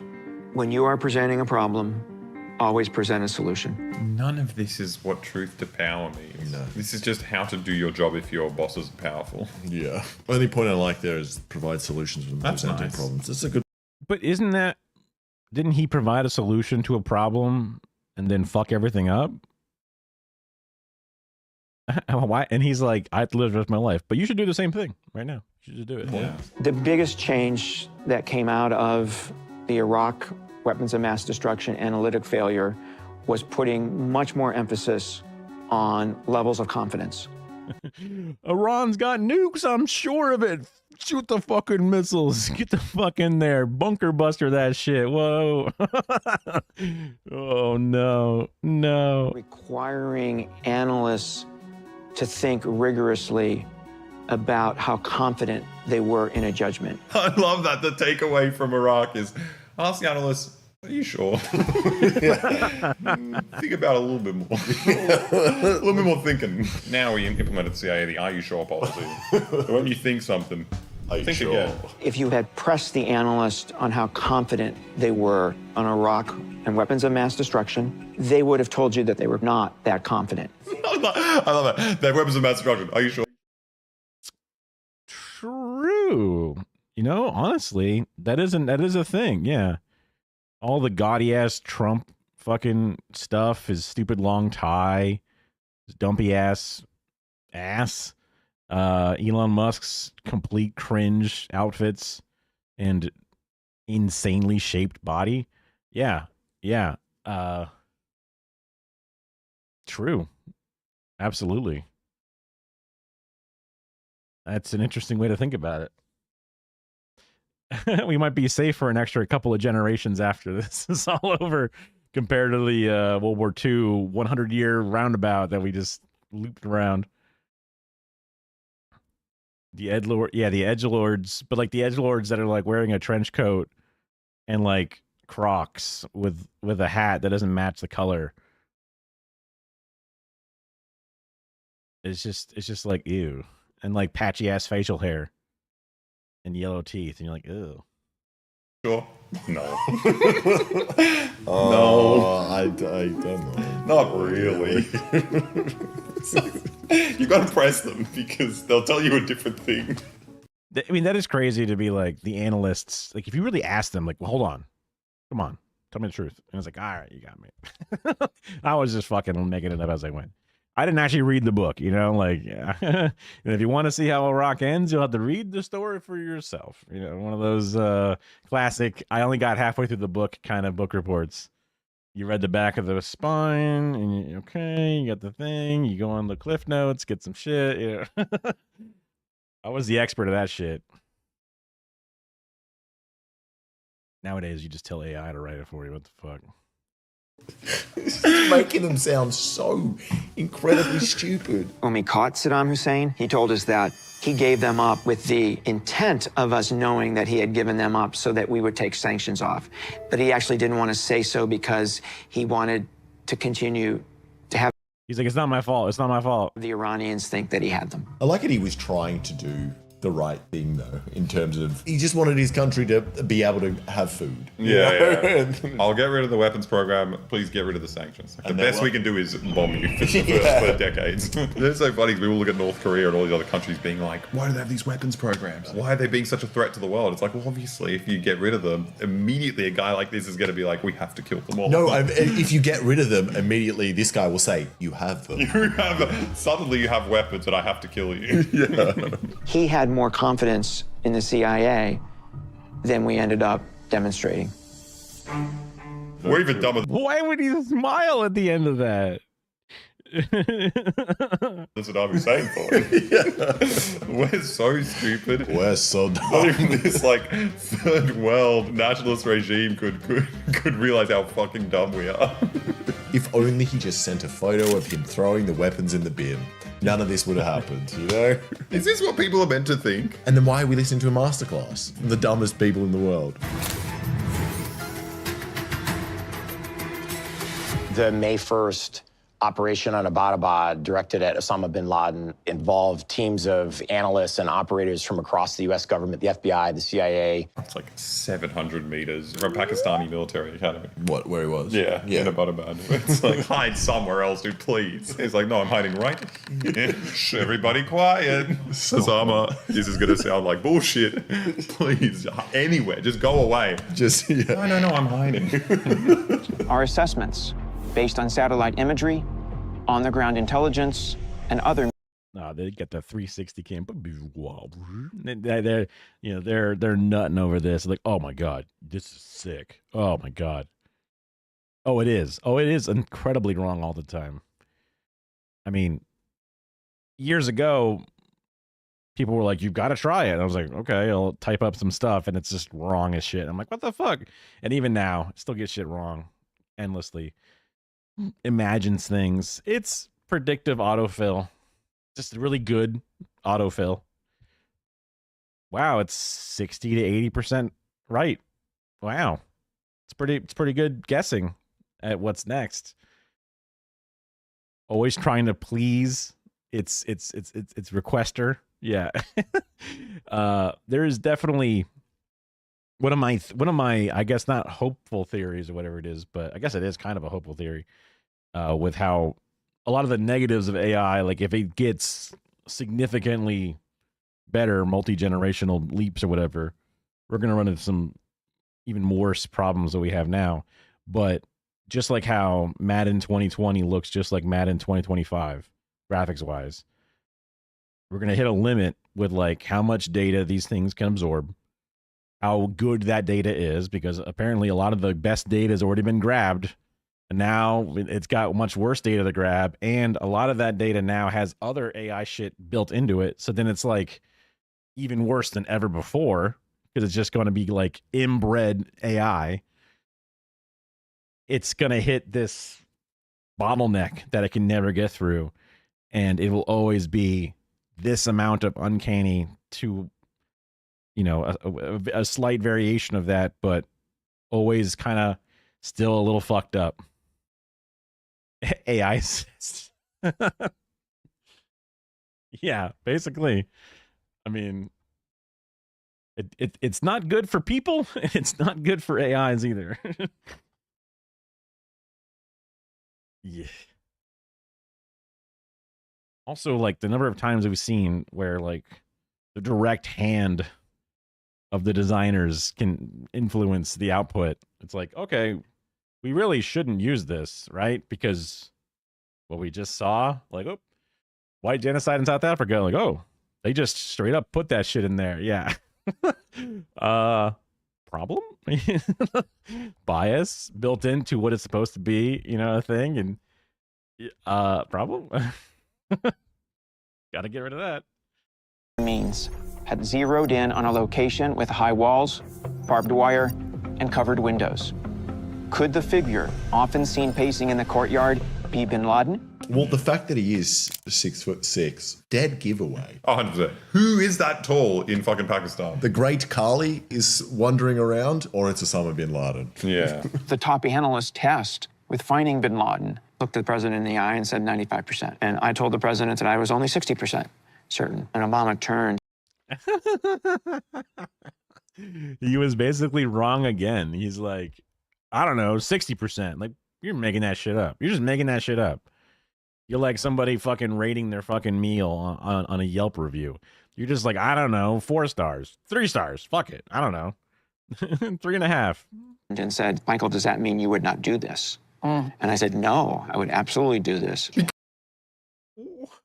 It's like, yeah, fuck that 6'5", whoever that is. It's probably him. 60%, good enough for me. Murder that family. Murder that family. Murder that family. God damn. Because there are literally no consequences. Yeah. The last time I was wrong, 5 million people died and nothing happened. I still have the job. So of course I do this. There's no reason to not do that. I don't think it's there. Would you still invade? Yeah, obviously. Yes. It doesn't matter. We either get Osama bin Laden or the great Kali. It's one of them. And it doesn't matter which one does. We don't want them winning the Olympics. The dream team's got to stay the dream team. They can't have any competition. I don't think they murdered his family, but like, if it wasn't bin Laden, they still would have fucked some people up on the way down. You know what I mean? Like, I don't 100% remember if they had to shoot anybody on the way in. They may have shot like some dudes, but then left the women or whatever. I feel like that would be the news report I remember. Oh yeah, he was dead. Yeah. Guys, that's the best part about it. We rule the world. I can be wrong forever. President Obama was willing to take the enormous risk. Yeah, these are the photos that Trump was like salivating over. Full of his daughters, yeah. And all of his anime, and I don't remember if he had hentai or not. I don't know if he had like a tax folder, or if he had like Vosh's tax folder, or if he just had whatever hard drives he had. I know it's all on the FBI, CIA, one of their, I guess CIA's website, the contents of his hard drives or whatever, which is interesting, but I never actually looked at it. This is the photo. Oh, look at that. There's Biden. Damn. He looks so young. Not really. He had some hentai. I mean, if you got anime on your computer, you're gonna have some hentai. It's just, I mean, technically, probably certain portions of any anime will look like hentai, especially to the average viewer. You know what I mean? Like, some of that shit is fucking weird. What anime isn't exactly? Yeah. That's kind of what's kept me away from anime, because I remember I was like the Adult Swim era of like the Inuyasha and Big O, which were all kind of meh. Paranoia Agent was kind of an interesting one. There's a few things. Trigun was kind of neat. I don't, a style to it. But then I start trying to watch other animes, and they're all just like, oh fuck. They always have put something in there, and I'm just like, ugh. I don't like this. I would feel completely like, I would just feel so embarrassed if someone saw me looking at this. I was just like, oh. So I have had a very long blackout of anime for an incredibly long time. Which maybe at one point I'll try watching some stuff again, because again, I gotta fill up some content on stream. So of sending the SEALs to Abbottabad to see if bin Laden was there, the enormous risk to the lives of those SEALs, the enormous risk to the U.S.-Pakistani relationship, they don't give a fuck about any of that. Don't fuck it. You don't give a fuck about that shit. Also hilarious. There's more women on the Pakistani side of this than I've ever seen on any side of the American thing whatsoever. Insane. Very little you can recommend, yeah. enormous risks to U.S. reputation. He was willing to take all that risk because the potential payoff was so high. If we went and we got bin Laden. In everyday life. Yeah, it would make me look real cool. You know, I blew up at that hospital in Kunduz, whatever, you know. You win some, you lose some. I'm just going for that big jackpot. Just keep gamba, just keep hit it. Yeah, my wife was watching Castlevania, and I was like, Castlevania? That's a game my brother played. And it seemed neat. I didn't end up watching the entire thing because it was just like on in our kitchen when I would like cook or do whatever. So I watched parts of it for sure. I know there's a new season that came out at some point. Probably not new anymore. For me, like 5 years can go by in a blink of an eye. I'm like, oh, that's the new one, right? And they go, new. What the Castlevania? Oh, sure, yeah. I mean, yeah, anime characters, if they want them to be hot, it's real simple. Yeah.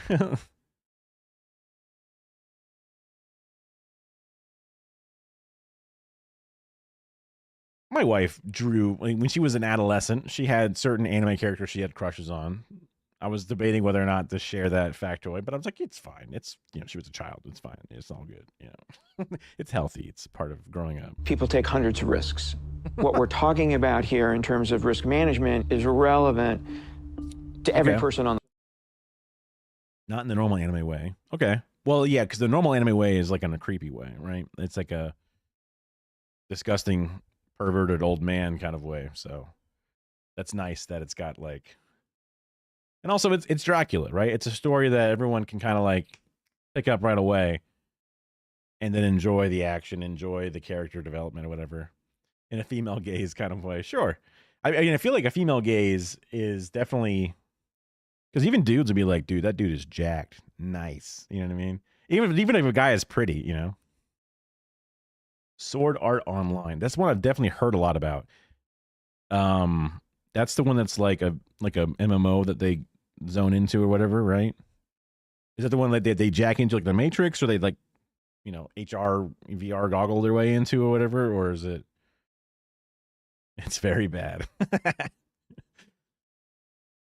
I mean, it's about an MMO. You know, what do you?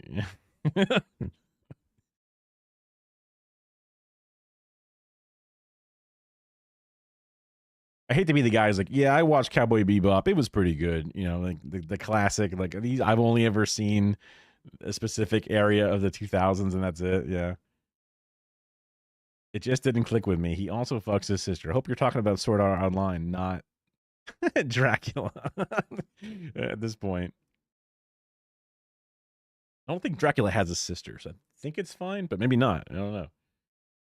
If he did, I completely did not watch enough of the contextual. Okay, I did not watch enough of that show. On the planet. I love their segues are actually amazing. I wasn't completely sure if Osama bin Laden was at Abbottabad and a couple of SEALs might have died if I was wrong.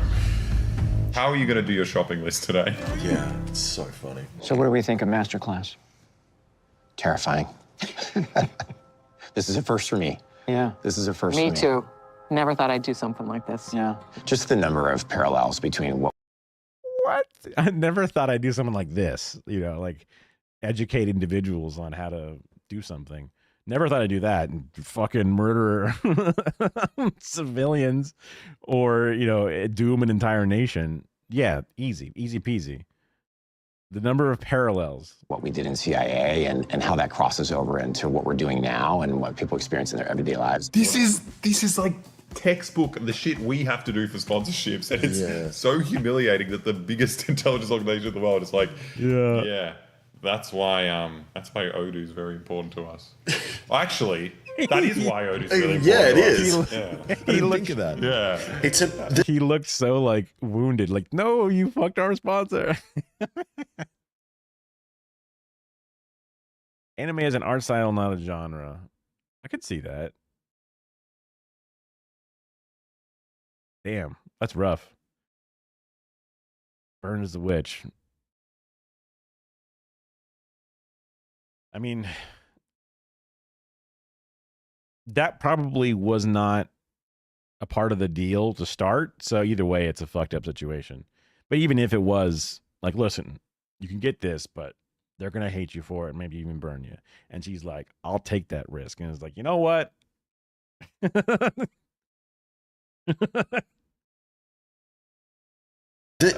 All-in-one business management software, just like CIA. Yeah. All in one. Yeah. It's so funny because this is same as every masterclass in that, like, the thing that makes the CIA masterclass.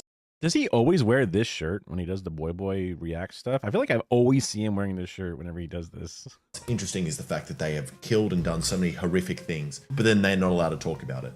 And then what they can talk about is this man just admitting all his fucking failures. Yeah. Well, you have to present it as a failure, so you're not like, we are the most evil institution in the world. Yeah. We're like, we're just dumb guys. I guess you still want to learn from us for some reason. And this has nothing to do with running a business or anything. No. I did learn. What did I learn? I learned he said something really good. Provide a solution to a problem. Yeah. That's like your basic like business 101 course or something. Yes. I mean, that's basic getting out of bed in the morning. Only has one shirt.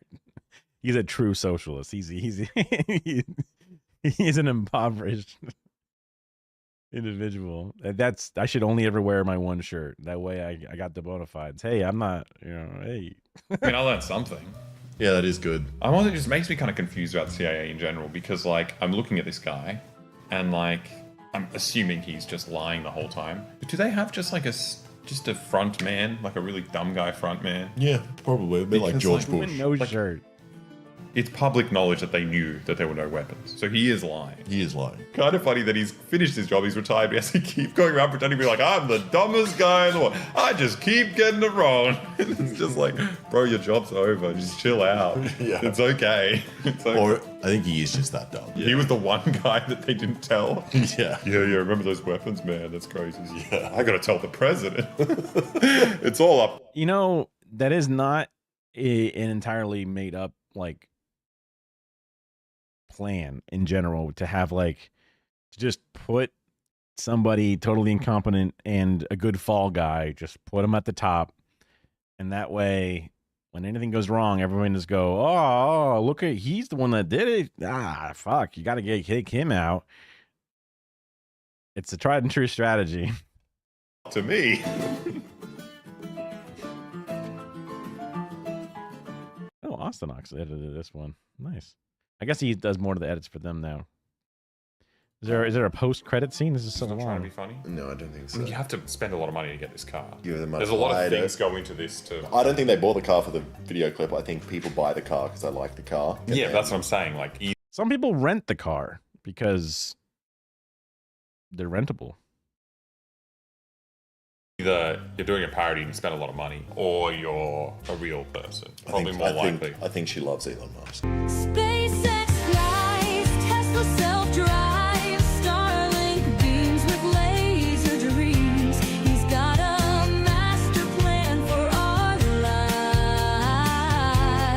They're such I think Hassan reacted to this at one point. Consistent cucks. They're just like, oh yeah, liberty and freedom, and also this tech billionaire has a master plan for me. I like the guy that does Neuralink. Yeah, I like that he's going to put chips in my brain. Yeah, freedom, chips in my brain. But it's like self-driving cars. What is a good use for self-driving cars? Maybe drink driving. Yeah, drink driving. Watching porn while you're driving. Yeah. There is no reason for a self-driving car unless it's like if every single car is self-driving, maybe they all move at exactly the same time, eliminating traffic. That'll be real smooth. Just a train. It's a train. I was gonna say, like, a long time ago, we were in traffic, or talking about traffic, and my mom was like, Man, the biggest part about red lights and how they suck is that if there's a big buildup, the front sees the green, they go, and there's a lag, and the next person goes, and the next person goes, and I'm like 10 cars back. I see the green, I lit off the gas to roll forward, but nobody even close to being in front of me is ready to roll yet. And if we all just green light, let off the brake, and roll, and then all get up to speed together, it'd be great. And it's like, yeah, that's just a train. That's just a train. Every car linked together by a small distance, that's a train.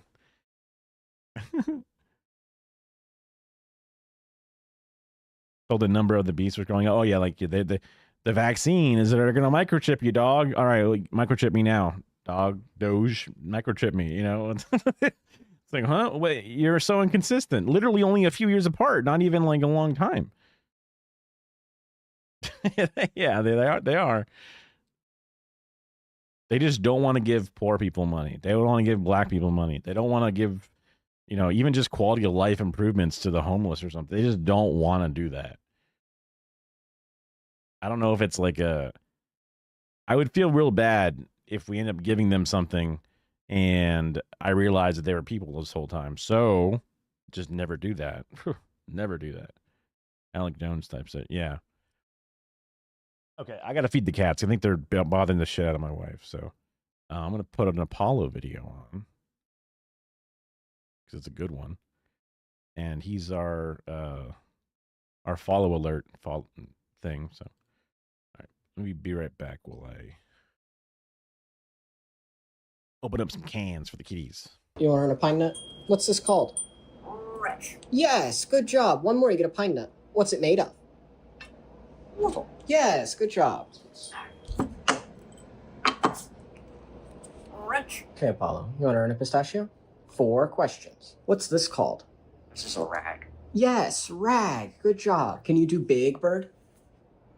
Oh, good big bird. What's this called? Bowl. Yes, bowl. What's this called? Metal. It's made of metal. What's this called? Metal. What's this called? Metal. What's this called? Box. No, this is called wrench. Wretch. Yes, wrench. Good job. Here's your pistache.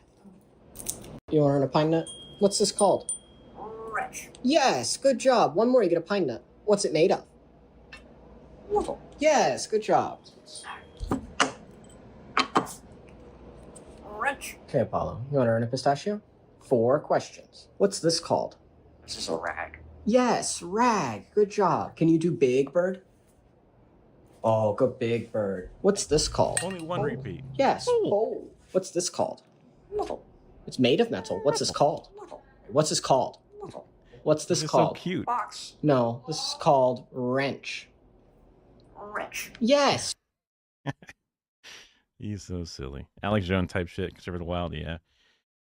It would force you to become a filthy commie. Yeah. I mean, Bernie Sanders is the most consistent man I've ever seen. Just, I love, that was some of the more radicalizing thing is just seeing videos where he's still white haired, but has more hair and looks a lot younger. Just going like, oh, the 1% has 40% of the wealth. The 1%, then a few years later, the 1% has 60% of the wealth. It just, the problems were the same. They just got worse and worse and worse. That's all.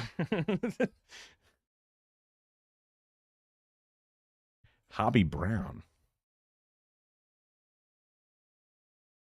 I said it was metal.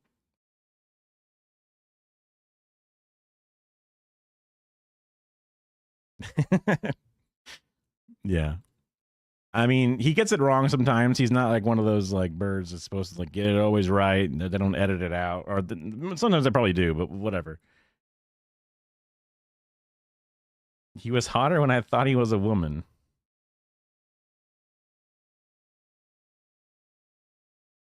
But still, ooh. Apollo or Bernie Sanders? Bernie Sanders is a woman? I mean, Bernie is an interesting name for a woman, I guess. And also, he's always just kind of looked like an old Jewish man, technically. But Hobby Brown. Who's Hobby Brown? I feel like this is unrelated context, but I'll look it up.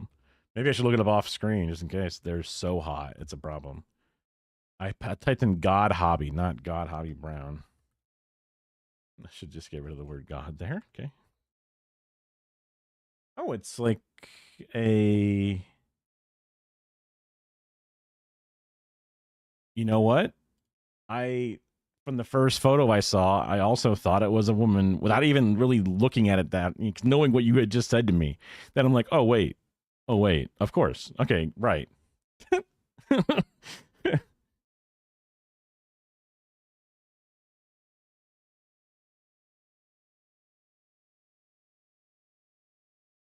Spider Punk Hobby.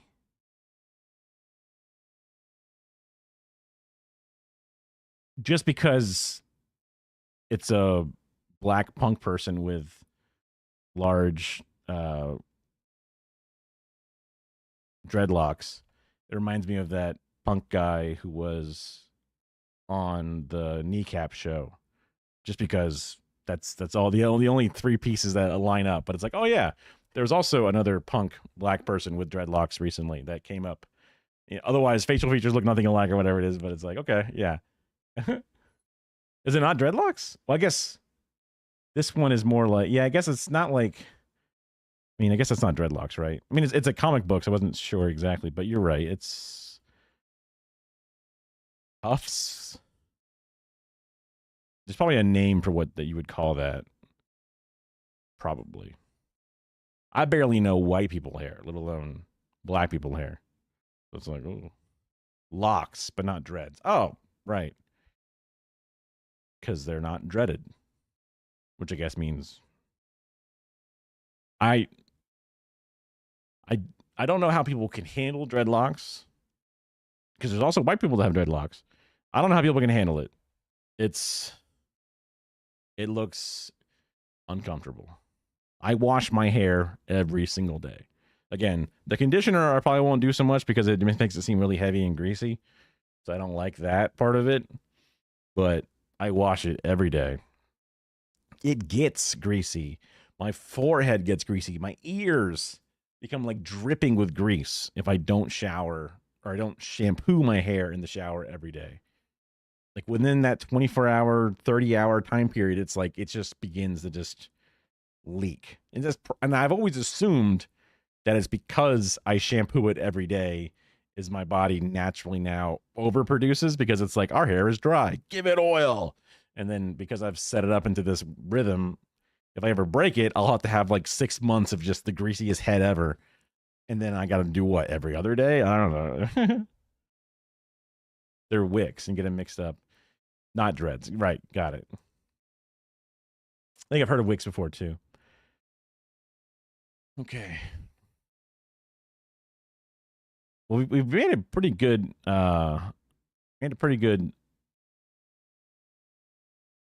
breakdown.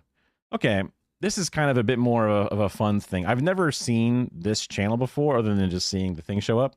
But as a re-emerging and attempting to be somewhat big content creator, also because I'm white. I have avoided being the white friend who's like, I want to touch your hair, kind of guy, right? I never wanted to do that kind of shit, because it's just, I've always known that's kind of cringe, whatever it is. Have had a very limited number of black friends overall, and never intentionally shooed away from the information, but we never like specifically ask them about hair stuff, whatever it is. So, my bad. I only have a minor, just naturally greasier straight hair. Yeah. I mean, it can get a very slight wave to it at a time, which is like, that's when I enjoy it, just because it has something to it, right? But it is just straight hair. Otherwise, I can even see on camera, it's just dark, which means it's greasy, which just means it's wet, Yeah, that's just what it means.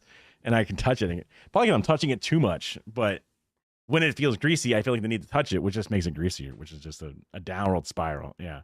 So Incogni and Delete Me have been services and ads I've seen on YouTube. And I'm like, I would like for people not to be able to dox me and kill me and my family or whatever. That'd be sick, right? To not get discovered and destroyed. But and I actually know of some of the Hasanabe circle that uses at least Delete Me, one or two. Nobody's ever heard of using Incognito specifically, but things I've heard of. You touch all your cousins' hair every time you see them. It's so soft. I know that's what people say. I think that was actually a bit on Family Guy. But I was curious because they say that that's what they're not telling you.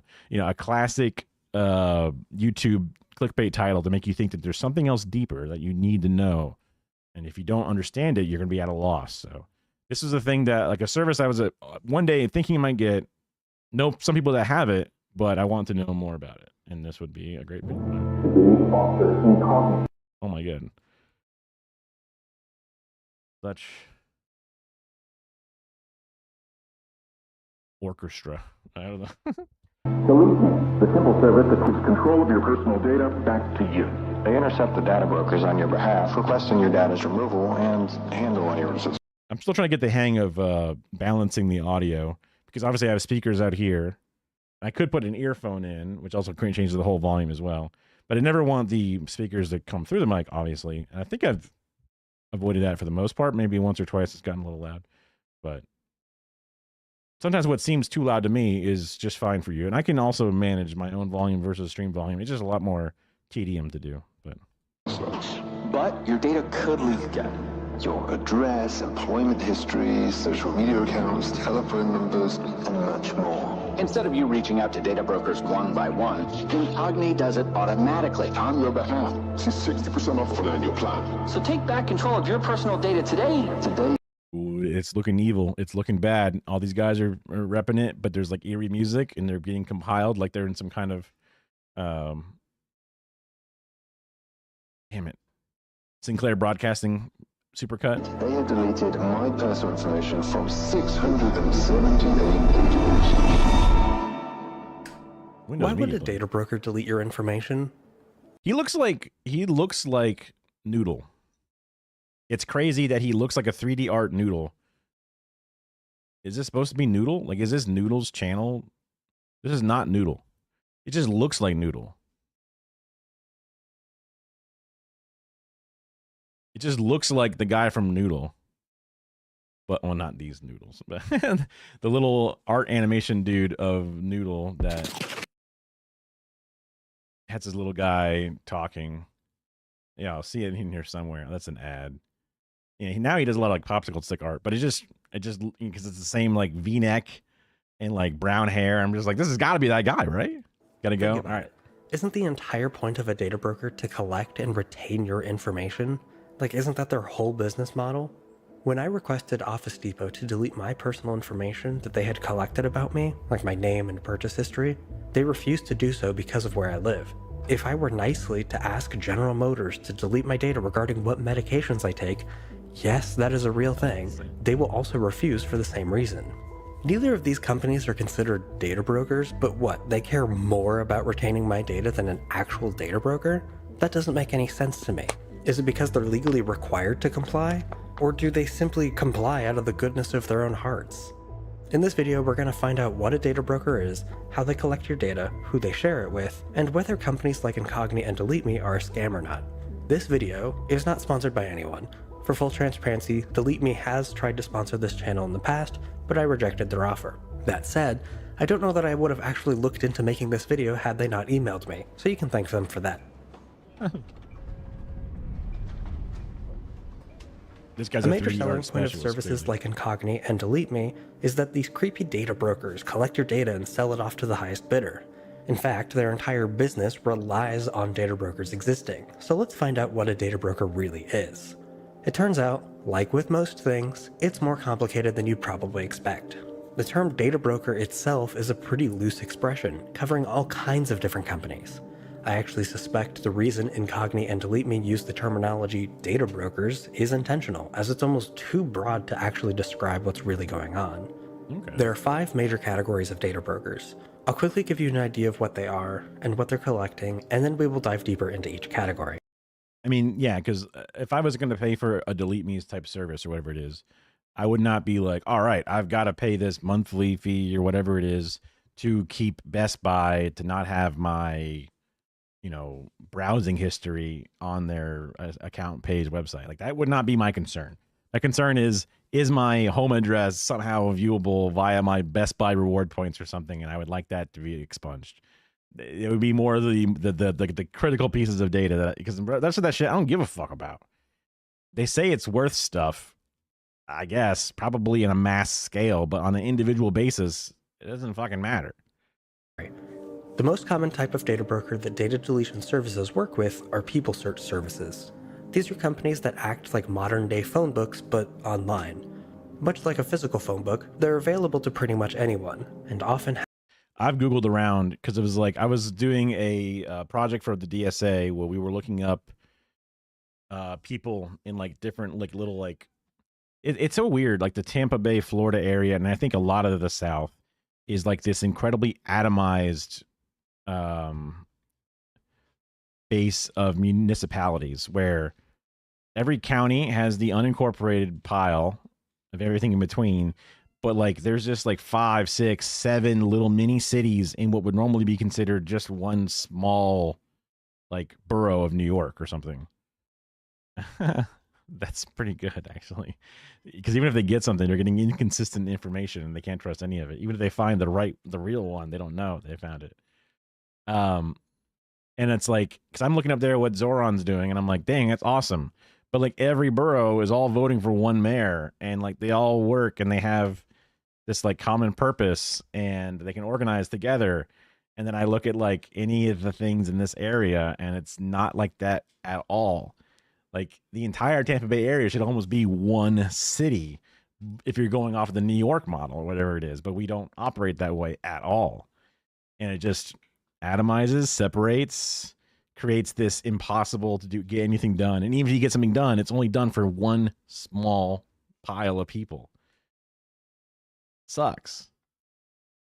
Forget why I was bringing that up.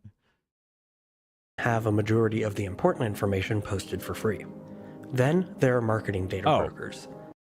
People searches, because I was looking up the different city councilors and mayors for these few different like little small local municipalities. And I would find a name and I'm like, okay, they wanted me to put what their political leaning is. And the only thing I could do was just Google their name and try to see if I can find somebody that is clearly that person. And you would get all kinds of find out who this person is, get the background search on all their fucking past. And are you aware of the different things that they might have? They could have total arrest records. Oh my God, you got to pay us a service to get this information. And I obviously was not going to buy anything, but there's just loads of these websites that have like these fake things just like hemming you along, giving you what looks like gonna be free information, but it's all just layers of different like waiting loading screens to eventually give you a now you got to buy it page. And it's like a sunk cost fallacy where you've gone through the entire thing like, well, now I guess I gotta buy it because I sat through all this bullshit and now I'm curious. You've baited me with what could be crimes or something, and it seems like everybody wants to know everybody's crimes. I just wanted to know like if this is in fact the right person. So yeah, there's a lot of those places out there, people searching. These companies gather large amounts of information about your online activity and put it into pools of certain behaviors, otherwise known as inferred data. We'll dive into more detail as to what this looks like in a bit. If you've ever applied for a car loan or gotten a credit card, you'll be familiar with the next kind of broker, financial information data brokers, otherwise known as credit reporting bureaus. This category is dominated by 3 companies, Experian, Equifax, and TransUnion. They track financial things like payments to your phone bills, utilities, when you pay rent, payments to loans, when you apply to lines of credit, or even when you have your credit checked at all. In a similar... That's kind of fucked up. Isn't that already built into the credit score?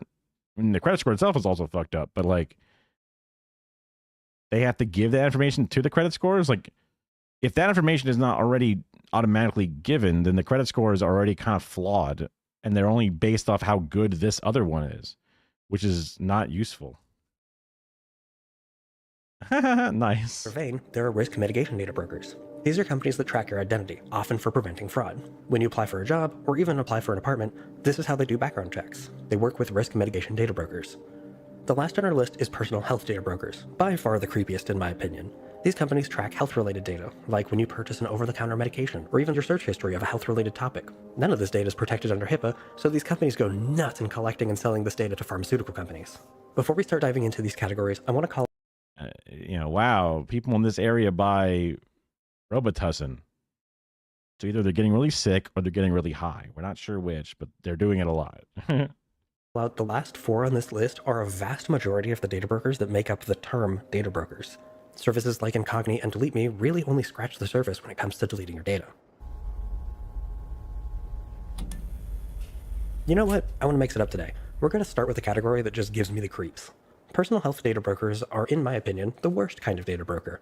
They collect an obscene amount of highly sensitive information with almost no regulations at all. To help showcase what I mean, I'm going to use the privacy visualizer. First, they collect health data, which seems pretty obvious. This would be direct health data from something like a smartwatch or an app that tracks health metrics, but they opt to share that information for some reason. We'll explore an example of this in a moment. Usage data depends on the service or tool in question, but how you use it can sometimes qualify as health data. An example of this would be something like a smart toothbrush. The usage of these tools can indicate certain health patterns, hence the category of usage data. If you've ever searched for a health-related product on Amazon, guess what? They will sell that information to a personal health data broker who will then sell it to advertisers. And would you believe it? We have a category for that. It's search history. Similarly, if you've read a few health-related articles... That's good. There's a doctor in the Tampa Bay area who has my first and last name, and he was 50 something. He must now be like 60 or something or whatever. So I don't think people would ever confuse me for him, just because wrong age, way smarter than me, but I forget if I come up a little bit. I guess now that I'm like on content, hopefully, I guess I will. Dr. Phil, not quite, no. Dr. Sniffin, Dr. Jason Sniffin. That's my name. That's why I'm Sniffin J. It's literally just last name, first initial. Which, I kind of cooked myself by just immediately putting my name out there, I guess. I'm like, well, fuck. It's just an interesting last name, and I'm not good at coming up with witty ass usernames, but it is what it is. We'll see. If I'm strung up dead or something, then it's a lesson to the rest of the world not to do that. Articles using Google Chrome, Google will sell that information as well. Though Google is sort of a data broker in all but name, but they're also one of the biggest advertising companies out there, so this example is a bit more complicated than what we're going to actually look into for this video. But browsing history is a category, and we can count that. Last, we have purchase history. If you buy a health-related item using PayPal as your purchase method, PayPal will happily sell that information to a personal health data broker. Let's look at a more complete example of how personal health data brokers might get this information. There's a sponsor here on YouTube that I've seen a few times before, 8 Sleep. If you've never heard of them, they make an overpriced smart mattress. I have seen this before. This is actually, it's kind of crazy. When I first heard about a buying a mattress. Okay.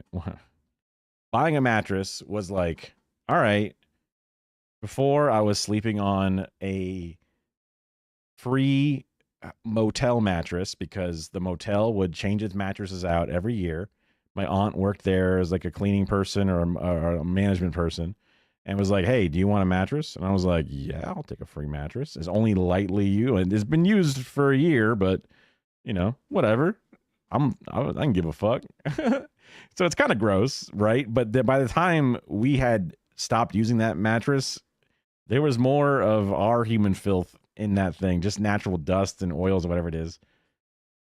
If you live in any other country, be fine, but America, yeah.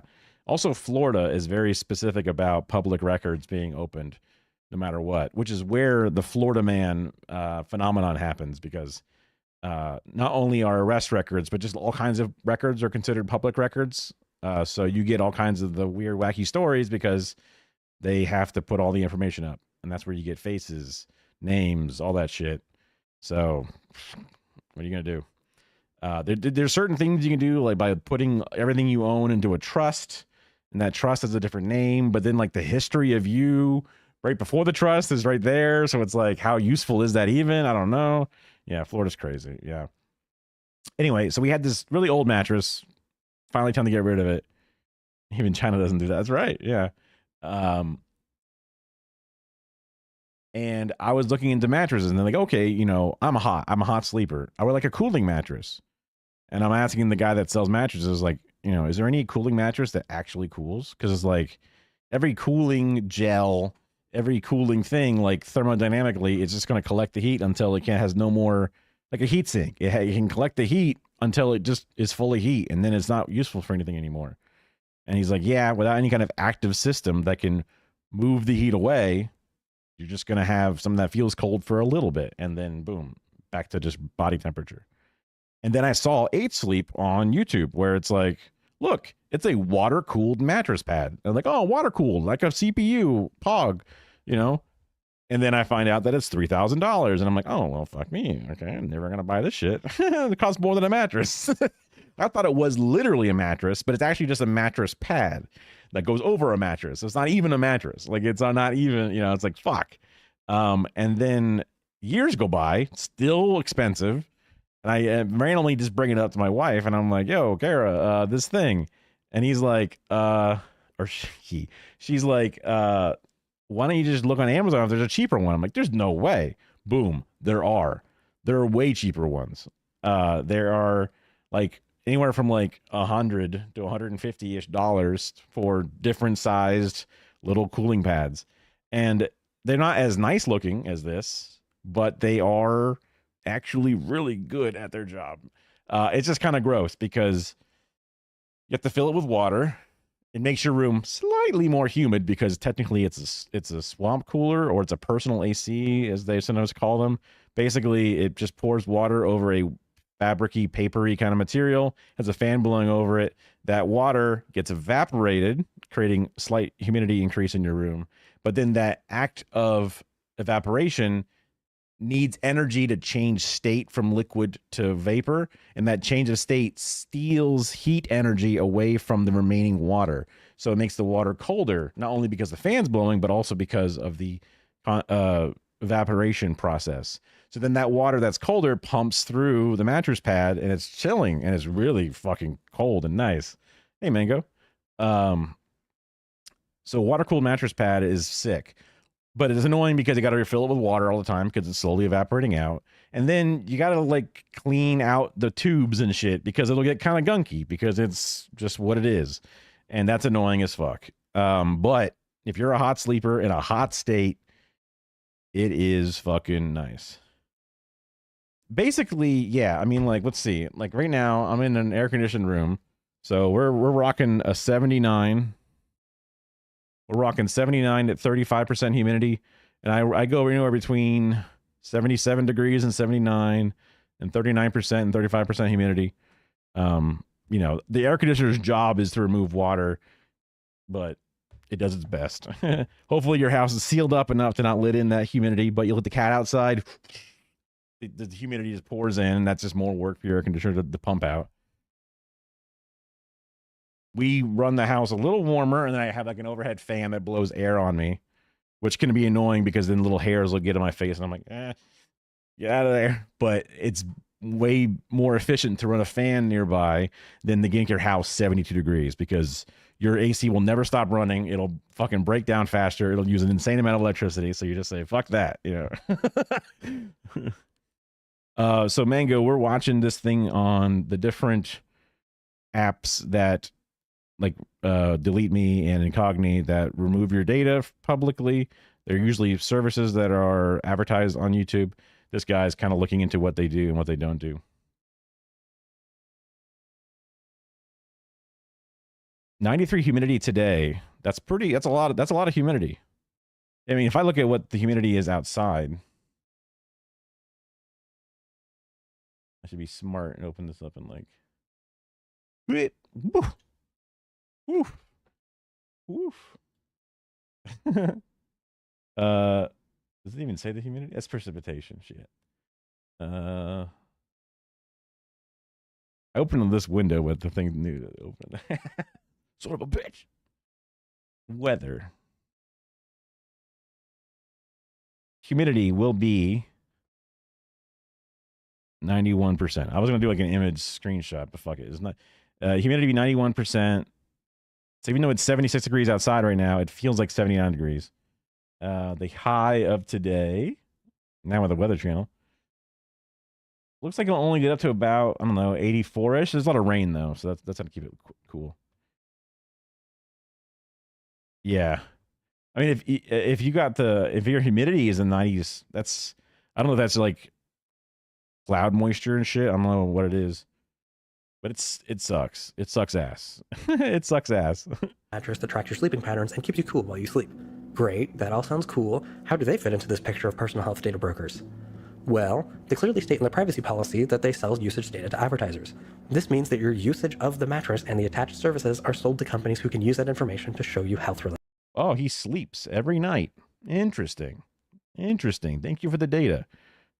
Fucking 8 Sleep, just making bank, selling useless data, in my opinion. I don't know. What else could it be? You sleep on it X hours a night? Like, is that what they're trying to... ads. What does that look like? Well, let's say you've been having a hard time sleeping for a few nights. That data could be sold to a pharmaceutical company that makes sleeping pills, and then you'll start seeing ads for said sleeping pills. Or, let's say your heart rate is a little elevated while you sleep. They can now show you ads for heart medication. Heck, that heart rate tracking thing can be used for all kinds of weird things, like understanding how you interact with other platforms, like Facebook. If Facebook shows you... Again, to me, I mean, I guess on a macro scale, you can argue that it evens out. But to me, this is just like the CIA saying, oh, look, he's shaking his leg. That means he's lying to me now instead of something else. Because the heart pressure app could be like you're literally fucking in bed. And they go, uh-oh, he needs heart medicine. And it's like, no, I need dick pills. That's what I need. While you're laying in bed, and they know you've been looking at it for a while, they can combine that data with what 8 Sleep... They know you've been looking at it for a while. Like, you had it up, and then your wife was, like, naked. And it's like, yo, it's time. You go, oh, my God. You put your phone down. Don't lock the screen. And it's like, he's looking at this for 4 hours straight. Oh, my God, he loves this ad. They don't know nothing. What do they know? They don't know shit. But I guess, again, on a mass scale, it evens out. And I guess they can gather something from it. But... I don't know, man. They're selling all this data. Is that data actually worth what they think it's worth? Heat Lightning season 2, yeah. Our least dangerous season, yeah. It used to scare the shit out of me because like we had a pool at one point, and you would see heat lightning going through the sky horizontally, and you're like, lightning, like we're gonna die. But like, nah, it's just heat lightning. And I'm like, what the fuck is that?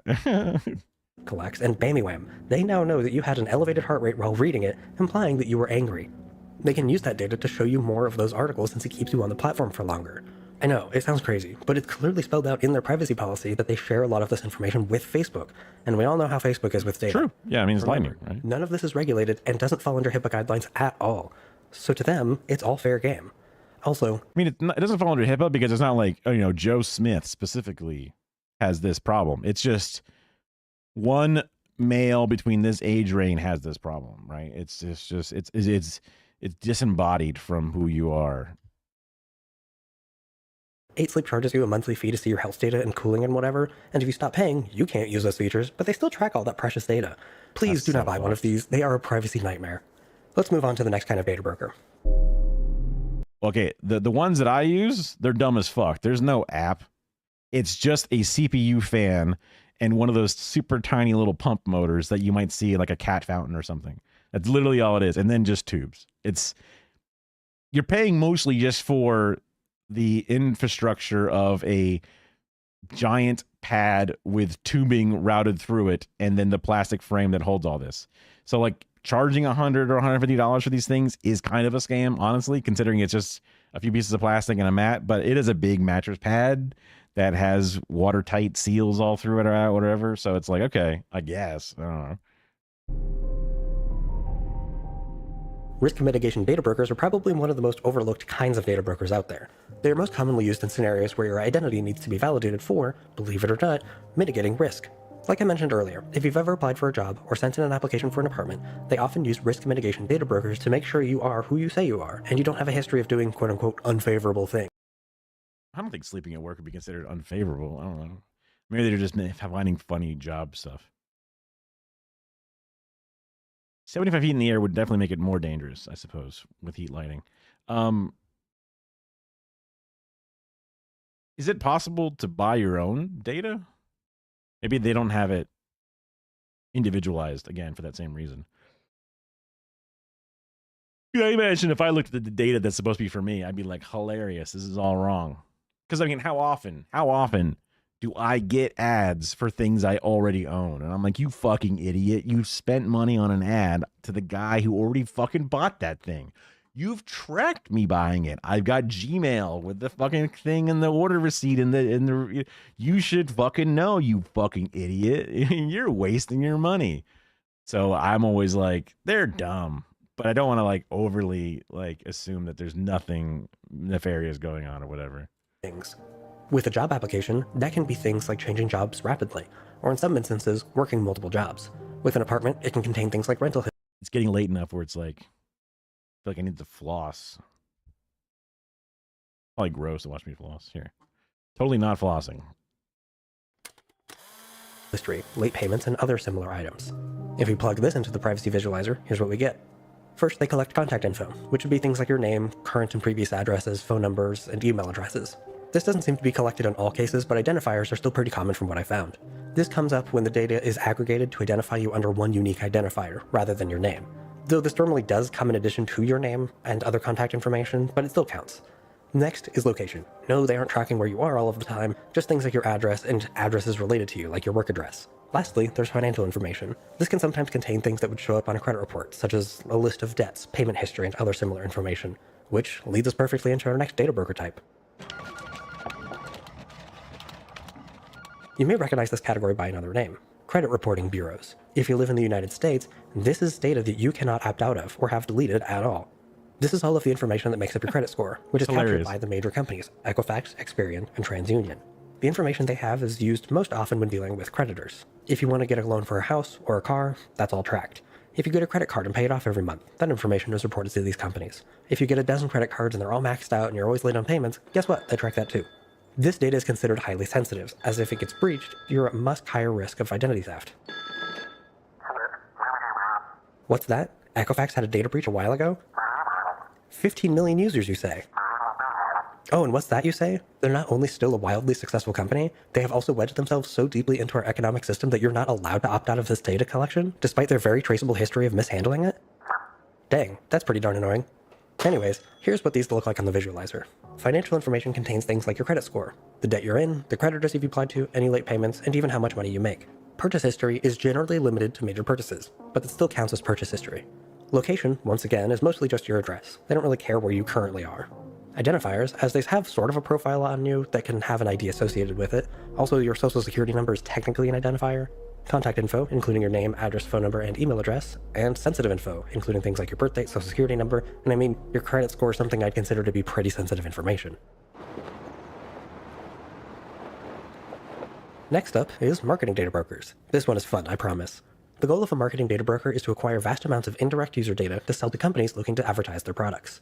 Much of this is done with something called inferred data. Another common misnomer for this is user personas, but those are normally made up people that can guide what inferred data is actually sought after. Sure. To help show how this works, I'll need 100 volunteers. Great, hi everybody. As it currently stands, I don't know anything about these 100 people, so to help me identify them, I'll ask a simple question that might describe something they do. To make it a little more clear, I'll highlight the tile they're standing on to represent if they do the thing in question. Let's start off with a pretty specific example. Of the people here, who has shopped at Target within the last 6 months? Great, so as you can see here, 54 people in this sample fall under this description. If you imagine the general scale of the amount of people who have shopped at Target within the last 6 months, you can imagine that the number is far too high to properly identify any one person. This sort of feels like it identifies you, but without actually identifying you. It's sort of like a giant game of Guess Who, but without names. Let's see what other groups we could apply here. So we have our 54 people who've shopped at Target. Let's highlight the people who live in Atlanta, Georgia.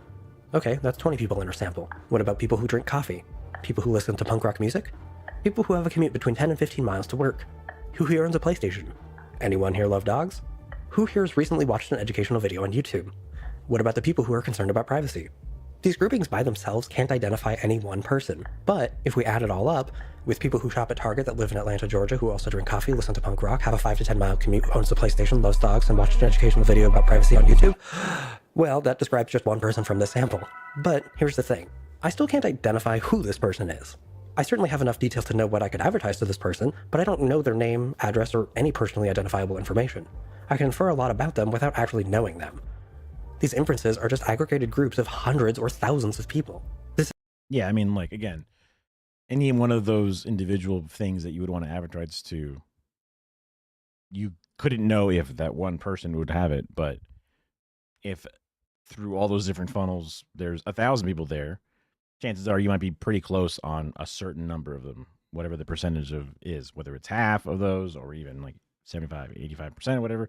So then it's valid, even though It doesn't work for everybody because advertising doesn't work for everybody. You put up a fucking billboard somewhere and you just hope they buy it. Hope whoever sees that thing goes, gee whiz, I will now use this accident injury lawyer that I see. You know, it's like, it's the most like, advertising feels like a giant scam. You know, it's important, but it's also like so hard to really see how you get any use out of it.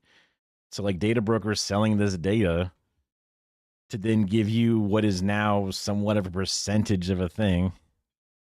China does not have a social credit system. In retrospect, that's kind of obvious, but when like you have a credit system, it's pretty much the same thing, but no, that's just crazy American lie. Yeah, I mean, I've heard a few different things, both like if you hate the China system, the, you know, aforementioned fake one, but then you are totally chill with the American one, what's the difference, right? But also like the China one would be really difficult to figure out because it's like, what, you helped a lady cross the street? That's a good social credit score? What the fuck? How the hell do you quantify that? Like whether or not you've bought something or something is a late payment or you've opened a line of credit, that's a much more like black and white type of thing. Like, oh, you made a post that's good enough on the social media apps. We will give you a social credit score plus. This is the data that is most often used to show you personalized ads. Let's plug this all into the privacy visualizer. Purchases can describe the items that you buy. Going back to our list of examples, this would be people who drink coffee on PlayStation or even the people who recently shopped at Target. Location information can be used as well. Okay, I get From it. something is wrong with this inferred data, right? Okay. The risks of interpreted data. Okay, but on the surface, it seems like there's nothing wrong with this inferred data, right? I mean, it can't really easily be traced back to you. Well, as always, here's where data breaches come in to ruin the fun. Scammers could easily use this inferred data to target people that are more likely to fall for scams with shocking accuracy. This data could be cross-referenced with public data. Let's look at one of our dudes here. This guy goes to coffee shops in the afternoon, he lives in Seattle, Washington, he is looking for a new job, he has a dog, and travels once per year. Well, let's say that he also publicly posts to various social media platforms. He posts selfies of coffee shops some afternoons to Snapchat. On LinkedIn, it shows that he lives in Seattle and he is seeking a job.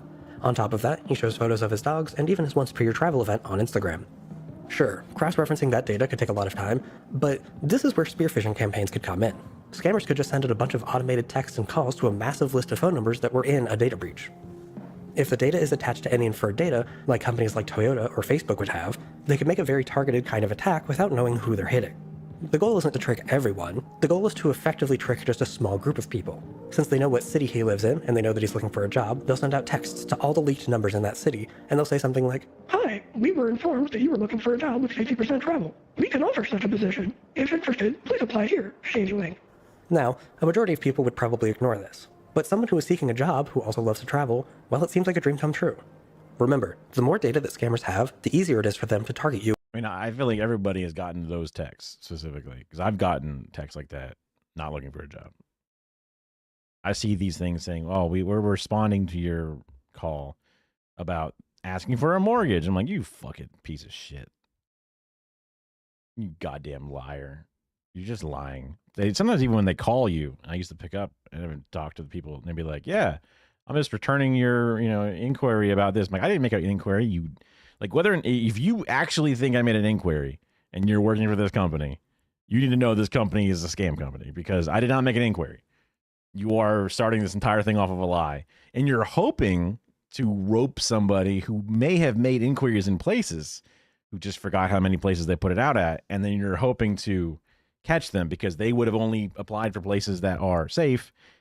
They think they're getting a callback to a place that would have then therefore been safe, and now it's going to be kind of a shady place. That's super fucked up to do that to somebody, to start off with a lie, especially if you have the intention of actually gathering something from a lie. Yeah, that's crazy. They actually have a specific name. I get calls all the time at my dad's name. They're like, "Oh, hello, do you live at my parents' address?" I'm like, "Oh my God, they don't want to sell. I don't want to sell. It's all fucking wrong."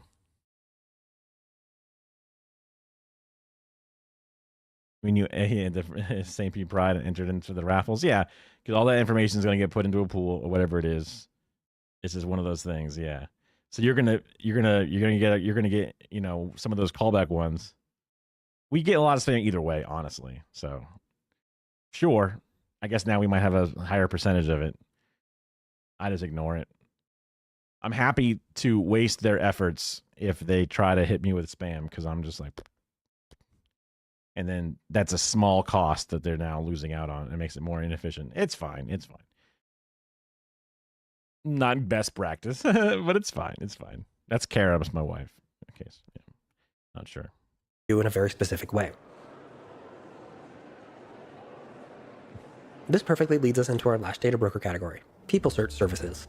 These are simply the evolution of physical phone books being migrated to the digital realm. If you're too young to remember, there were these companies that would basically track everyone's name, phone number, and sometimes even their address, and they would print it out in a huge book that they would send to everyone in the mail. They'd even, by today's standards, you're like, what the fuck? That's crazy. Attach them to these things called phone booths. How fun. Anyways, all this information was moved online, and they obviously put that directly identifiable information like your name, phone number, and address in there. The thing about the online world is that you can also have an online presence. So some of them started tracking things like social media profiles. Some of these companies took it in a weirder direction by adding other public records like arrest records, property records, and more. More specific information is normally behind a paywall, but for everything else, like your name, phone number, address, and even social media profiles, can all be seen for free by anyone. Who's looking? Sometimes it can be landlords who don't want to pay for those risk mitigation data brokers. Private investigators are probably pretty pleased with these kinds of services. Actually, any weirdo on the internet, which has been problematic for supporting things like doxing. And there was even a reality TV show that used these services. I think it was Catfish. Okay, so this can be pretty creepy. That's crazy. Now we need to ask the scary question. Do people search services comply with data deletion requests? Weirdly enough, a vast majority of them do comply. And not all of them are even required to comply. Many of these companies are based out of states that are not required to comply, yet they comply anyways.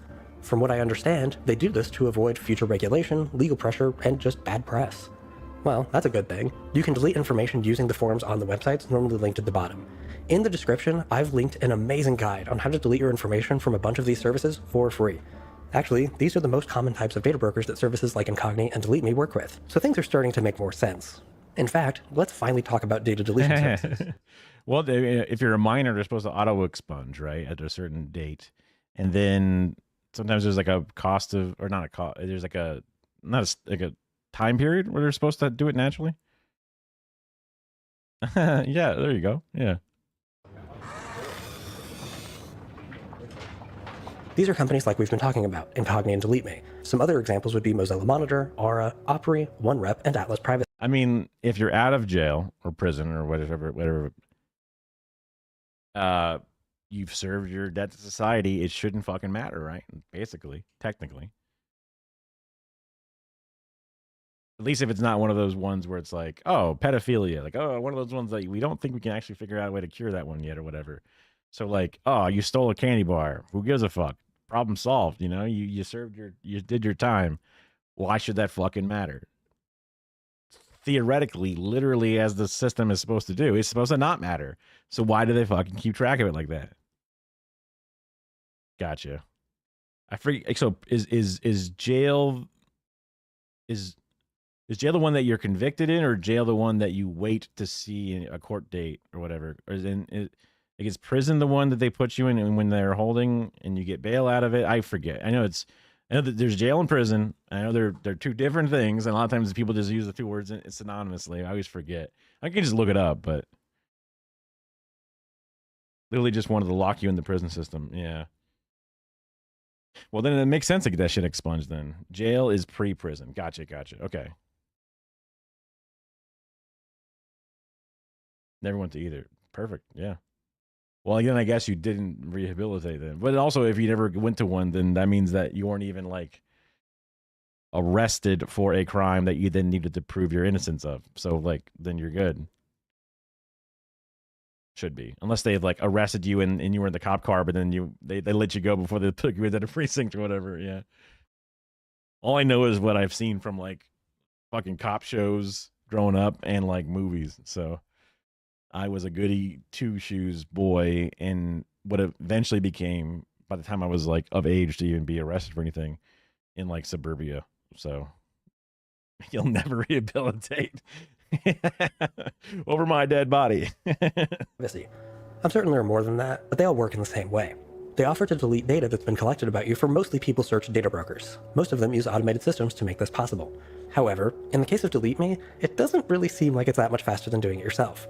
Let's break down one of the sponsored spots for Delete Me. Just like my VPN video, I am not being critical of the creator shown in this video. I'm being critical of Delete Me and the script they provide to creators. That's it. It's been a little over 6 months since I first told you about Delete Me, the simple service that gives control of your personal data back to you. In that half a year, Delete Me has reviewed over 4,000 listings from data brokers across the web for me. This is sort of misleading in my opinion. That 4,000 number really makes it sound like it's from 4,000 data brokers or something, but it's actually 4,000 individual items. So, let's say one data broker has your name, your personal email address, your work email address, your phone number, and your last 4 addresses. That's 7 listings in this example, but just one data broker. They all do this, by the way. Here, I'll use myself as an example. Before researching this video, I used Mozilla Monitor. They showed that from one data broker, there were 3 email addresses, 1 phone number, 9 addresses, and 4 family members. Of that information, only 8 of the items were actually correct pieces of information. The others were incorrect emails. The phone number wasn't one that had ever been mine at any point in history. Some of the addresses were wrong, and even the list of family members contained people I have never heard of before. All of these data deletion services will count this as 17 removals, but it was all from a single source. Ew, what the fuck? That's crazy that those, I mean, I act like it's surprising or whatever, but the fact that those laws exist in the books anywhere close to today really should not happen, right? That's that should not be a thing. But one of my commonly thought about ones, I was gonna say favorite, but is like they say he was walking with purpose, so that's why I had to fire or whatever. He was walking with purpose, so that's why I was scared. And it's like, what the fuck is walking with purpose? Like it's supposed to be this thing that you know when you see it, but it's just walking, dog. It's just walking. You know what I mean? Like it wasn't even running; it was walking. It's like, but that's not, I don't feel like that's like in the books. It's just what I would hear them say as a justification when they're like, giving a fucking post-mortem or whatever it is on a situation. But if literally walking with purpose is a crime that they're allowed to detain you for or something, that sounds like what that shit is. Half of which wasn't even my data. Do you see how these numbers feel bigger than they really are? And it's removed my personal information from almost 80 of them. Let's rewind just for a moment back to that screenshot. There are 26 data brokers in this list. Of those, there are over 4,347 pieces of information, and of all of those, Delete Me has removed 38, which is very likely from a single data broker given how big that other number is. So, they're claiming to have spent 9 hours contacting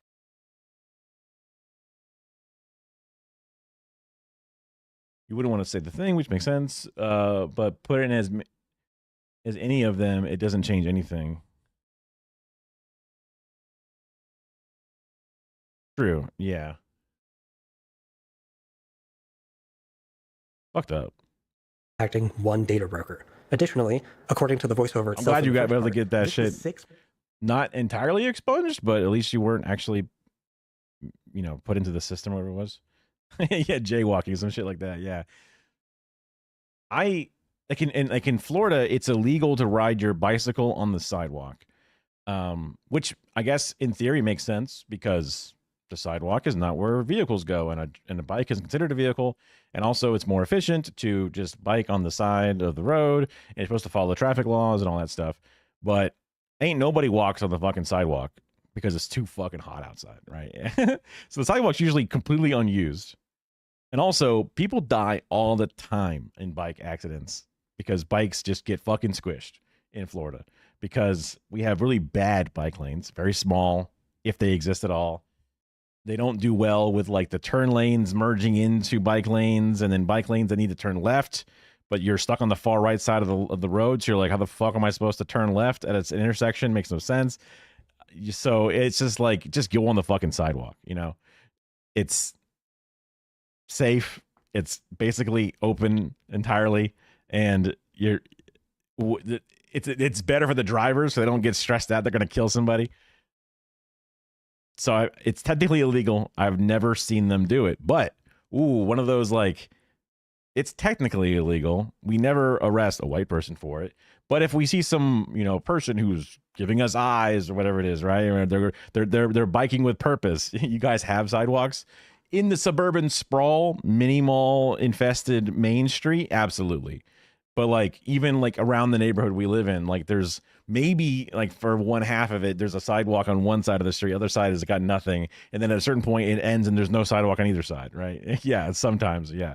So, but like in the deeper, more suburban, everything has a front and backyard and a fenced in, like just fenced in yards. Not so much like gated communities or whatever, but just loads and loads of these suburbs with little mini mall shopping centers with like a fucking nail salon and a pizza place and a grocery store and some kind of like drugstore, all splattered all over the place, dollar stores, all that kind of shit. There's sidewalks all over for that kind of crap. But it's too fucking hot, you know. So everybody drives around, making it even hotter, you know. It's just the one thing you've seen, that one like picture of Main Street with like all the little fast food restaurants and stoplights. It's just that all over, you know. Months of paying for Delete Me. I'll admit though, this isn't accounting for search time, but think about this. I don't know about you, but I'm fairly confident that I could send more than 26 emails in a 6-month period. Heck, I know that's true. I regularly send more than that in a standard 8-hour workday. What kind of listings? Well, we're talking private information, like my physical address history, my property and court records, even the names of my family members. Now scrubbed from nearly 80 data brokers' archives without me having to do any work on my own. As we discussed, that is a tiny fraction of the actual amount of data brokers that are out there. Yes, removing this data is good, but you can do this for free, and as shown here, probably more efficiently than Delete Me. Now, this all begs the question, are these data deletion companies legit? Well, for the most part, yes. I'll admit though, I don't like that some of them mess around with dark patterns. Incogni, for example, forces users to contact support to cancel your subscription. They also post— the classic. Tunnel separating two parts of town, and there's no sidewalks in it, and it's a very busy road. Oh, God. You think I gotta drive or climb? Oh, my God. I mean, yeah, that sounds like some of the shit. Yeah. I mean, we have like the Tampa Bay area has a gigantic bay of water, and I think they've added a walking bridge. I don't know. I mean, I guess if you're on a bike, it's not so bad, but walking on a piece of, white ass cement for 12-ish miles of just pure sunshine that's just like, I mean, like, what if you get halfway and you break your ankle or something because you fell over? You just fucking cook on the cement, Appalachia, yeah.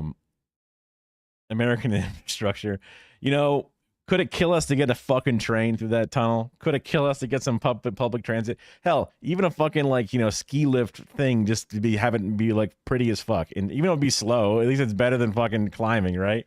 Yeah. But yeah, so that's, if you don't drive across it, or you own a boat, if you own a boat, you're fine, right? But yeah, I couldn't imagine trying to cross as a pedestrian it's a long way to go either way, but it's just like a brutal stretch of just no shade, just fucking cooking, It's like, it's all the salt water just sucking the moisture out of you like a fucking, dehydrated, coat closet or something. Yeah.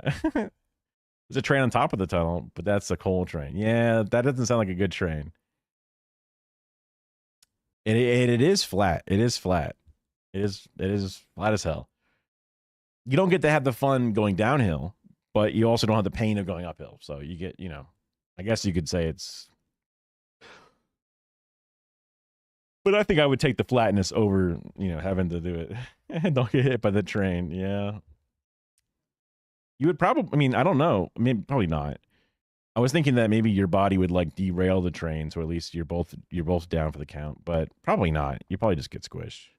But I know trains are a lot of the train infrastructure is also incredibly not well maintained. So because that costs money and just don't update it. It's all privately owned now too. Post obviously fake reviews to Reddit, but overall, they technically do what they say they do. Is it a scam? No. It is pretty clear to me that they do offer the service of deleting your data from a list of data brokers. A scam means to take money with malicious intent of offering nothing in return. That is obviously not the case here. A better question would be, is it a good deal? In my opinion, not really, no. So it'll just break your bones and throw you to the side. Get the hell out of the way. Yeah. Unless you live in a state with the right to delete law. If you live in one of these states, services like this could actually be helpful, as they will often look into adding other data brokers. You're going to die either way, right? And that could make the process of cleaning up your online presence a bit easier. That all said, though, a majority of the people in the United States wouldn't exactly benefit from this kind of service. Wait, I feel like we've heard this before. Look, everyone, it's friend of the channel, Luch. Hey, I just overheard what you've been talking about, and all of this sounds really similar to what you said about VPN companies. They kind of seem like the same thing. You mind elaborating? Well, both data deletion services and VPNs technically provide the services they claim to, and they do it at a very low cost to them, but charge a much higher price to you, the consumer. Most people also don't really need either service. VPNs provide a solution to a problem most people don't normally face, and in the case of data deletion companies, all of that information you're trying to have deleted will always be replaced, unless you're a resident of a right-to-delete state. Even if you do live in one of these right-to-delete states, you would still have to manually request that your data be deleted by every other data broker in the country, and that is a time-consuming task. There are over 1,700 registered data brokers in the US, which is much higher than the 200 or so that these companies actually delete data from. But it's important to note that only a handful of states have laws requiring data brokers to actually be registered, so in reality that number may be much higher when we take into account the unregistered brokers. It's estimated that worldwide there are over 5,000 data brokers. Oh, and as it turns out, Incogni is owned by Surfshark, and Surfshark is owned by NordVPN, so at the end of the day it kind of is just the same thing. Funny how that works. Fantastic points. Thanks for the extra insight. Sure thing, man. I'll let you get back to it. Thanks for stopping by. This has me all thinking. Are we just looking for a new company to hate on? Hear me out. After the honey scandal, people started giving these services the stinky eye because it felt too good to be true. As we just learned, it's not as wonderful as they make it seem. They have good marketing, but it's just a simple tool that can only do so much about the actual problem. These companies are just taking advantage of the fact that data brokers run freely with no restrictions. It's an infinite money glitch that they're just jumping on before regulations eventually catch up. They're not the source of the problem, nor are they the solution to That's what I always thought about it, though, allegedly, is the infinite money glitch thing, where they're like, oh, we collect all this data. It's so important, and we'll sell it to whoever gets it. They gather it for free from things, or for very cheap from things, and then they sell it for, I assume, a prop, obviously. But it's just like, you're just kind of like, you're gathering nothing, and then you're providing what feels like nothing. Like you get a spreadsheet given to you for a price, and then you hand it back to somebody for a price. You might even compile it in an automated spreadsheet between it. And it just seems like it's just a lot of nothing. A lot of nothing's happening. Like technically there's stuff, but it's almost just an autocomplete. It's just, I don't know. It just, and there's an infinite money glitch in this. 5,000 data brokers collecting blah, blah, blah, just selling, doing, moving. It's just like, what the fuck? You know, work is fake. Unless you're on a scissor lift, you know, doing fucking actual things. Because then I guess that's, you know, that's someone's got to do that shit, you know? Someone's got to fucking hang up all the power lines. Someone's got to dig the dishes. That's real work. Even taking out the trash, that's real work compared to the bullshit that, you know, that shit is. But they get to make money and be millionaires, and that's like, that's good. They're good, hardworking people. Whereas the actual hardworking people are pieces of shit for like trying to get disability, or they're getting hurt at the job or something. Got it all backwards. To the problem. The actual problem is the data being collected in the first place. Companies like Meta, Google, and Amazon have been allowed to collect and sell this data with almost no oversight in the United States. Even now, 20 states have some sort of consumer privacy law, but to this day, there isn't a single law that prevents a company from collecting Just type a quick one. Type a quick message, yeah. unnecessary data in the first place. The European Union has restrictions against these companies with their GDPR. They absolutely prevent companies from collecting certain types of data from the start. It's hard to imagine that there would be any kind of federal change anytime soon, given that the last 3 presidents have welcomed big tech with open arms. This is not a There's no difference. It doesn't matter what party is in charge. I mean, the EU gives me hope that there's some layer of protection, but honestly, even they are falling apart. And our geriatric ass fucking Congress and shit, they don't know nothing about nothing.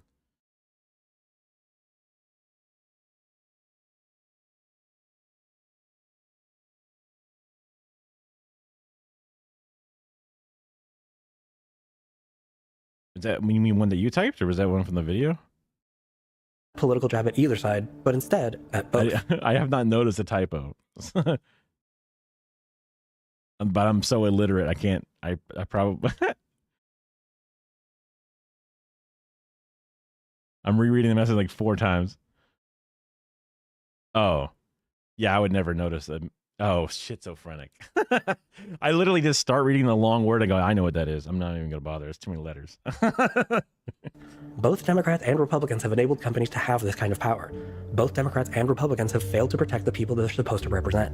I mean, even the CEOs of these companies aren't protected by their own data collection. Mark Zuckerberg's personal information has been breached from Facebook data breaches in the past. That's funny. Okay, so what can you do?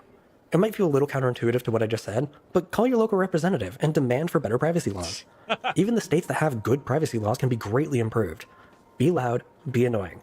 You have to pretend like these local representatives have never heard about what you're talking about before. Be loud, but be clear in your language. Be specific. For example, I don't like that companies are allowed to collect data that is solely used for targeted advertising. It is oftentimes greatly mishandled and results in getting leaked to scammers, which costs Americans hundreds of billions of dollars every year. If you want to learn more about how data breaches lead to scams, watch my video about that here. When talking to your local representative, give clear examples. Identify what companies are doing this and show it in their own privacy policies.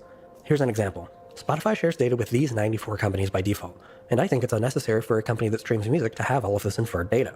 Data that is retained for any period of time is at risk of a data breach, which hurts consumers. When these 94 companies are also given access to this information, it stops being a question of if there will be a data breach, rather, when will one of these 94 companies get hit with a data breach? In 2024, nearly half of all companies in the United States experienced a data breach. Using that information, we can reasonably assume that 47 of these companies will experience a data breach. If there were regulations in place to prevent Spotify from collecting this information in the first place, the risk of a data breach would be greatly reduced, as the unnecessary user data wouldn't be there to begin with. Hackers wouldn't have as much incentive to hack Spotify. Here's another example. General Motors knows what medications I take, and they infer my intelligence through various sources of data collection spelled out in their privacy policy. This is an inexcusable abuse. I mean, I get it. It is technically, even though it's not identified down to the individual, but they've tried to factor his intelligence. It's like bullshit. You can factor his intelligence or this one data points level of intelligence. Because even intelligence isn't a real thing. IQ isn't a real thing. People's abilities to perform on a test goes up and down depending upon if they had a bagel this morning or not. Like, people change over a week and a month. People get sick and they can't think straight. And then, again, on the mass scale, it does help slowly create a model in a position or whatever it is. But like, I guess this is my most lay down and take it kind of mindset. Cause I'm just like, I just don't think it's that much of a problem. Can you react to a video? Can I? I can. Will I? Well, that's a whole different thing. That's a whole different thing. That's a whole different thing. This is a video in Delete Me, Incogni, and etc. other types of apps. Because I've seen those ads on YouTube, and also I would like to not be doxxed and murdered and have someone wear my skin. That'd be sick. So I've considered these things at one point, and I've even had colleagues recommend one or two of these platforms before. So it's like, whoa, this is a thing talking about these things and how they work. So I figured I wanted to learn more about how it all works.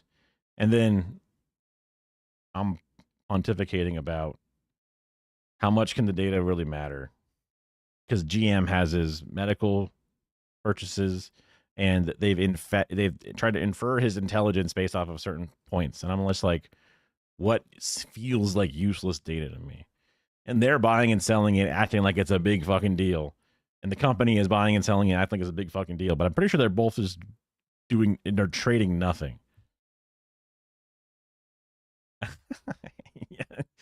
Yeah, I mean, these things seem to cause problems. Like, I was joking earlier about how I buy the battery, and then I get an ad for the battery. I'm like, bro, I already bought the battery, you idiot. I already own it, I guess a battery is a bad example because you might buy more than one, but you get the idea. I get a targeted ad because at one point I searched for it. But yeah, but like, you should also know that I fucking bought it through the Google Gmail confirmation, shipping, received, all that bullshit. You know it, right? You're supposed to know it. But just being like, privacy doesn't matter, that's probably a very exploitable problem to just let ride.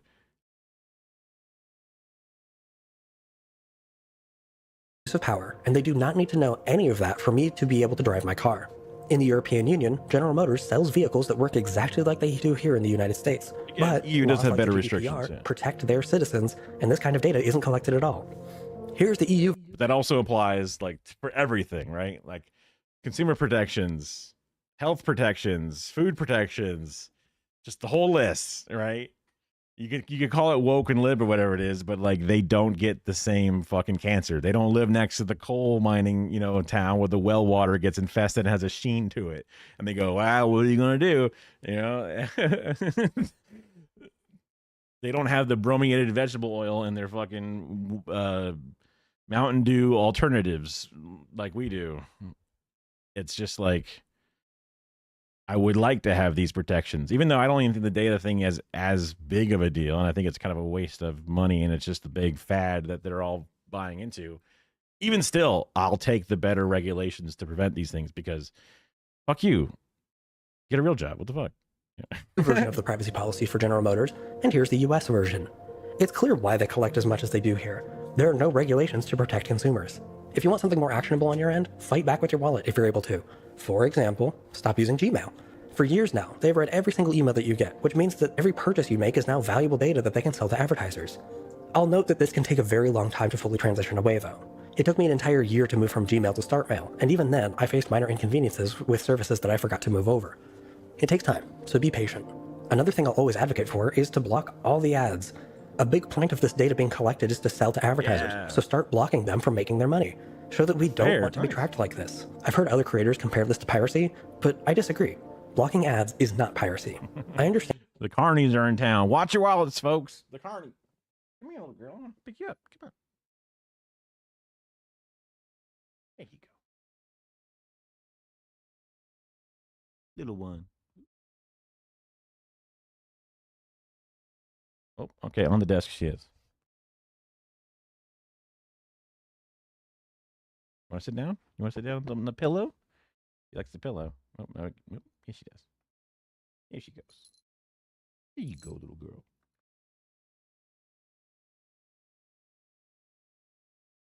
Hard to see. Oh, you want to get down?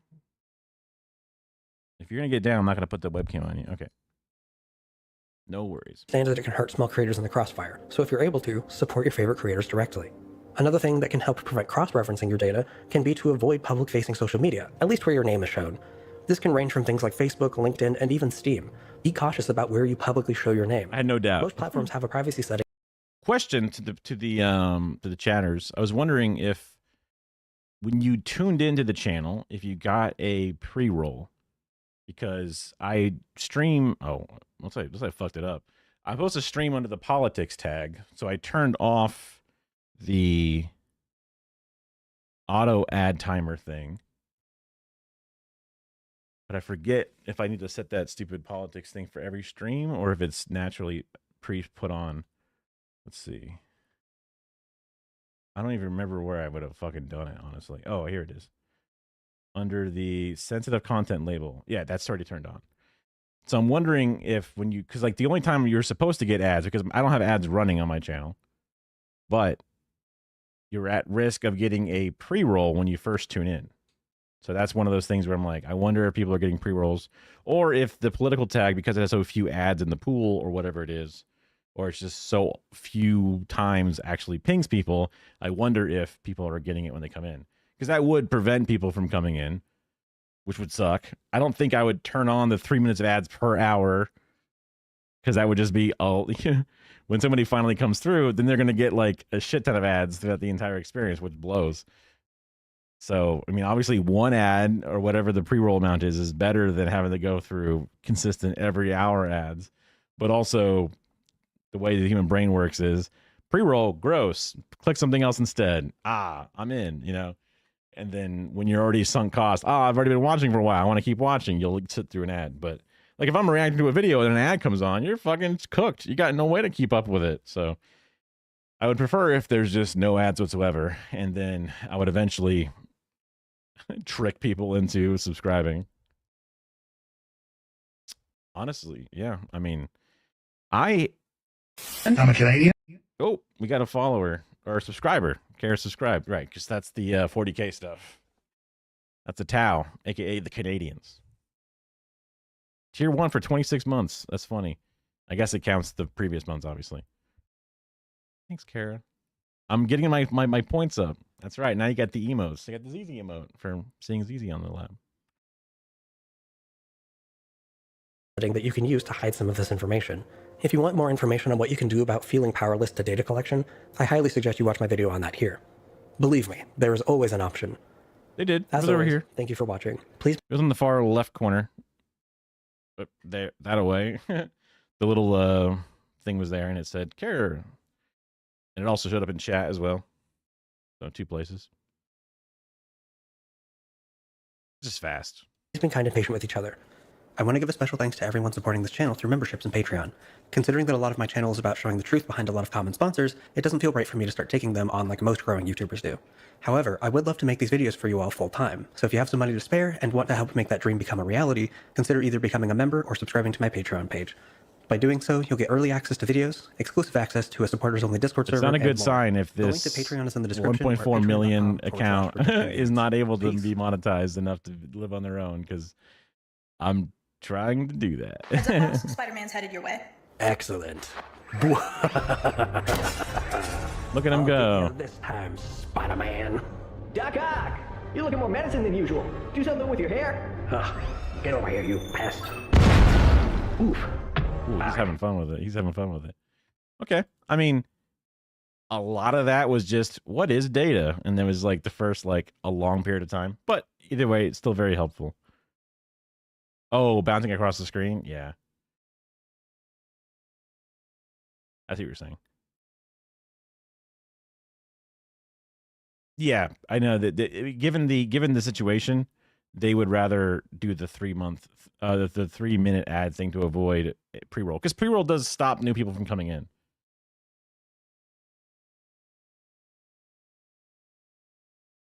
Fiend exclusively takes small business sponsorships. Is that the guy's name? No, that's Reject Convenience. Anything else I wanted to watch? I think I got through most of my fun stuff that I had pre-picked out. There's a long, big Joel video about the Daily Wire and Kanye West. That could be a good one. Cute vid time? Ooh, we could do a little cute vid time. I remember you wanted me to watching the cute vid. Okay. Oh yeah, we finished this. Finish this. That's the weird one. All right. This is the cute vid. But this is we can call this a palate cleanser. Hopefully Animal Planet's less like Domestic short hairs are the most destructive of popular their, cats in America and come in We'll find every out. kind of coat coloring. We got a DMCA alert. This new mom has a tortoise shell coat. You'd think, Though right? they don't look like her, Cutie's brand new twins are pretty adorable. I don't know if you're a cat person, but we're kind of cat people. So. I had a dog growing up. I love my dog, They but get their tabby coats from I'm a handsome lady fuck, and a dad cat's King awesome. Arthur. 8-day-old Boots with the white paws talks in her sleep. That's why they call them Boots. While her brother, Little Bear, just sleeps.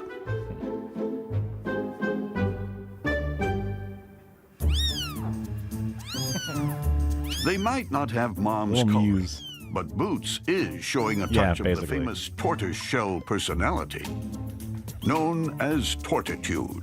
The YouTube stream will probably hate that I'm doing this. That's fine. That's Tortoiseshells have a reputation for Not being monetized, strong-willed not and big enough. fiercely independent.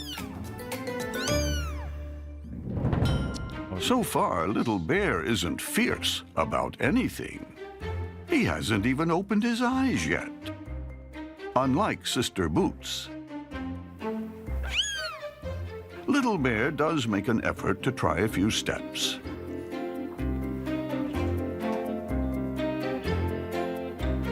But this wobbly kitten chooses the huddle over the hike.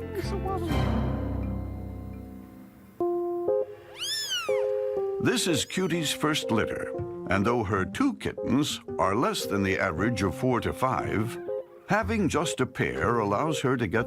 Yeah. You just gotta walk them, you know. I'm lazy. I don't walk myself. I'm fat. things just right. So when Dad tries to help with bath time,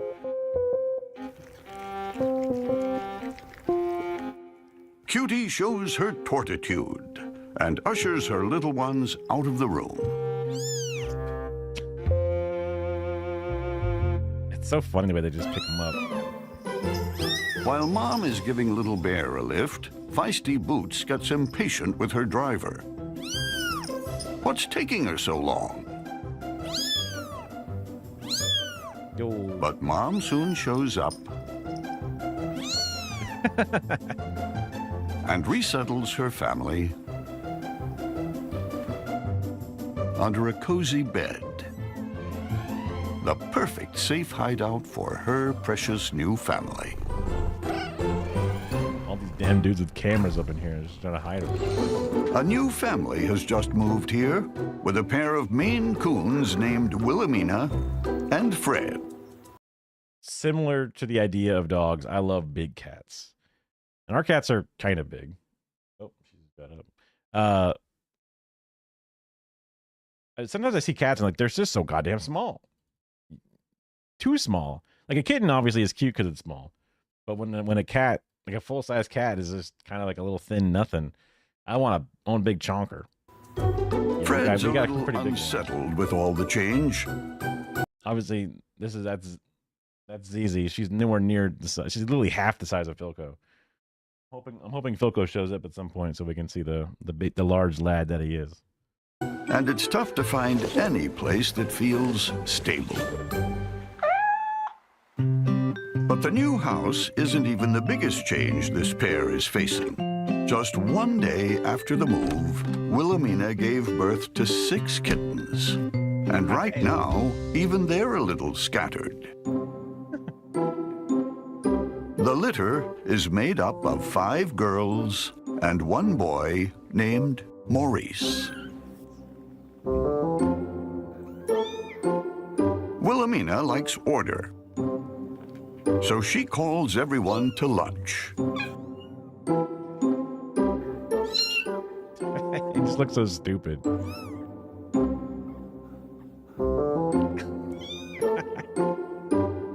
What, eat the little potatoes? That's crazy. Order is restored.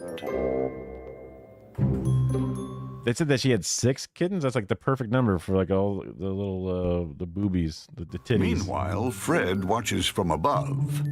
His perch is finally grounded, and he's not taking any chances by getting down. Hopefully, he'll adapt to all this change soon. After all, I'm sure everyone's seen those videos of people who have like, I have a panther pet. Yay.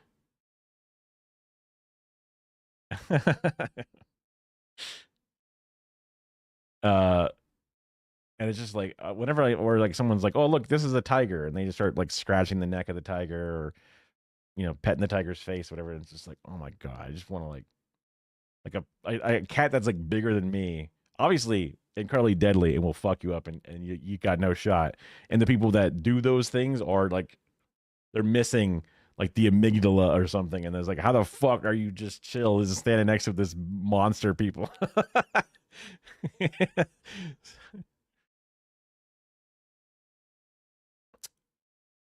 I believe it. I yeah, for sure. Yeah. His breed was developed on the go.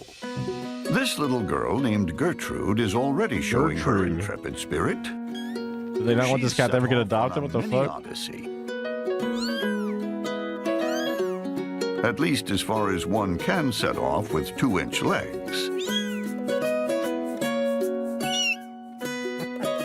But when a deckhand tries to steer her back, Gertrude holds her ground. She's the captain of her own ship. Her brother Maurice, on the other hand, just wants to stay close to Mom. But that can be tough when you've got to compete with so many sisters. And that's when he notices his handsome dad high above the female fray. About as safe as it could be. Right idea. But there's just gonna be a moment where that thing just goes, yeah. Siegfried and Roy, they got that. They got mauled by tigers, probably because of some weird stage malfunction or something. But still, Maurice is pretty new to the world, and he's still not sure how he fits in around here. Perhaps he and his dad can soon figure it out together. In this charming city brownstone, a very lucky black cat is settling in. I've only ever had kittens once.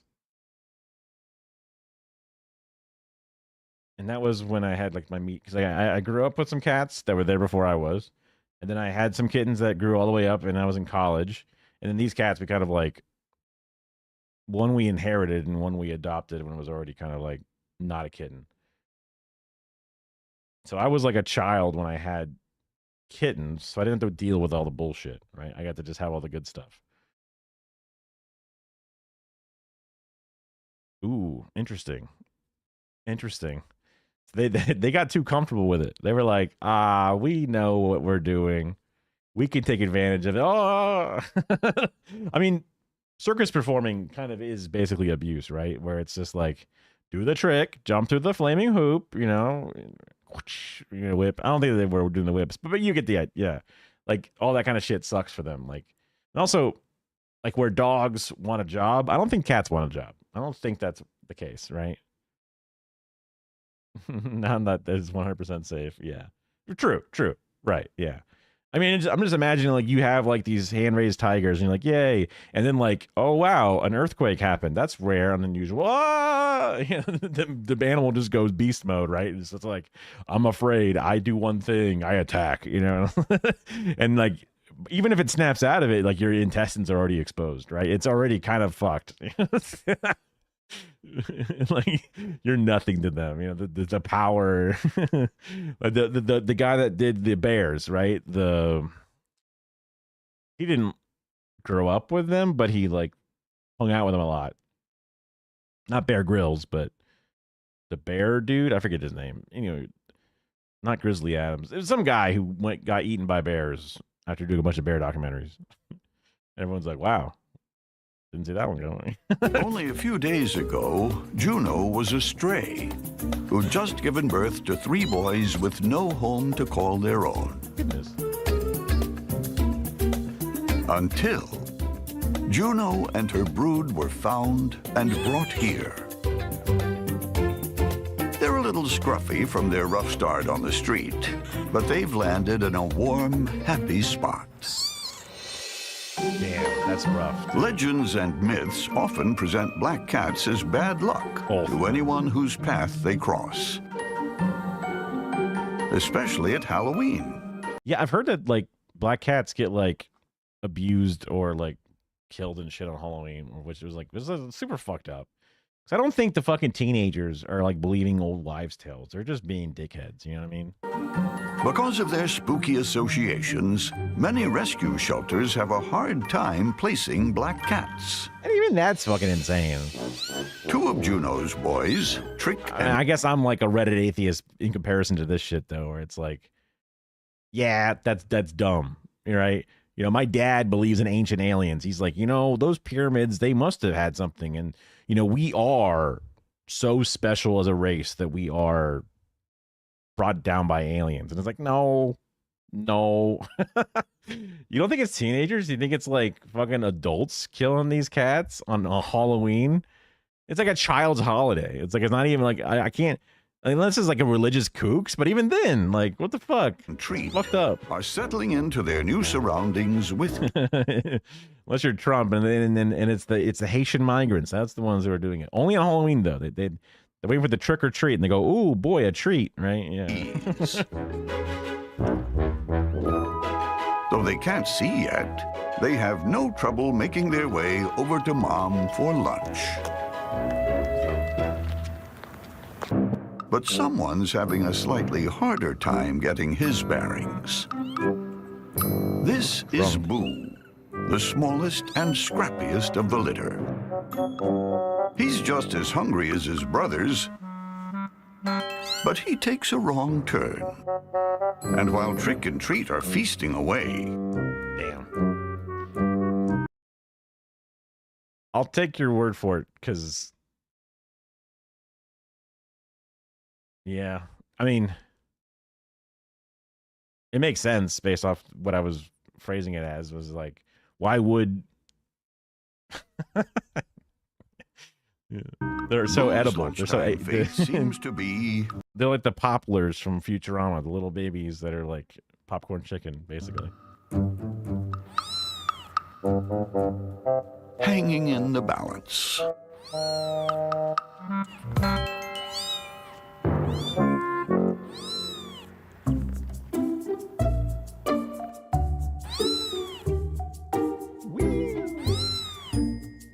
With eyes still closed, Boo can't find his way back.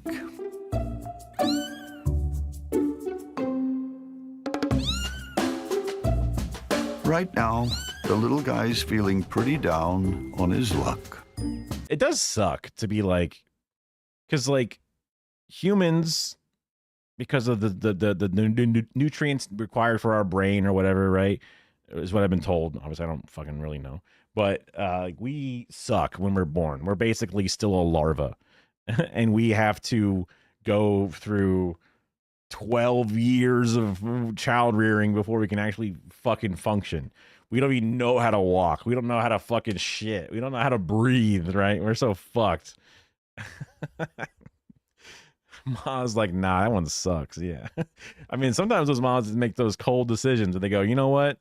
You're too weak. No milk for you. Just go let nature take its course. Like, that's fucked. That's fucked, Mom. That's fucked. That's your baby. That's fucked, Mom. You know? That's crazy. But like, you know, the cats are born, they can walk, they can do shit, but their eyes are fucking closed. They're blind. And it's like, damn, they're so close. Like giraffes, they come out of the vagina and they're just like, they're already running. They're like, oh fuck, let's go. Let's go. Like there's different layers of like how done you are. Like they're done. They're ready to go.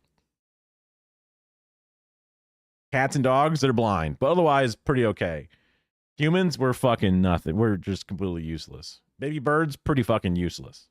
You know? I guess that's the difference. The more useless you are, the end up smarter you're being. Because like birds are considered surprisingly smart. Or maybe that's only just a couple of birds, but you know. There's a little potato.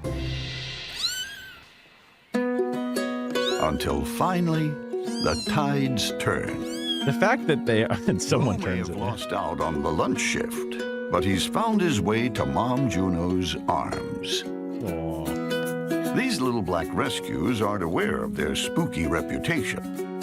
And here in this loving foster home, they're about as lucky as it gets. Okay, that's ruling the roost, of course, that this I was like, you know, this show is kind of just a lot of the same thing. You just see a bunch of baby kittens, all these little things. But that was a pretty cute shot. That was pretty crazy. That was pretty cute. I remember I used to watch this show, like my mom would put it on or whatever, or you'd put it on just to have some noise on. And it's just kind of the same thing over and over and over again. But this sometimes creature it's like, that's haven pretty good. are the cats. What kind of dog This cat, is Ruby, your favorite a dog? What recent kind of dog you rescue, got? has even been treated to her own homey guest room in the barn. Well, she deserves it. Nice ass barn. She's The just fuck? given birth to a litter of 4 black and white babes.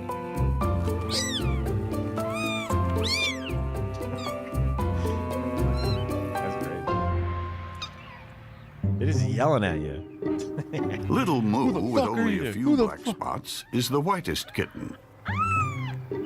But his manners aren't quite so most pristine, Caucasian kitten. particularly when Mom's That looks a lot like ZZ. That's kind of crazy. Obviously, there are differences. Like ZZ's nose is all black, but only a tiny bit of pink, whatever. So I'm not worried that it literally is our cat. But yeah, trying to take a nap. German Shorthair Pointer Pit Bull mix. Wow. Because growing up, my one dog that I had was a Pointer Beagle mix. So it was very orange and I don't know.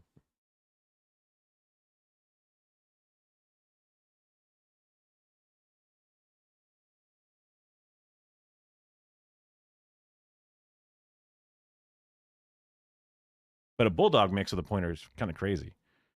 Oh, all cats look the same, huh? I mean, it's got the same like little penis, white penis on its face nose. You know, it's crazy. So this was before he got fat, but this was my beagle pointer mix. Eventually, his belly got real big and fat, but he was a sweet dog. He was a sweet little dog. He would pee. He would lift his leg up, which I guess is a hound dog thing, even though he's a boy. Pit bull, not bulldog. Okay, right, true. Different bull, different part of the word, everything. But a pit bull is also, it's a big dog, but it's a big tall dog, not a big short dog. So yeah, is its head just fucking massive? Like it's still that big? Because a friend of mine's friend had a pit bull at the house, and I would just like, it would come up to me, and I'm just like, oh my god, this dog could fucking kill me. like she'd smile. Oh, it's so sweet. Yeah, because pit bulls have some of the sweetest smiles. Even my dog, you know, he had a nice little smile to him. It's not, you know, not the most intimidating smile, but yeah. But like that dog, and like I could, you'd try and like, you know, you pet it or you scratch its chin, and like its skull would be bigger than mine, and it's just the jaw is so fucking square and strong, and it's just like, what a beast, what a beautiful animal. Like it had this really, really short hair because that's what pit bulls have. It was just so impressive, but also kind of terrifying. But you don't show your fear. You're just like, oh, hello, dog. You know, you're smelling my gonads and you are sizing me up, and you are probably right that you are better than me. It's got a pointer body, but a pit bull colors and smile. That's so sweet. That's awesome. That's awesome. It is also 100% true that dogs will love you so much more than a cat will, because the dog just goes like, you and me, man, no matter what, just you and me, whoever it is, you know, any family member, anybody, but it's just you and me. When it comes down to it, that's what matters. Cats are like, yeah, you're nice, you're cool. I'm hungry, you're better, but also whatever. Get away from me. Don't touch me. You know. That's the difference with dogs. Yeah.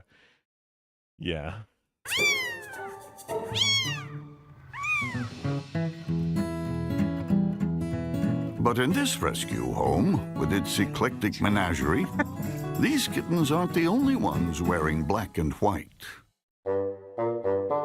Meet baby skunk Duke. What the? What the? Rescued only days after the kittens were born, loving mom Ruby took in the oddball orphan as one of her own. That's crazy, because like our black and white cat, they're not scared, they're really friendly, and their teeth aren't that gnarly. I mean, it's just like it's a dog that takes its presence. That's a fucked up looking cat. Yeah. Like our black and white cat will do this thing where it will express its anal gland whenever it's scared or startled or doesn't. I don't know exactly why. I wish I knew exactly why it did it. I've never had it happen before, and all the other cats I've owned, the 4 different cats I've had, I guess 5 if you count Philco being one of them. But it stinks. It sucks. Like you're holding the cat and you're like, wait a minute. You start smelling your shirt and your arm, and you're like, oh fuck, you know. It sucked way hard to get bit by a pointer with their long ass teeth. You know what? You've definitely been bit by a pit bull. Okay. I mean, I'm not like one of those guys who's like a pit bull hater or like, you know, keeping track of how many babies they eat or whatever it is, right? Like, I love them. They're sweet. I don't think the dogs have a naturally negative connotation specifically. It's just usually the owners, whatever it is, right? The people who are cropping their ears, cropping their tails, and treating them like shit. They're going to act like shit. They're going to be, you know, a well-trained dog is obviously an incredibly well-behaved dog, no matter what it is. But like when that dog barked and like strutted up to me, like, and I was just like, oh my God. Oh my God. That's a man. That's a man. That's a strong man. I mean, if a pointer barked at me and showed its sharp teeth and came at me, I would also be like, oh fuck, right? It just was a different, like, one's a UFC fighter and the other one is like, you know, a beautiful fencer or something. I mean, it's not like a greyhound, but you get the idea. You know, I would be afraid of any dog that was making faces at me, right? I'd be like, whoa, ho, ho. I love pitties. They're so friendly. They are. Yeah. The few I've been able to interact with, they've just been the sweetest, beautiful little things. Perfect family dog. Yeah, I mean, they're sweet. They're just sweet. And it sucks that, like, half the fucking apartments are like, no pit bulls. It's just like a rule, straight up. Just like based off of like the propaganda, based off of the fear mongering specifically. It's just one of those things that's like, God damn it. It's just one of those lies that's just made its way into mainstream, and no one's gonna care enough to stop it. And it's just like, that sucks.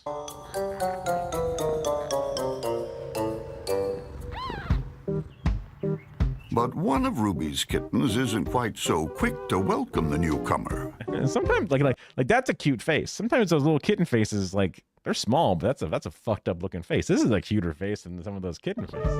Moo sniffs competition for moms. And I'm pro mutt as well. I'm pro mutt. A, because they're free usually, or they're like very affordable compared to the purebreds. But also, like, bro, like I'm not like a racist, you know what I mean? Like, I'm not like, oh, I want a pure Aryan blooded, you know, dog or whatever. I'm like, yeah, you know, I'm curious to perhaps know some of the features specifically. So like, there's DNA tests, whatever. I probably would never pay. I mean, I guess if, you know, I was rich or whatever, but it's like, yeah, I mean, like, we just guessed that he's a pointer and a beagle based off of his features. There could be something else mixed in there. It's a mutt. It's a mutt. It is what it is. It's attention. So when Duke seeks more and genetically healthy, yeah, warm totally. body to cuddle, exactly. Yeah. Moo makes it more of a scuffle than a snuggle.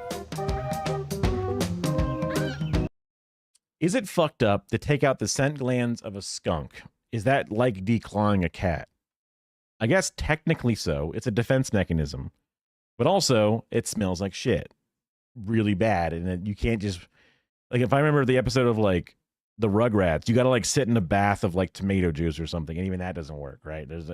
So, I don't know. Maybe they've solved the skunk smell problem. Febreze, you know, something simple or something stupid. But I would be tempted to investigate whether or not it's humane if you're going to keep a pet skunk as a pet. But I'd assume more like fixing or neutering. It is its defense mechanism, but maybe just being skunk colored is enough of a defense mechanism. Maybe you don't actually need to spray the ass. You think the smell is not that bad? I don't think I've ever smelt official skunk smell. Like, we always joke around and say our black and white cat skunked us because it's an ass smell that sprays at us. But it washes up real easy. It's not a big deal. It sucks and it's annoying, but otherwise, whatever, you know. I assume the cat didn't do it on purpose because she was really, really young when she was first pregnant and had kittens. So I don't know if it has something to do with, like, her ass and pussy are all fucked up from, like, having kids at a young age or something. It's the only one out of 6 that's ever had that problem. And it's also the only one that's ever given birth to children. So I assume that's what it is. But when we got it, it was long past we had no idea what the kittens were or whatever. Because it was like a foster of a foster. So I was like, okay. Devenoming a snake is horrible, though. It'll kill him. Really? Really? Wow. Maybe because they need it to, like... I mean, they got to have a gland, right? They got to have, like, a saliva gland, but it just feeds that tooth. Maybe they can't, like, eat food very well because, like, the venom is how they kill their rat prey. So if you take out the venom gland, it's not just a defense mechanism. They just literally can't eat. Yeah. The Trump big bill good? It doesn't seem like it. Oh, I did have some question marks, whatever my title. We were covering that a long time ago at this point. Now we're on the kittens, basically, in comparison to that. We covered a couple of, I think it was Man, I was more tired then when we started, which is weird. For better or for worse. I'm not sure what it was. Probably because I had mowed the lawn and kicked my ass doing that. And then I went to an arcade and didn't have time to recoup. I just kind of kept running. But I remember the first couple of reacts, I was like closing my eyes for a little too long, you know, not that full on sleeping or anything, but it's just like, oh my. Perk up, buddy, perk up. Make sure to react. If I get caught sleeping during a video, I'm done for it, you know. But yeah, so you can take a guess at some of the major things, but yeah. Look alive. Cutting Medicare, Medicaid, stopping, which dovetails into rural hospitals having reduced care quality and availability, and they don't have the subsidies to help them even afford it because they're kind of like a loss leader in the sense of like it's not profitable to have a rural hospital, so now they're going to have even less care, which is then going to shuttle even more people to the other hospitals, which is going to reduce their ability to do care. Also, they're going to have a lower budget.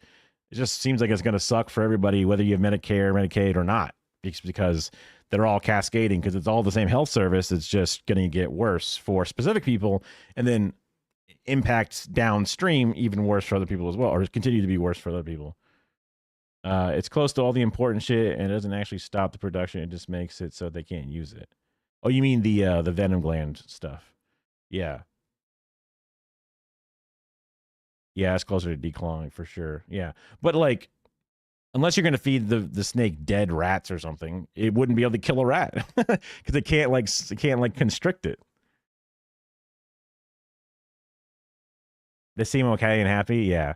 I mean, they might try and skunky. They might just go around and like, and they might just like, it's really like, you know, they just blink their brown eye or whatever they do, right? They do something to make you look like they're skunking you, and you're like, aha, you got me. I was just posing more of a hypothetical. I wasn't trying to say it's super cruel to do it. Because if I had a skunk, I would definitely not want it to skunk the house or whatever. Like it skunks your carpet, and you're like, God damn it! You know, you're like, if you can't get it out, you fucked your house. You know. Luckily, Moo's sister Bessie is more accommodating. And Duke soon finds his spot in the kitten cluster. We're spying a sleeping Moo. He has like a little goatee. Try for another a soul patch, I guess. Yeah.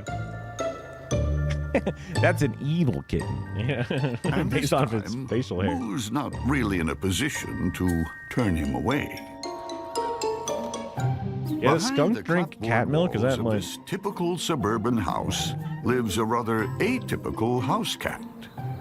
Because Millie prefers being out of the house, scoping out her backyard territory. Cat's pantsy. I'm definitely not a small dog guy. Small dogs, they have like the worst like petable to noise ratio. You know what I mean? Like my dog used to bother me when he would go out in the backyard and howl at like possums, just because it's annoying and you know the neighbor's gonna get pissed. So you're like, come on in, and the dog like, I want nothing more than to yell at this possum I see in a tree. I see it, I smell it, I'm gonna yell at it all night long. You're like, God damn it, get the fuck back in here. Like, I know it, you're just doing your job, whatever, but I don't know how to communicate to you that you please don't do that. But small dogs, little toy dogs, whatever it is, they're all like afraid of everything. They're all always trying to like compensate for their size. They're just yapping like crazy, man. I think I have like a audio sensory issue where like, so even my own cats sometimes yell at me. I'm like, shut the fuck up. Stop yelling at me. I fed you. I gave you weed. I did everything for you. I've tried to hold you. Okay. Yeah. I mean, hey, we drink milk, right? We drink goat milk. We drink camel milk. We drink cow milk. If we can milk it, we drink it. You know what I'm saying? We milk anything. You know what I mean? We milk them all. We milk cows. We milk bulls. You know, we milk them. Millie is. I watch the guys on Jackass drink horse semen, right? They whatever they can milk, they drink. Domestic short hair with a calico coat. As a rescue cat, Millie's background is unknown. But the kink in her tail hints at an adventurous past. I thought it was a bobtail. I didn't realize that's a kinked ass tail. What the fuck? That's crazy. Her present just got pretty adventurous too, with a brand new litter of 7 kittens. Wow.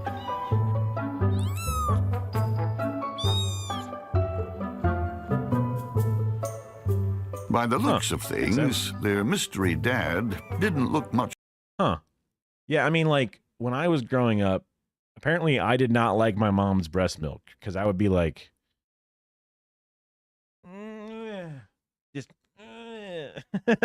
just pushing it away, which is crazy. And then my parents were unhappy. My dad was very unhappy because formula was expensive. But they got formula, so my brain is developed. Hooray, my brain. But also, apparently America is like one of the most formula pushing countries in the world. I don't know, look it up now.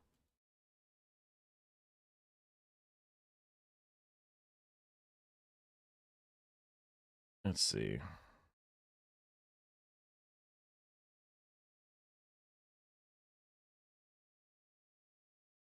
I feel like I remember hearing about this specifically. It may have been like a Behind the Bastards episode. I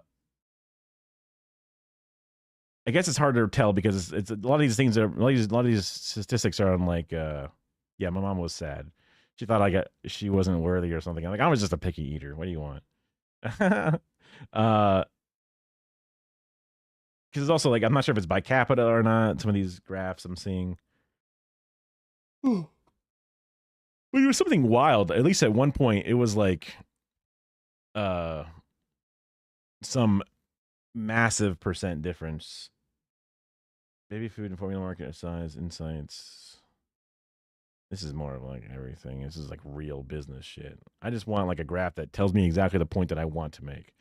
I want something to confirm my biases.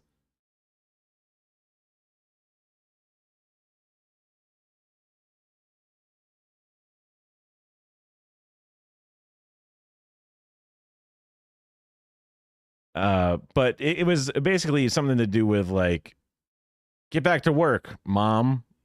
Look, now you can get back to work faster because instead of feeding your stupid breast milk all the time, which is annoying, you can just mix up formula whenever you need it. Bam, here you go. So now the baby can drink this and you can go to work. Probably dogs filled a lot of roles that are just wet nurses, right? Because if you're a woman and you're breastfeeding, you just kind of keep producing milk the more they drink the milk, and as long as some baby's drinking that milk, you can kind of keep. There's like the weird white ladies who like just keep excreting milk as long as possible, and they keep, I guess, like, I don't know if it's just like expressing the glands keeps them on a cycle, and then if you just stop after a while, then they just naturally turn down. I mean, obviously something turns them down. Maybe they have to take hormones or something. I'm not sure, but I feel like there's a way to just keep doing it. Or those ladies who keep feeding their kids breast milk when they're like 10 years old and they're still breastfeeding, right? To be fair, I would also not like to be milked.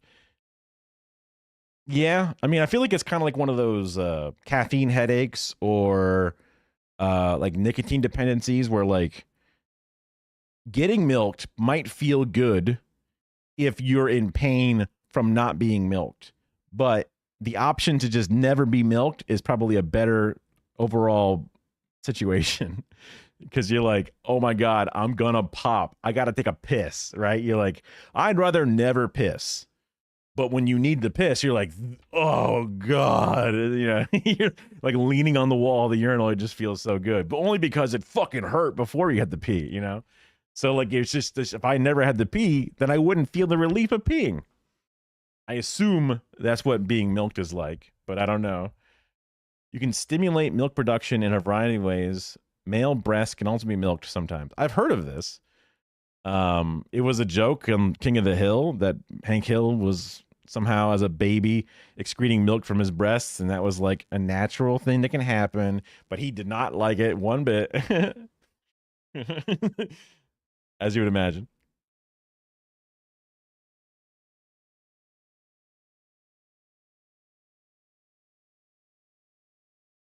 Also, European formula is better than American formula, just like everything else. So, like, my brain, because I drank formula growing up, is somehow less prepared than a European's brain. But that's also if you imagine that there's like a zero sum, like there's a sunk cost or whatever. I'm not using the right term, but like, is there a path and no return where if I did not get the nutrients at age X, Y, Z, then I am now forever going to be stunted? Like, I don't know. It might be. Probably. If I had a kid, I would want it to have all of it just in case. Right? You want to give it the best shot, but yeah. Raw cow milk to your infant is definitely not ideal. The raw milk debate begins and continues because I've heard people say that raw milk is delicious, but also, holy shit, dangerous. But the anarchists who were, I think it was literally Robert Evans from the Behind the Bastard podcast. He's definitely anarchist coded, libertarian coded in the sense of like my freedoms, and he loves raw milk, as I imagine he would. Is it worth it for me? Probably not. I don't like milk in the first place. So would I like raw milk more? Maybe, but maybe raw milk just tastes like eggnog. And you're like, wow, really? Wow. But it's like, I'll just boil the milk. It's fine. I'll just take the L and boil my milk, and that way I'll never die horribly. I'd rather not die horribly. Thanks. Appreciate it. Much like Mom Millie, the kittens are a rainbow of 3 orange tabby, 2 black, 1 gray, and 1 tortoiseshell. It's so funny to see Mom who's so Tory, like have like This completely is Daisy, full-colored cats. who right now seems to have taken a wrong turn en route to lunch.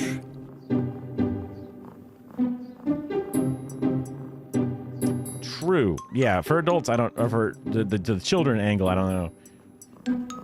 But with Mom's murmurs of encouragement, When you make formula, you get it hot, and you test it on the forearm if it's not too hot. But is that boiling? Is that pasteurizing it, or is it near pasteurizing it?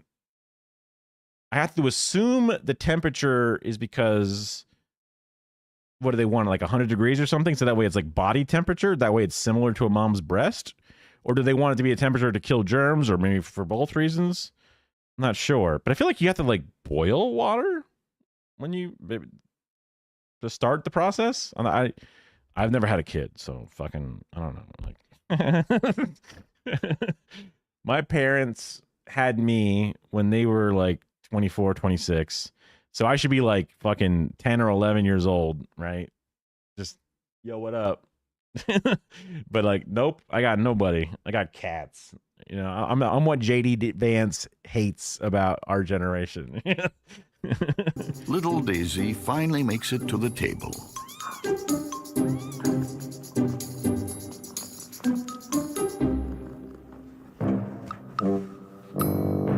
Meanwhile, her red-headed brother Gus isn't content with just any old seat at the feast. This ambitious kitten shoots for a top-table reservation. This is an exclusive dog resort and spa. Whoa. A place for canines to be catered to. Oh, that's a pretty puppy. Oh my God. Of course, every resort needs a host or hostess. I don't think dogs care about This luxury. one has Tempest, a whippet. With her serene and gentle nature, Tempest always gives the spa guests the There you warmest go. of welcomes. Winter lavish. Perfect practice for her latest arrivals to the resort. A whopping pile. Like little greyhound looking dogs. They're like little aliens, dude. I don't know. They I'm sure they're sweet, and if I ever met one, it'd be amazing. But like from afar, I'm like, oh. Of 10 wee whippets. Oh, Philco. Look at this big boy, this chonking lad. Look at this chonking lad. Look at this big baby. Look at this big baby. He's like 16-ish pounds, give or take a pound, right? Sometimes he's down to 15. Sometimes he's like 19 when he was his fattest. Yeah, big baby. Big baby. He's like 8 or 9 years old. He's a senior cat. Maybe 7 or 8, something like that. I think he'll be 9 this year. 9? Nine's a lot. 9's old. Especially for a big boy. But don't graze yet. He's still got all his richness of his color. He's the big kitty. Big kitty. Oh, big baby boy. I love him. He's awesome.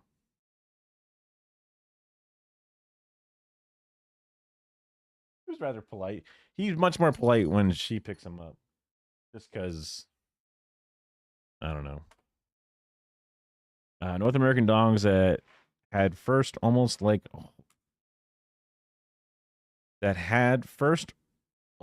whole, and they also had dogs that could help haul cargo. In fact, some native languages, the name for horse means big dog. Okay, yeah. North American dogs that had first almost... They had fur or almost like some kind of like fur, and they also had dogs that could help haul cargo. Yeah, I mean, that would make sense. Also because how good dogs are, right? Had wool like fur. Yeah. Had fur almost like wool. Got it. Boom. Got it. Dang, what happened to all that? What happened to those dogs? Those would be some fluffy ass dogs. Horse means big dog. Is that where the like they call everything a dog shit comes from? Like in Elden Ring, they look at the fucking turtle and they're like, it's a dog. Maybe. I'm not sure. But like dogs are pulling sleds up there in the Eskimo. I forget the name, the official name.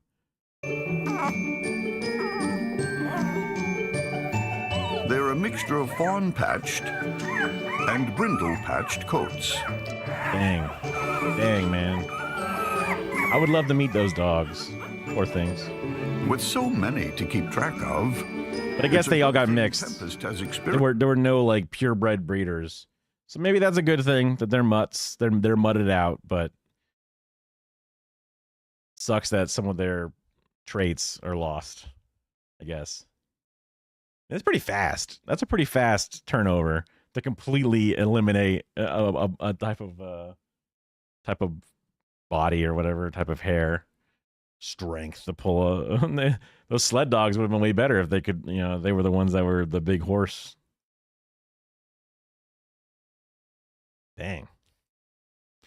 But that also makes sense, especially if they were specifically generally with the Native Americans. They probably, they're the colonial cops, just like today, cops shoot dogs first, right? So those dogs didn't stand a chance, unfortunately, because those ones are out there for blood for multiple reasons. So they're going to shoot the dogs, those fucking assholes. And the dogs are probably so loyal that they wouldn't just hang out with the colonizers. They'd be like, fuck you, and then end up getting killed too. Others.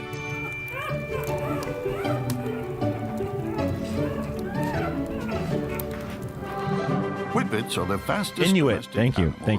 Yeah, right. Reaching speeds of up to 35. I knew there was a name. I fucked up, but not realizing the other one was a slur. With a uniquely adapted body, their legs are able to alternate between full extension and being tucked up tight. Goofy ass dog. This is known as a double suspension gallop. I mean, it's beautiful, but it's goofy. God. And it looks like one of the Whippet pups. I mean, I don't think it's controversial, but puppies cuter than kittens. Kittens are kind of cute, but they also look like weird little aliens sometimes. Like when they're first born, they're kind of potatoes like a puppy, but quickly after they start changing it up. Where puppies are like, oh, they're just so fucking puppy. They're puppy the whole way through. A puppy's a puppy even when it's full grown. It's a puppy. Is already working on his gallop. This fawn-patched boy is Dash. Is Dash all right? Who's determined to get his rookie racer legs to stretch out farther. It might not be quite a gallop, but for legs that are only a few days old, it's not a bad start. I'm glad we got to mix in some dogs into this, even if they are whippets or whatever. Meanwhile, the littlest brindle-patched girl is struggling to stay. Okay, the videographers are all just taking one of the little puppies out and put them off to the side. There always seems to be just one, and the first it was a different one, now it's a different one. On her feet at all. Mouse just doesn't seem to know up from down.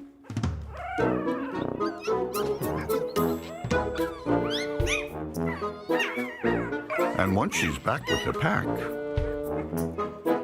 when a client calls for her hostess mom, Mouse is topsy-turvy again.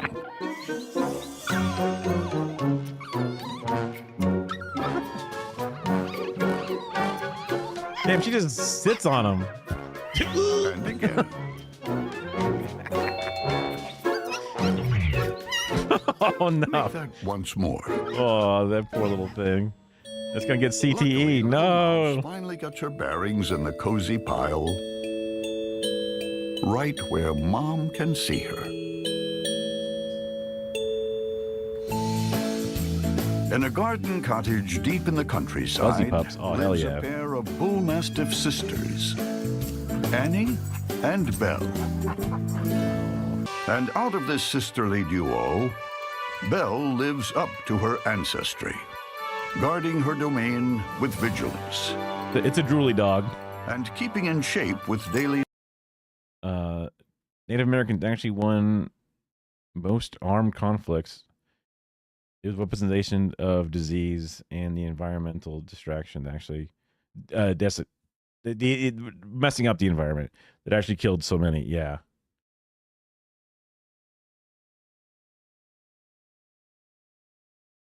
Disease for most for dog and people. Man, it's funny though that the Native Americans actually won, because I mean, also like depending on what era it was, Native Americans also had guns, so like the playing field was evened. You know what I mean, to some extent. Maybe they had like a model back one or two, depending upon like, oh, they didn't have the repeater from Smith and Wesson or whatever comparatively, but.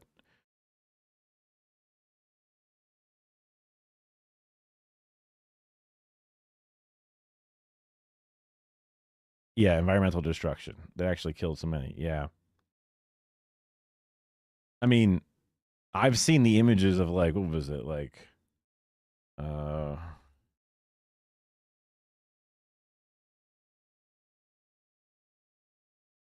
yeah, this shit. Like the hill of buffalo skulls. You fucked them up. Good God. Good God, man.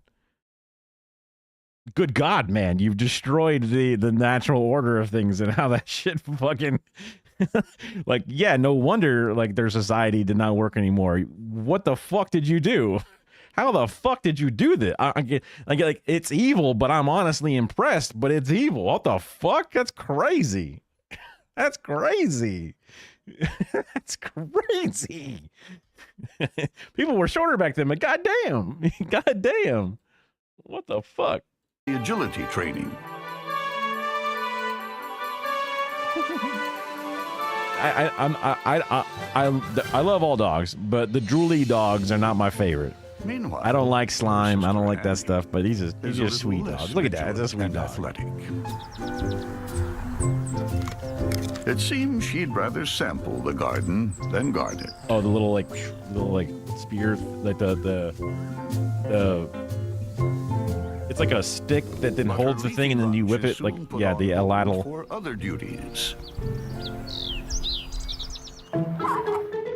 Hooch guy, yeah, no. I mean, literally in Turner and Hooch, which is also propaganda, but like the dog slobber scenes are all how I imagine these dogs specifically. To 6 fuzzy pups. Though they all look darker than Mom right now, 2 of the pups' coats will lighten into her fawn coloring. And the other 4 will be brindle like their dad. it just reminded me of like the racism of Colonel Mustard, right? And like his last stand where he went to go fight the gigantic meeting of all the different Native Americans who were like, yo, we're here to figure this shit out. Battle plan is like, well, I take my small unit and I'll kill all of them. Like, you fucking moron. Die Hard propaganda? Sure, why not? Tell me a cop that does any of that shit. Tell me a cop that does any of that shit. Both on the outside and the inside. If that's not true, then it's propaganda. Boom, easy peasy, right? It's fun, right? Wee explosions.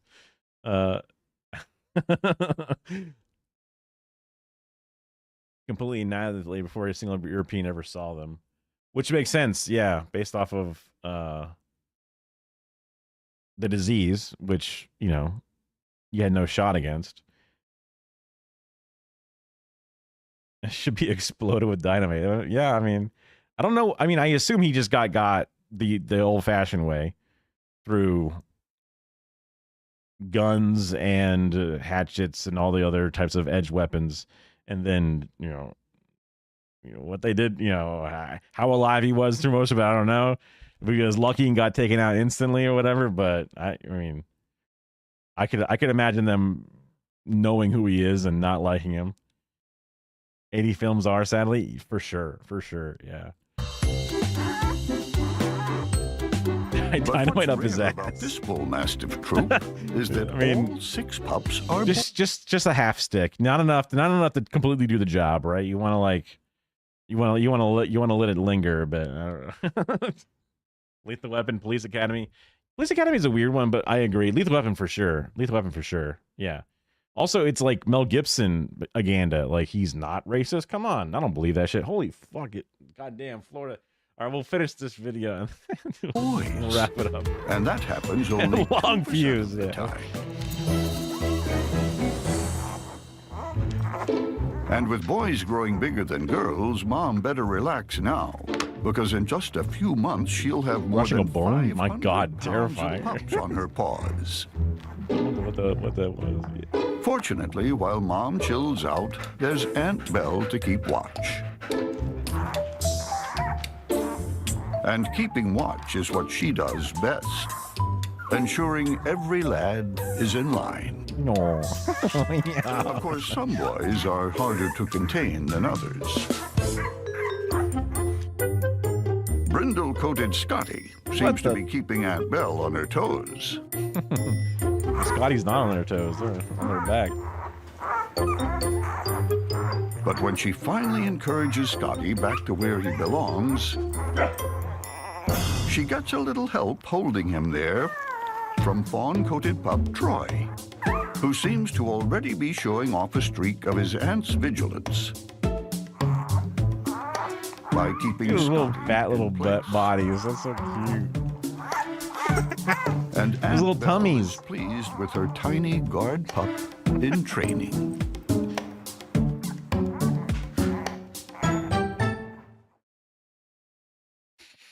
Whew. Well, hey, you know, at first I wasn't sure if I was going to make it all the way through the stream, but we made it all the way through. This is when I would hope to be able to end a stream naturally. Sorry, my music's here. I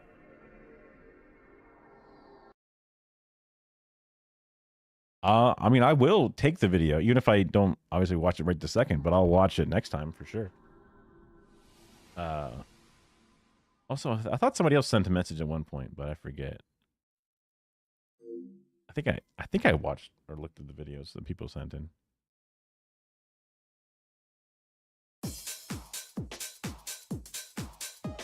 My God, my text box. You're being censored by the sun. God, everything is being censored by the sun. I'll have to get like a blackout curtain at some point. God damn. Holy shit. That is something. Because the main goal was to raid into, Flashbang for sure.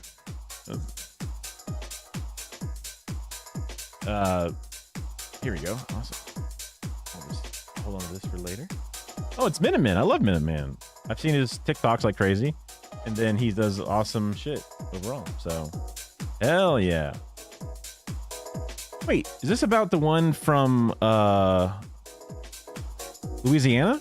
I think Gremlo was watching this shit. Yeah, that was who I was gonna raid into, just because I'm trying to eke my way into that Hasanabi industrial complex orbiter circle bullshit.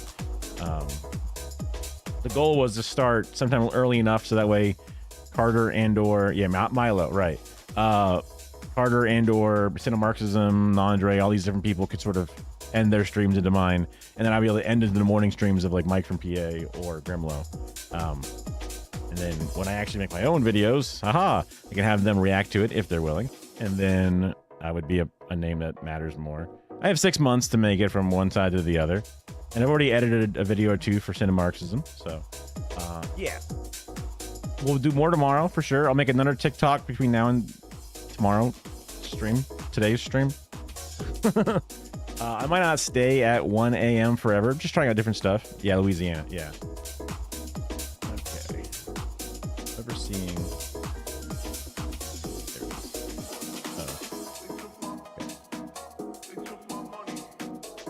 There it is. I gotta make sure I spell names right.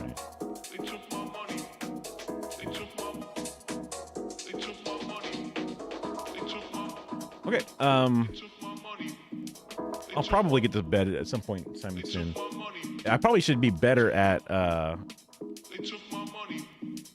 keeping my sleep schedule near my stream schedule. That way I don't have like a little nappy time at the beginning of the stream like I did today. But I'll have less hard labor. But anyway, more streams of this style where I can also flip it backwards and do more of the political stuff closer to the end of the day, just because we're getting ready to raid into a political thing, and do more of the funner stuff at the beginning when I have a few of the goofier people who join me at the beginning. Either way, we'll figure it out one way or the other.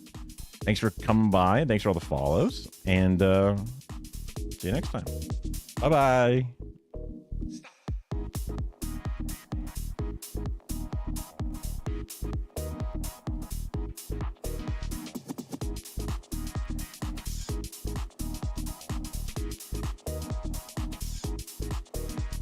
For you to come in, Raiders. Hi, welcome in.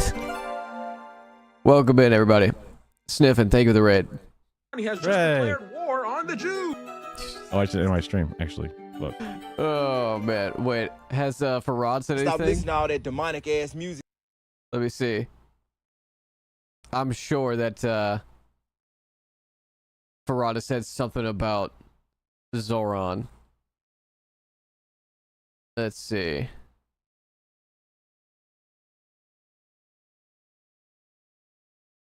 Damn, he posts a lot. Holy shit, he posts a lot.